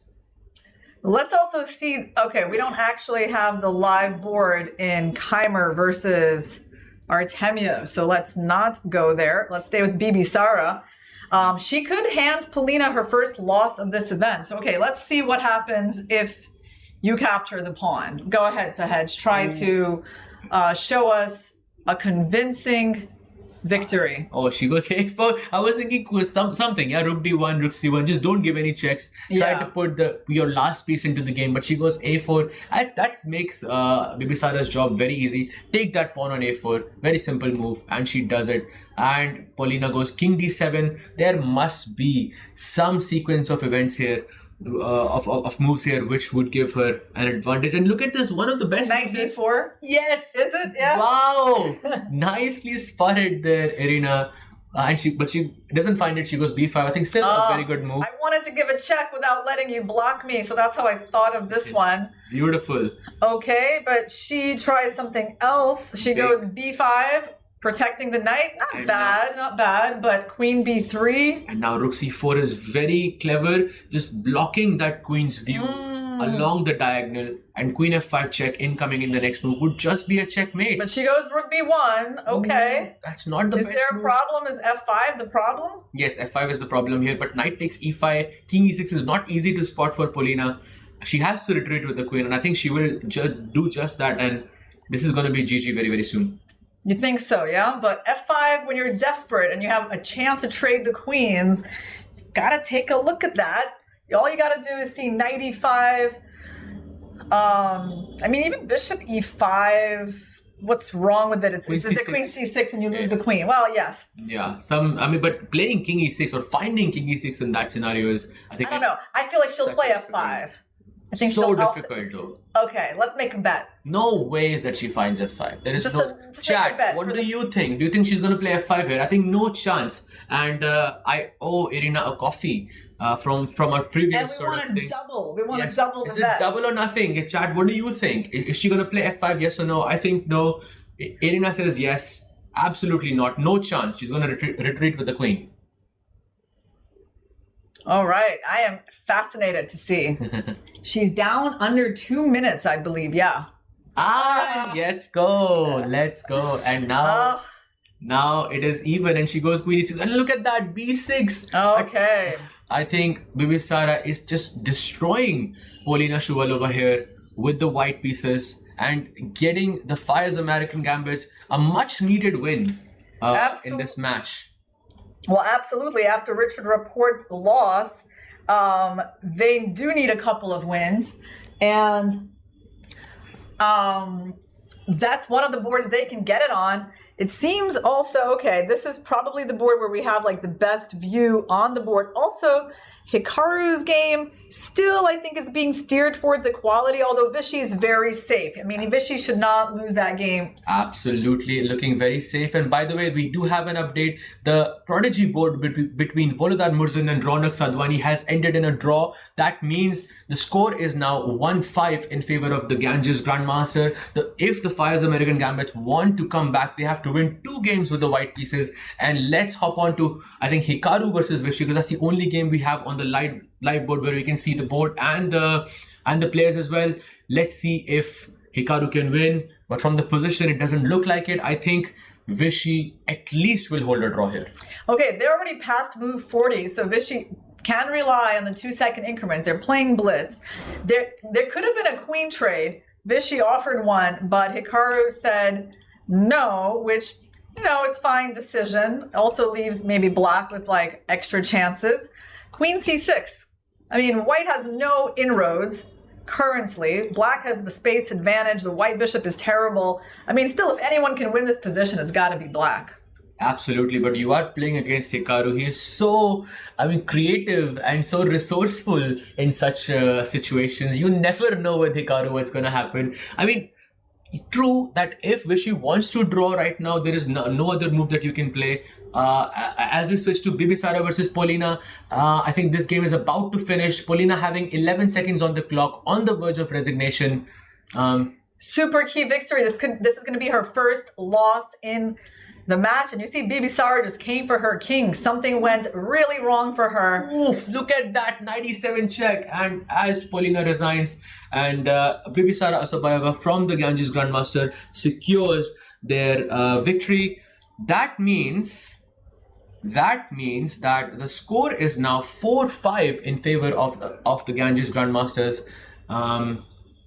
As we look at this game, we don't have the live board between these two players. Actually, why don't we just watch it? They're down to like a minute and a half. That seems pretty exciting because Hikaru's endgame for now, we can keep an eye on it, but not much is happening. Absolutely. So what is going on here? Inyat's got a bit more time. She's got some sort of attack, it seems, against the black king, which is a bit opened up. Also, it looks like she has an extra pawn. There's g3 and f2, and I only see black pawn on g5 as well. Rook a1 is played by her. If you go rook takes a7, there's rook takes a7 happening. I think that is a very good position for white. So unless there's rook f2. Is there rook f2? Is there rook f2? I can't tell what that piece is on f5. I think it's a rook, no? You think that's a rook? Yeah, the rook is on f5. I think it could be a sacrifice. Rook takes f2, knight takes f2, queen coming down. Yes, that's that. Wow. Exactly. Good spot. You deciphered that position. What is going on? I have no clue if this is working, but I just wanted to play it. It just looked cool. Is it going to be perpetual check? No, you can take and you can go king h1. Right. And there's no checks from the queen. And she has 17 seconds on the clock, by the way. Okay, king h1. So now what? No. Go further into the board. This is actually good. I think we have a better view like this. Okay, got it. Queen f3 check. So she's treating, but we just take. Yeah, Inyats is just winning now. I think she should be winning this match. Okay, she's up in exchange. How many pawns? What is that on e5? Is that a pawn? I think that's a pawn on e5. Well, rook takes d3, and if you give a check, knight f8 is there to guard the back rank, and then she can guard it with rook f3 as well. So some hope for Savrula here. She's got 6 seconds. Rook a7, let's go. Rook a7 is a good move. Rook g7 check and played. 5 seconds for Savrula. She has to make a move. And she gives a check. King g2. Check again. King f1. No more checks. Knight f8. Oh, she's about to lose. Rook g7 check. Rook g7, yeah. Let's go. Maybe take the g5 pawn. Yeah, take the g5 pawn and play rook f7. I love those rooks on the 7th rank. She goes rook g7 check. King h8. What do you play here? All right, rook g5. Rook g5 is nice. I think rook gf7 also a very nice move. What is she going to do? Rook gf7? King g8. Okay, how does she round up that knight? She just needs to move her rook somewhere so she can play rook a8. Exactly, and pin that knight. So rook f6 looks like a very logical. Okay. She gives a check. She no needs repetition. to win. Come on. Oh, she's panicking. Both of them having less than 5 seconds on the clock. She gives a check. King goes to g8. Gaining a little bit of time. Rook 8? Isn't rook 8 just winning? Yeah, can you just pin that knight? Wait. You can just pin the knight. Okay, right now she attacked the knight. Where is it going to go? Knight h7, knight e6, knight g6. She's going to try to come back to the 7th rank. Yes. For those checkmate ideas. Okay. How do you stop the checkmate on A8? She has 3 seconds. Okay, that's kind of should be over soon. I feel like wait, they already had this position. Yeah. God, If you wanted it's to not 3-move repetition. just cannot if claim it is, here. it would be okay. Now it's not going to be at least. Yeah, I think the smart move by Theodora there. Oh, let's play Rook F3 and Rook C8. No. Rook Okay, F3 okay. and Rook C8. Gosh, you better not lose on time. No, why? But that's a draw, no? That's 3-4 repetition. Yeah, but not anymore. She's put her rook on a different square. She can play Rook 8 and Rook E8. That should be winning. She might lose on time soon. Who? Theodora. I mean, look at You that. think so? Well, it's not a lot of time left for her. 1 second. Oh, God. Oh. No. Oh, you it's suffered gonna a be draw. a draw. Oh, man. No. That was so crazy. No, that was winning. I mean, well, let's see if it's going to matter in their match. Oh, for sure it's going to matter because that was the game where Inyats had to score a victory. And but with this, I think there's just a 1-point difference between these two players. Actually, Artemiev won. Yes, Artemiev drew. Oh, I thought it said 1. Okay, he same, drew. actually. Sorry. Yeah, I So just now changed. it's 6-7 in favor of the Ganges Grandmaster. And I think there's only one more game left between Hikaru and Vishy, which has also Is it ended in a draw? Wow. Wow. If this was the game that is going to cost the American Gambits the match, that's super sad. That is sad indeed because I think in that position, in the final position, she could put both of her rooks on the 8th rank and pin the knight, and that would be winning, but she panicked. Because she was just about to lose on time at some point. But yeah, you can see that from her body language that she knows that she, spoiled such a big advantage. Wow. Man, that's one of those results that is costly to the team. Yes, let's do a quick roundup of all the matches. By the way, the game of Hikaru has finished as well, as we saw on the clock. The first board has ended in a draw. The second board between Artemiev and Vincent has also ended in a draw. Jabakir Sindorov wins a key match for the Ganges Grandmaster with the black pieces. Bibisara Asobayeva wins with the white pieces for the Fyers American Gambits. Theodora Inyats makes an unfortunate draw against the Savrula Solakidu. And this was the key match. I think this is where the Ganges Grandmasters held on, and they win with just 1 point lead. Then they look very sad, the Fyers American Gambits. If you look at how, compare the body language of the teams, it is very different and separated by just 1 point. What could be, there's like no smaller margin that you could lose by. Absolutely, and this is where the format of the event shows us why it's so brutal, because a win from the black pieces is just worth more than a win from the white pieces. And I would love to catch that game of Sindorov, but it's still not live yet. But I hope we can see maybe it at by some point. tomorrow. Yes, by tomorrow it will be there. But I would love to see how he defeated Richard Rapport so quickly with the black pieces. Yeah. It was like less than half an hour. Well, should we sum up the results of the day and take a look at our standings? Because we do have one team, the Triveni Continental Kings, that have moved into first position on their own.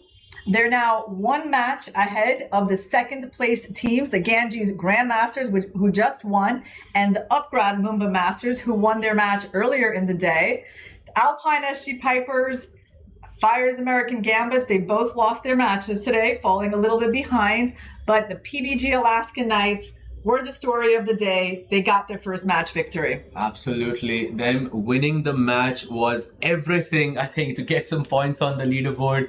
They're still in the last place, but they're just 1 win away from catching up to the other teams in this event, and we are halfway done in this event. That's right. We have just crossed 5 matches, which means now there's not going to be any more coin toss for color and the captains deciding colors.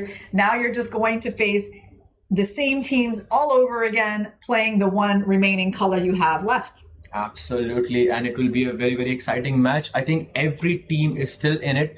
PBG Alaskan Knights definitely still in it, especially because they won their match today. It can be anyone. Is there any favorite team that you have so far, or do you think it can be anyone's game? I feel like the Triveni Continental Kings are doing great. I don't see any really weak links on their team, right? And of course, Ali Reza Faruja leading them is in brilliant form. That is very helpful. I have to say, I mean, I do really like the Upgrad Mumba Masters and what they've shown here as well. So those are the teams in like the top positions. It makes sense to me. But we see that this is an unpredictable league. And because the teams are so strong that even if you're in bottom position, it doesn't mean that's how it's going to go for the next half of the event. Exactly. And I think you couldn't have summed it up in a better way.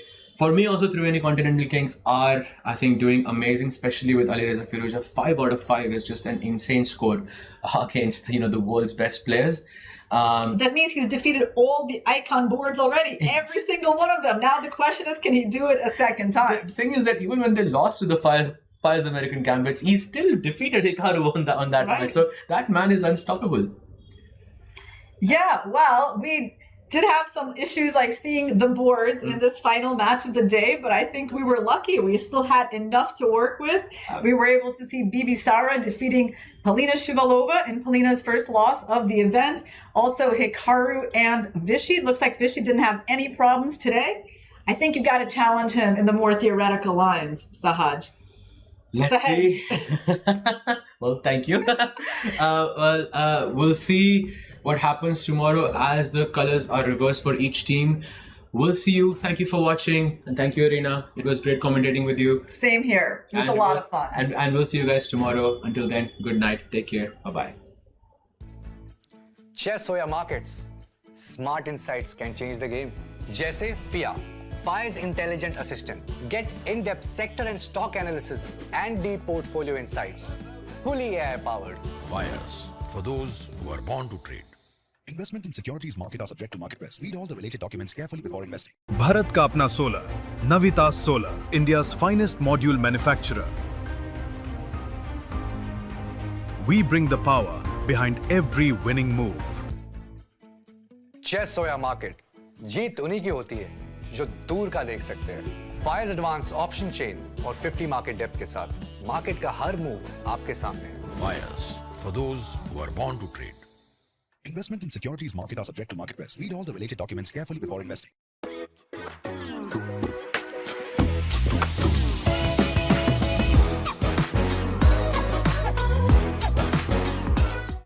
Bharat का अपना solar, Navitas Solar, India's finest module manufacturer.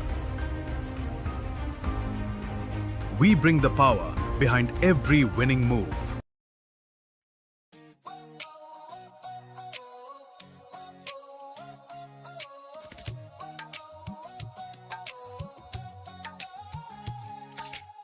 Spotlights burning through the night, legends stepping into the light. Crowds roar like a rising tide, biggest stars standing side by side. Cameras flashing, hear the noise, history made by girls and boys. This is fire can't contain, every heartbeat calling your name. Under one roof we're chasing glory, every second writes a story. No turning back, no time to rest. This is the ultimate test. Everybody say checkmate. Come together for a chess day. Hands up, let the whole world celebrate. It's a festival of chess. Everybody say checkmate. Come together for a chess day. Feel the pulse as the moments escalate. It's a festival of chess. It's a festival of chess.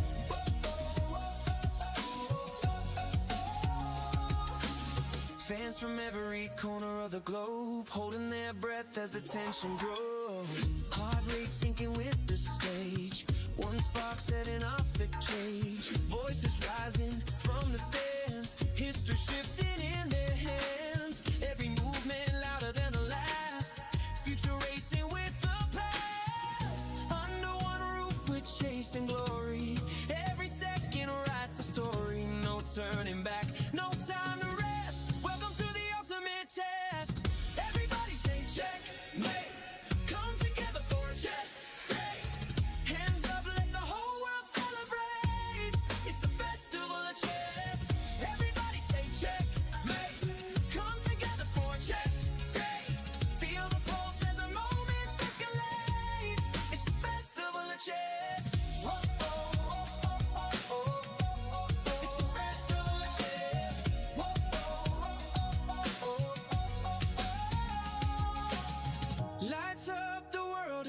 watching every move as the planet talking.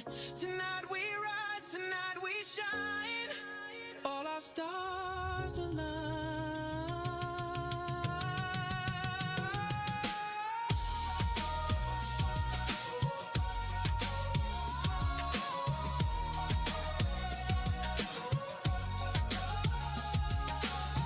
Everybody say checkmate. Come together for a chess day. Hands up, let the whole world celebrate. It's a festival of chess. Everybody say checkmate. Come together for a chess day. Feel the pulse as the moments escalate. It's a festival of chess.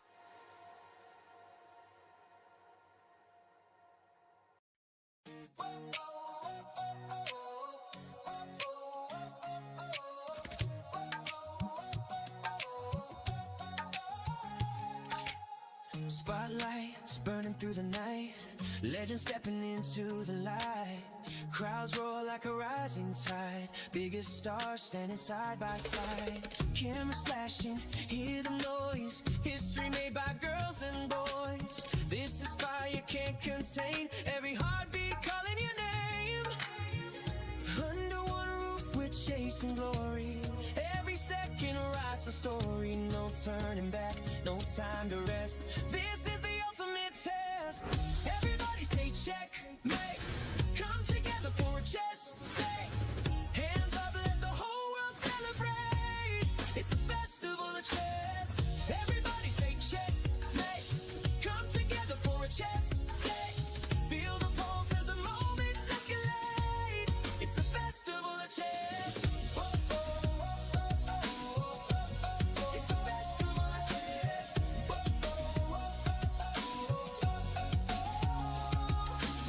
Fans from every corner of the globe holding their breath as the tension grows. Heart rate sinking with the stage.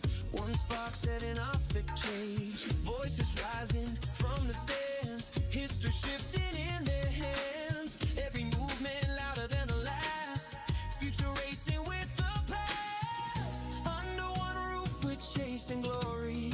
Every second writes a story. No turning back, no time to rest. Welcome to the ultimate test. Everybody say checkmate. Come together for a chess day. Hands up, let the whole world celebrate. It's a festival of chess. Everybody say checkmate. Come together for a chess day. Feel the pulse as the moments escalate. It's a festival of chess. It's a festival of chess.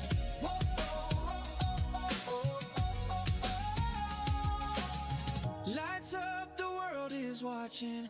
Every move as the planet talking. Tonight we rise, tonight we shine. All our stars align.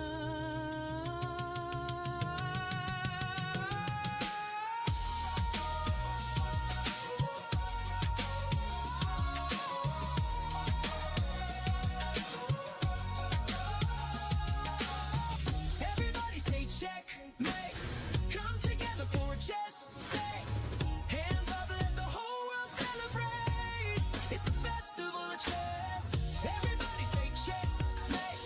Come together for a chess day. Feel the pulse as the moments escalate. It's a festival of chess.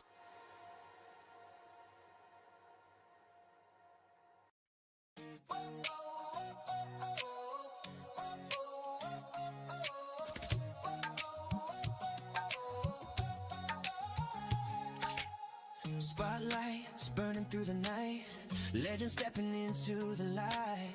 Crowds roar like a rising tide. Biggest stars standing side by side. Cameras flashing, hear the noise. History made by girls and boys. This is fire can't contain. Every heartbeat calling your name. Under one roof we're chasing glory.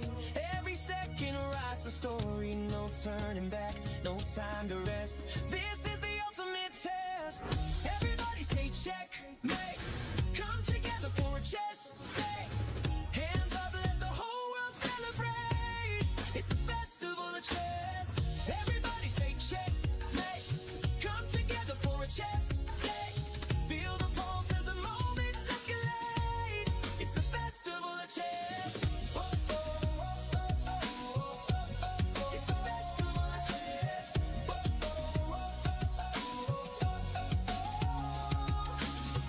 Fans from every corner of the globe, holding their breath as the tension grows. Heart rate sinking with the stage, one spark setting off the cage. Voices rising from the stands, history shifting in their hands. Every movement louder than the last, future racing with the past. Under one roof we're chasing glory, every second writes a story. No turning back, no time to rest. Welcome to the ultimate test. Everybody say checkmate, come together for a chess day.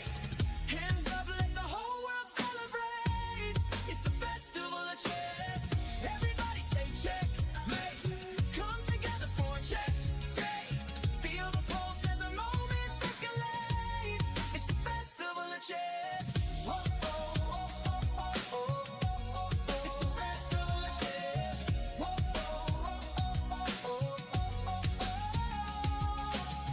Lights up, the world is watching.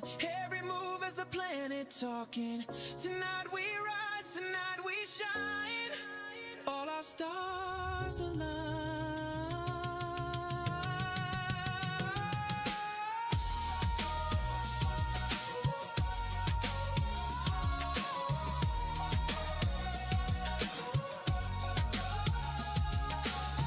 Everybody say checkmate, come together for a chess day. Hands up, let the whole world celebrate. It's a festival of chess. Everybody say checkmate, come together for a chess day. Feel the pulse as the moments escalate. It's a festival of chess.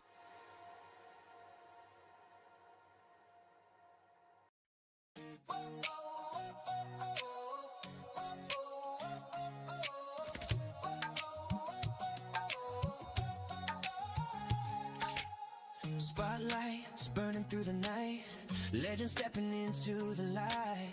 Crowds roar like a rising tide, biggest stars standing side by side. Cameras flashing, hear the noise, history made by girls and boys. This is fire you can't contain, every heartbeat calling your name. Under one roof we're chasing glory, every second writes a story. No turning back, no time to rest. This is the ultimate test. Everybody say checkmate, come together for a chess day. Hands up, let the whole world celebrate. It's a festival of chess. Everybody say checkmate, come together for a chess day. Feel the pulse as the moments escalate.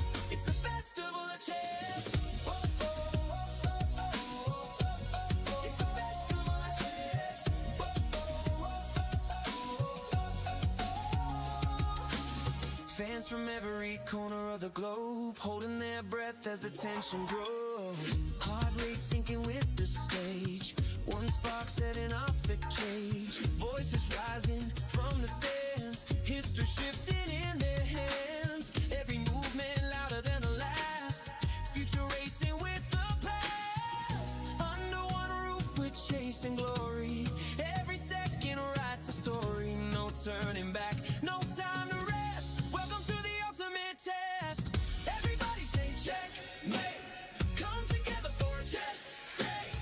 Hands up, let the whole world celebrate. It's a festival of chess. Everybody say checkmate, come together for a chess day. Feel the pulse as the moments escalate. It's a festival of chess. Whoa, whoa, whoa, whoa, whoa, whoa. It's a festival of chess. Whoa, whoa, whoa, whoa, whoa. Lights up, the world is watching. Every move as the planet talking. Tonight we rise, tonight we shine. All our stars align.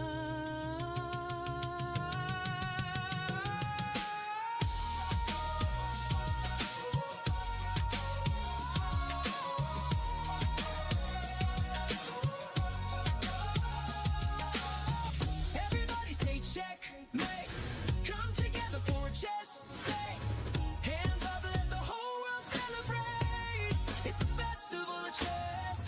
Everybody say checkmate, come together for a chess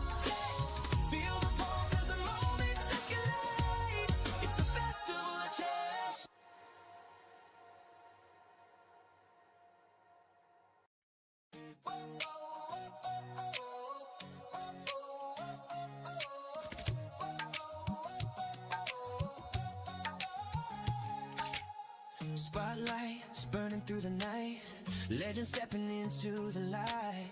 Crowds roar like a rising tide, biggest stars standing side by side. Cameras flashing, hear the noise, history made by girls and boys. This is fire can't contain, every heartbeat calling your name.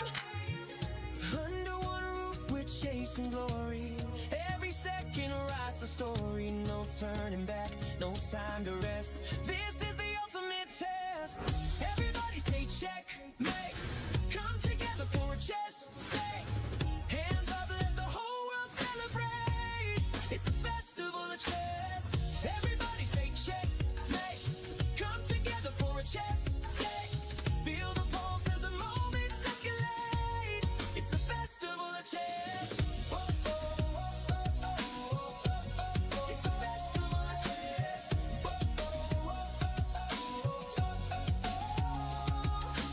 Fans from every corner of the globe holding their breath as the tension grows. Heart rate sinking with the stage, one spark setting off the cage. Voices rising from the stands, history shifting in their hands. Every movement louder than the last, future racing with the past. Under one roof we're chasing glory, every second writes a story. No turning back, no time to rest, welcome to the ultimate test.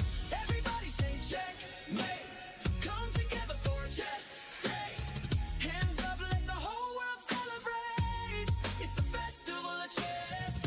Everybody say checkmate, come together for a chess day. Feel the pulse as the moments escalate, it's a festival of chess. Whoa, oh, oh, oh, oh, oh. It's a festival of chess. Whoa, oh, oh, oh, oh, oh. Lights up, the world is watching, every move as the planet talking. Tonight we rise, tonight we shine, all our stars align.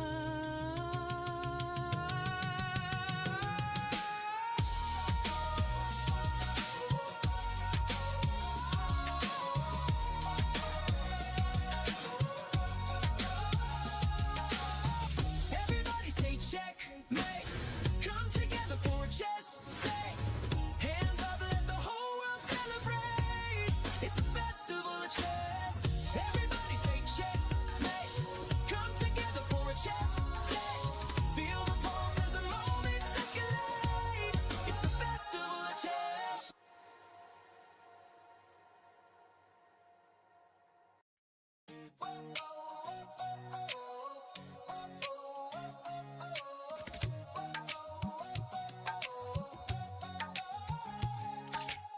Spotlights burning through the night, legends stepping into the light.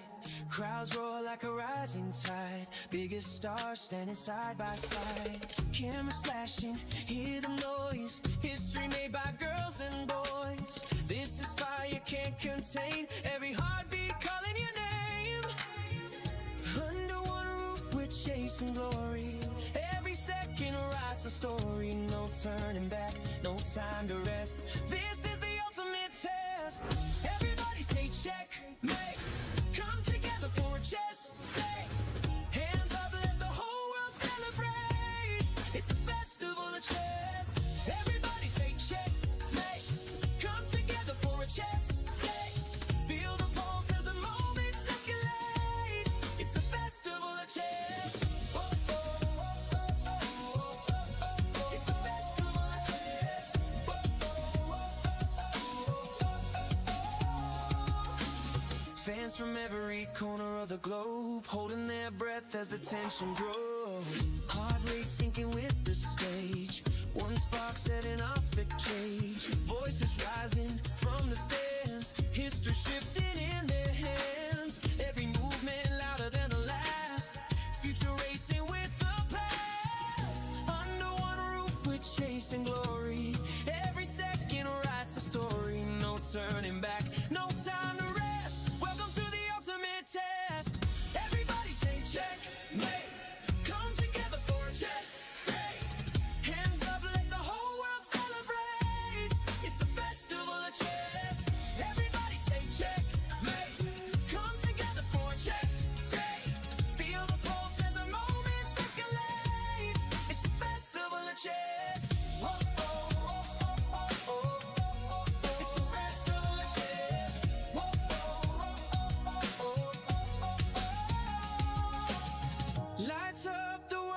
is watching.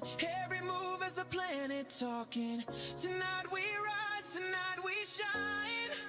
All our stars align.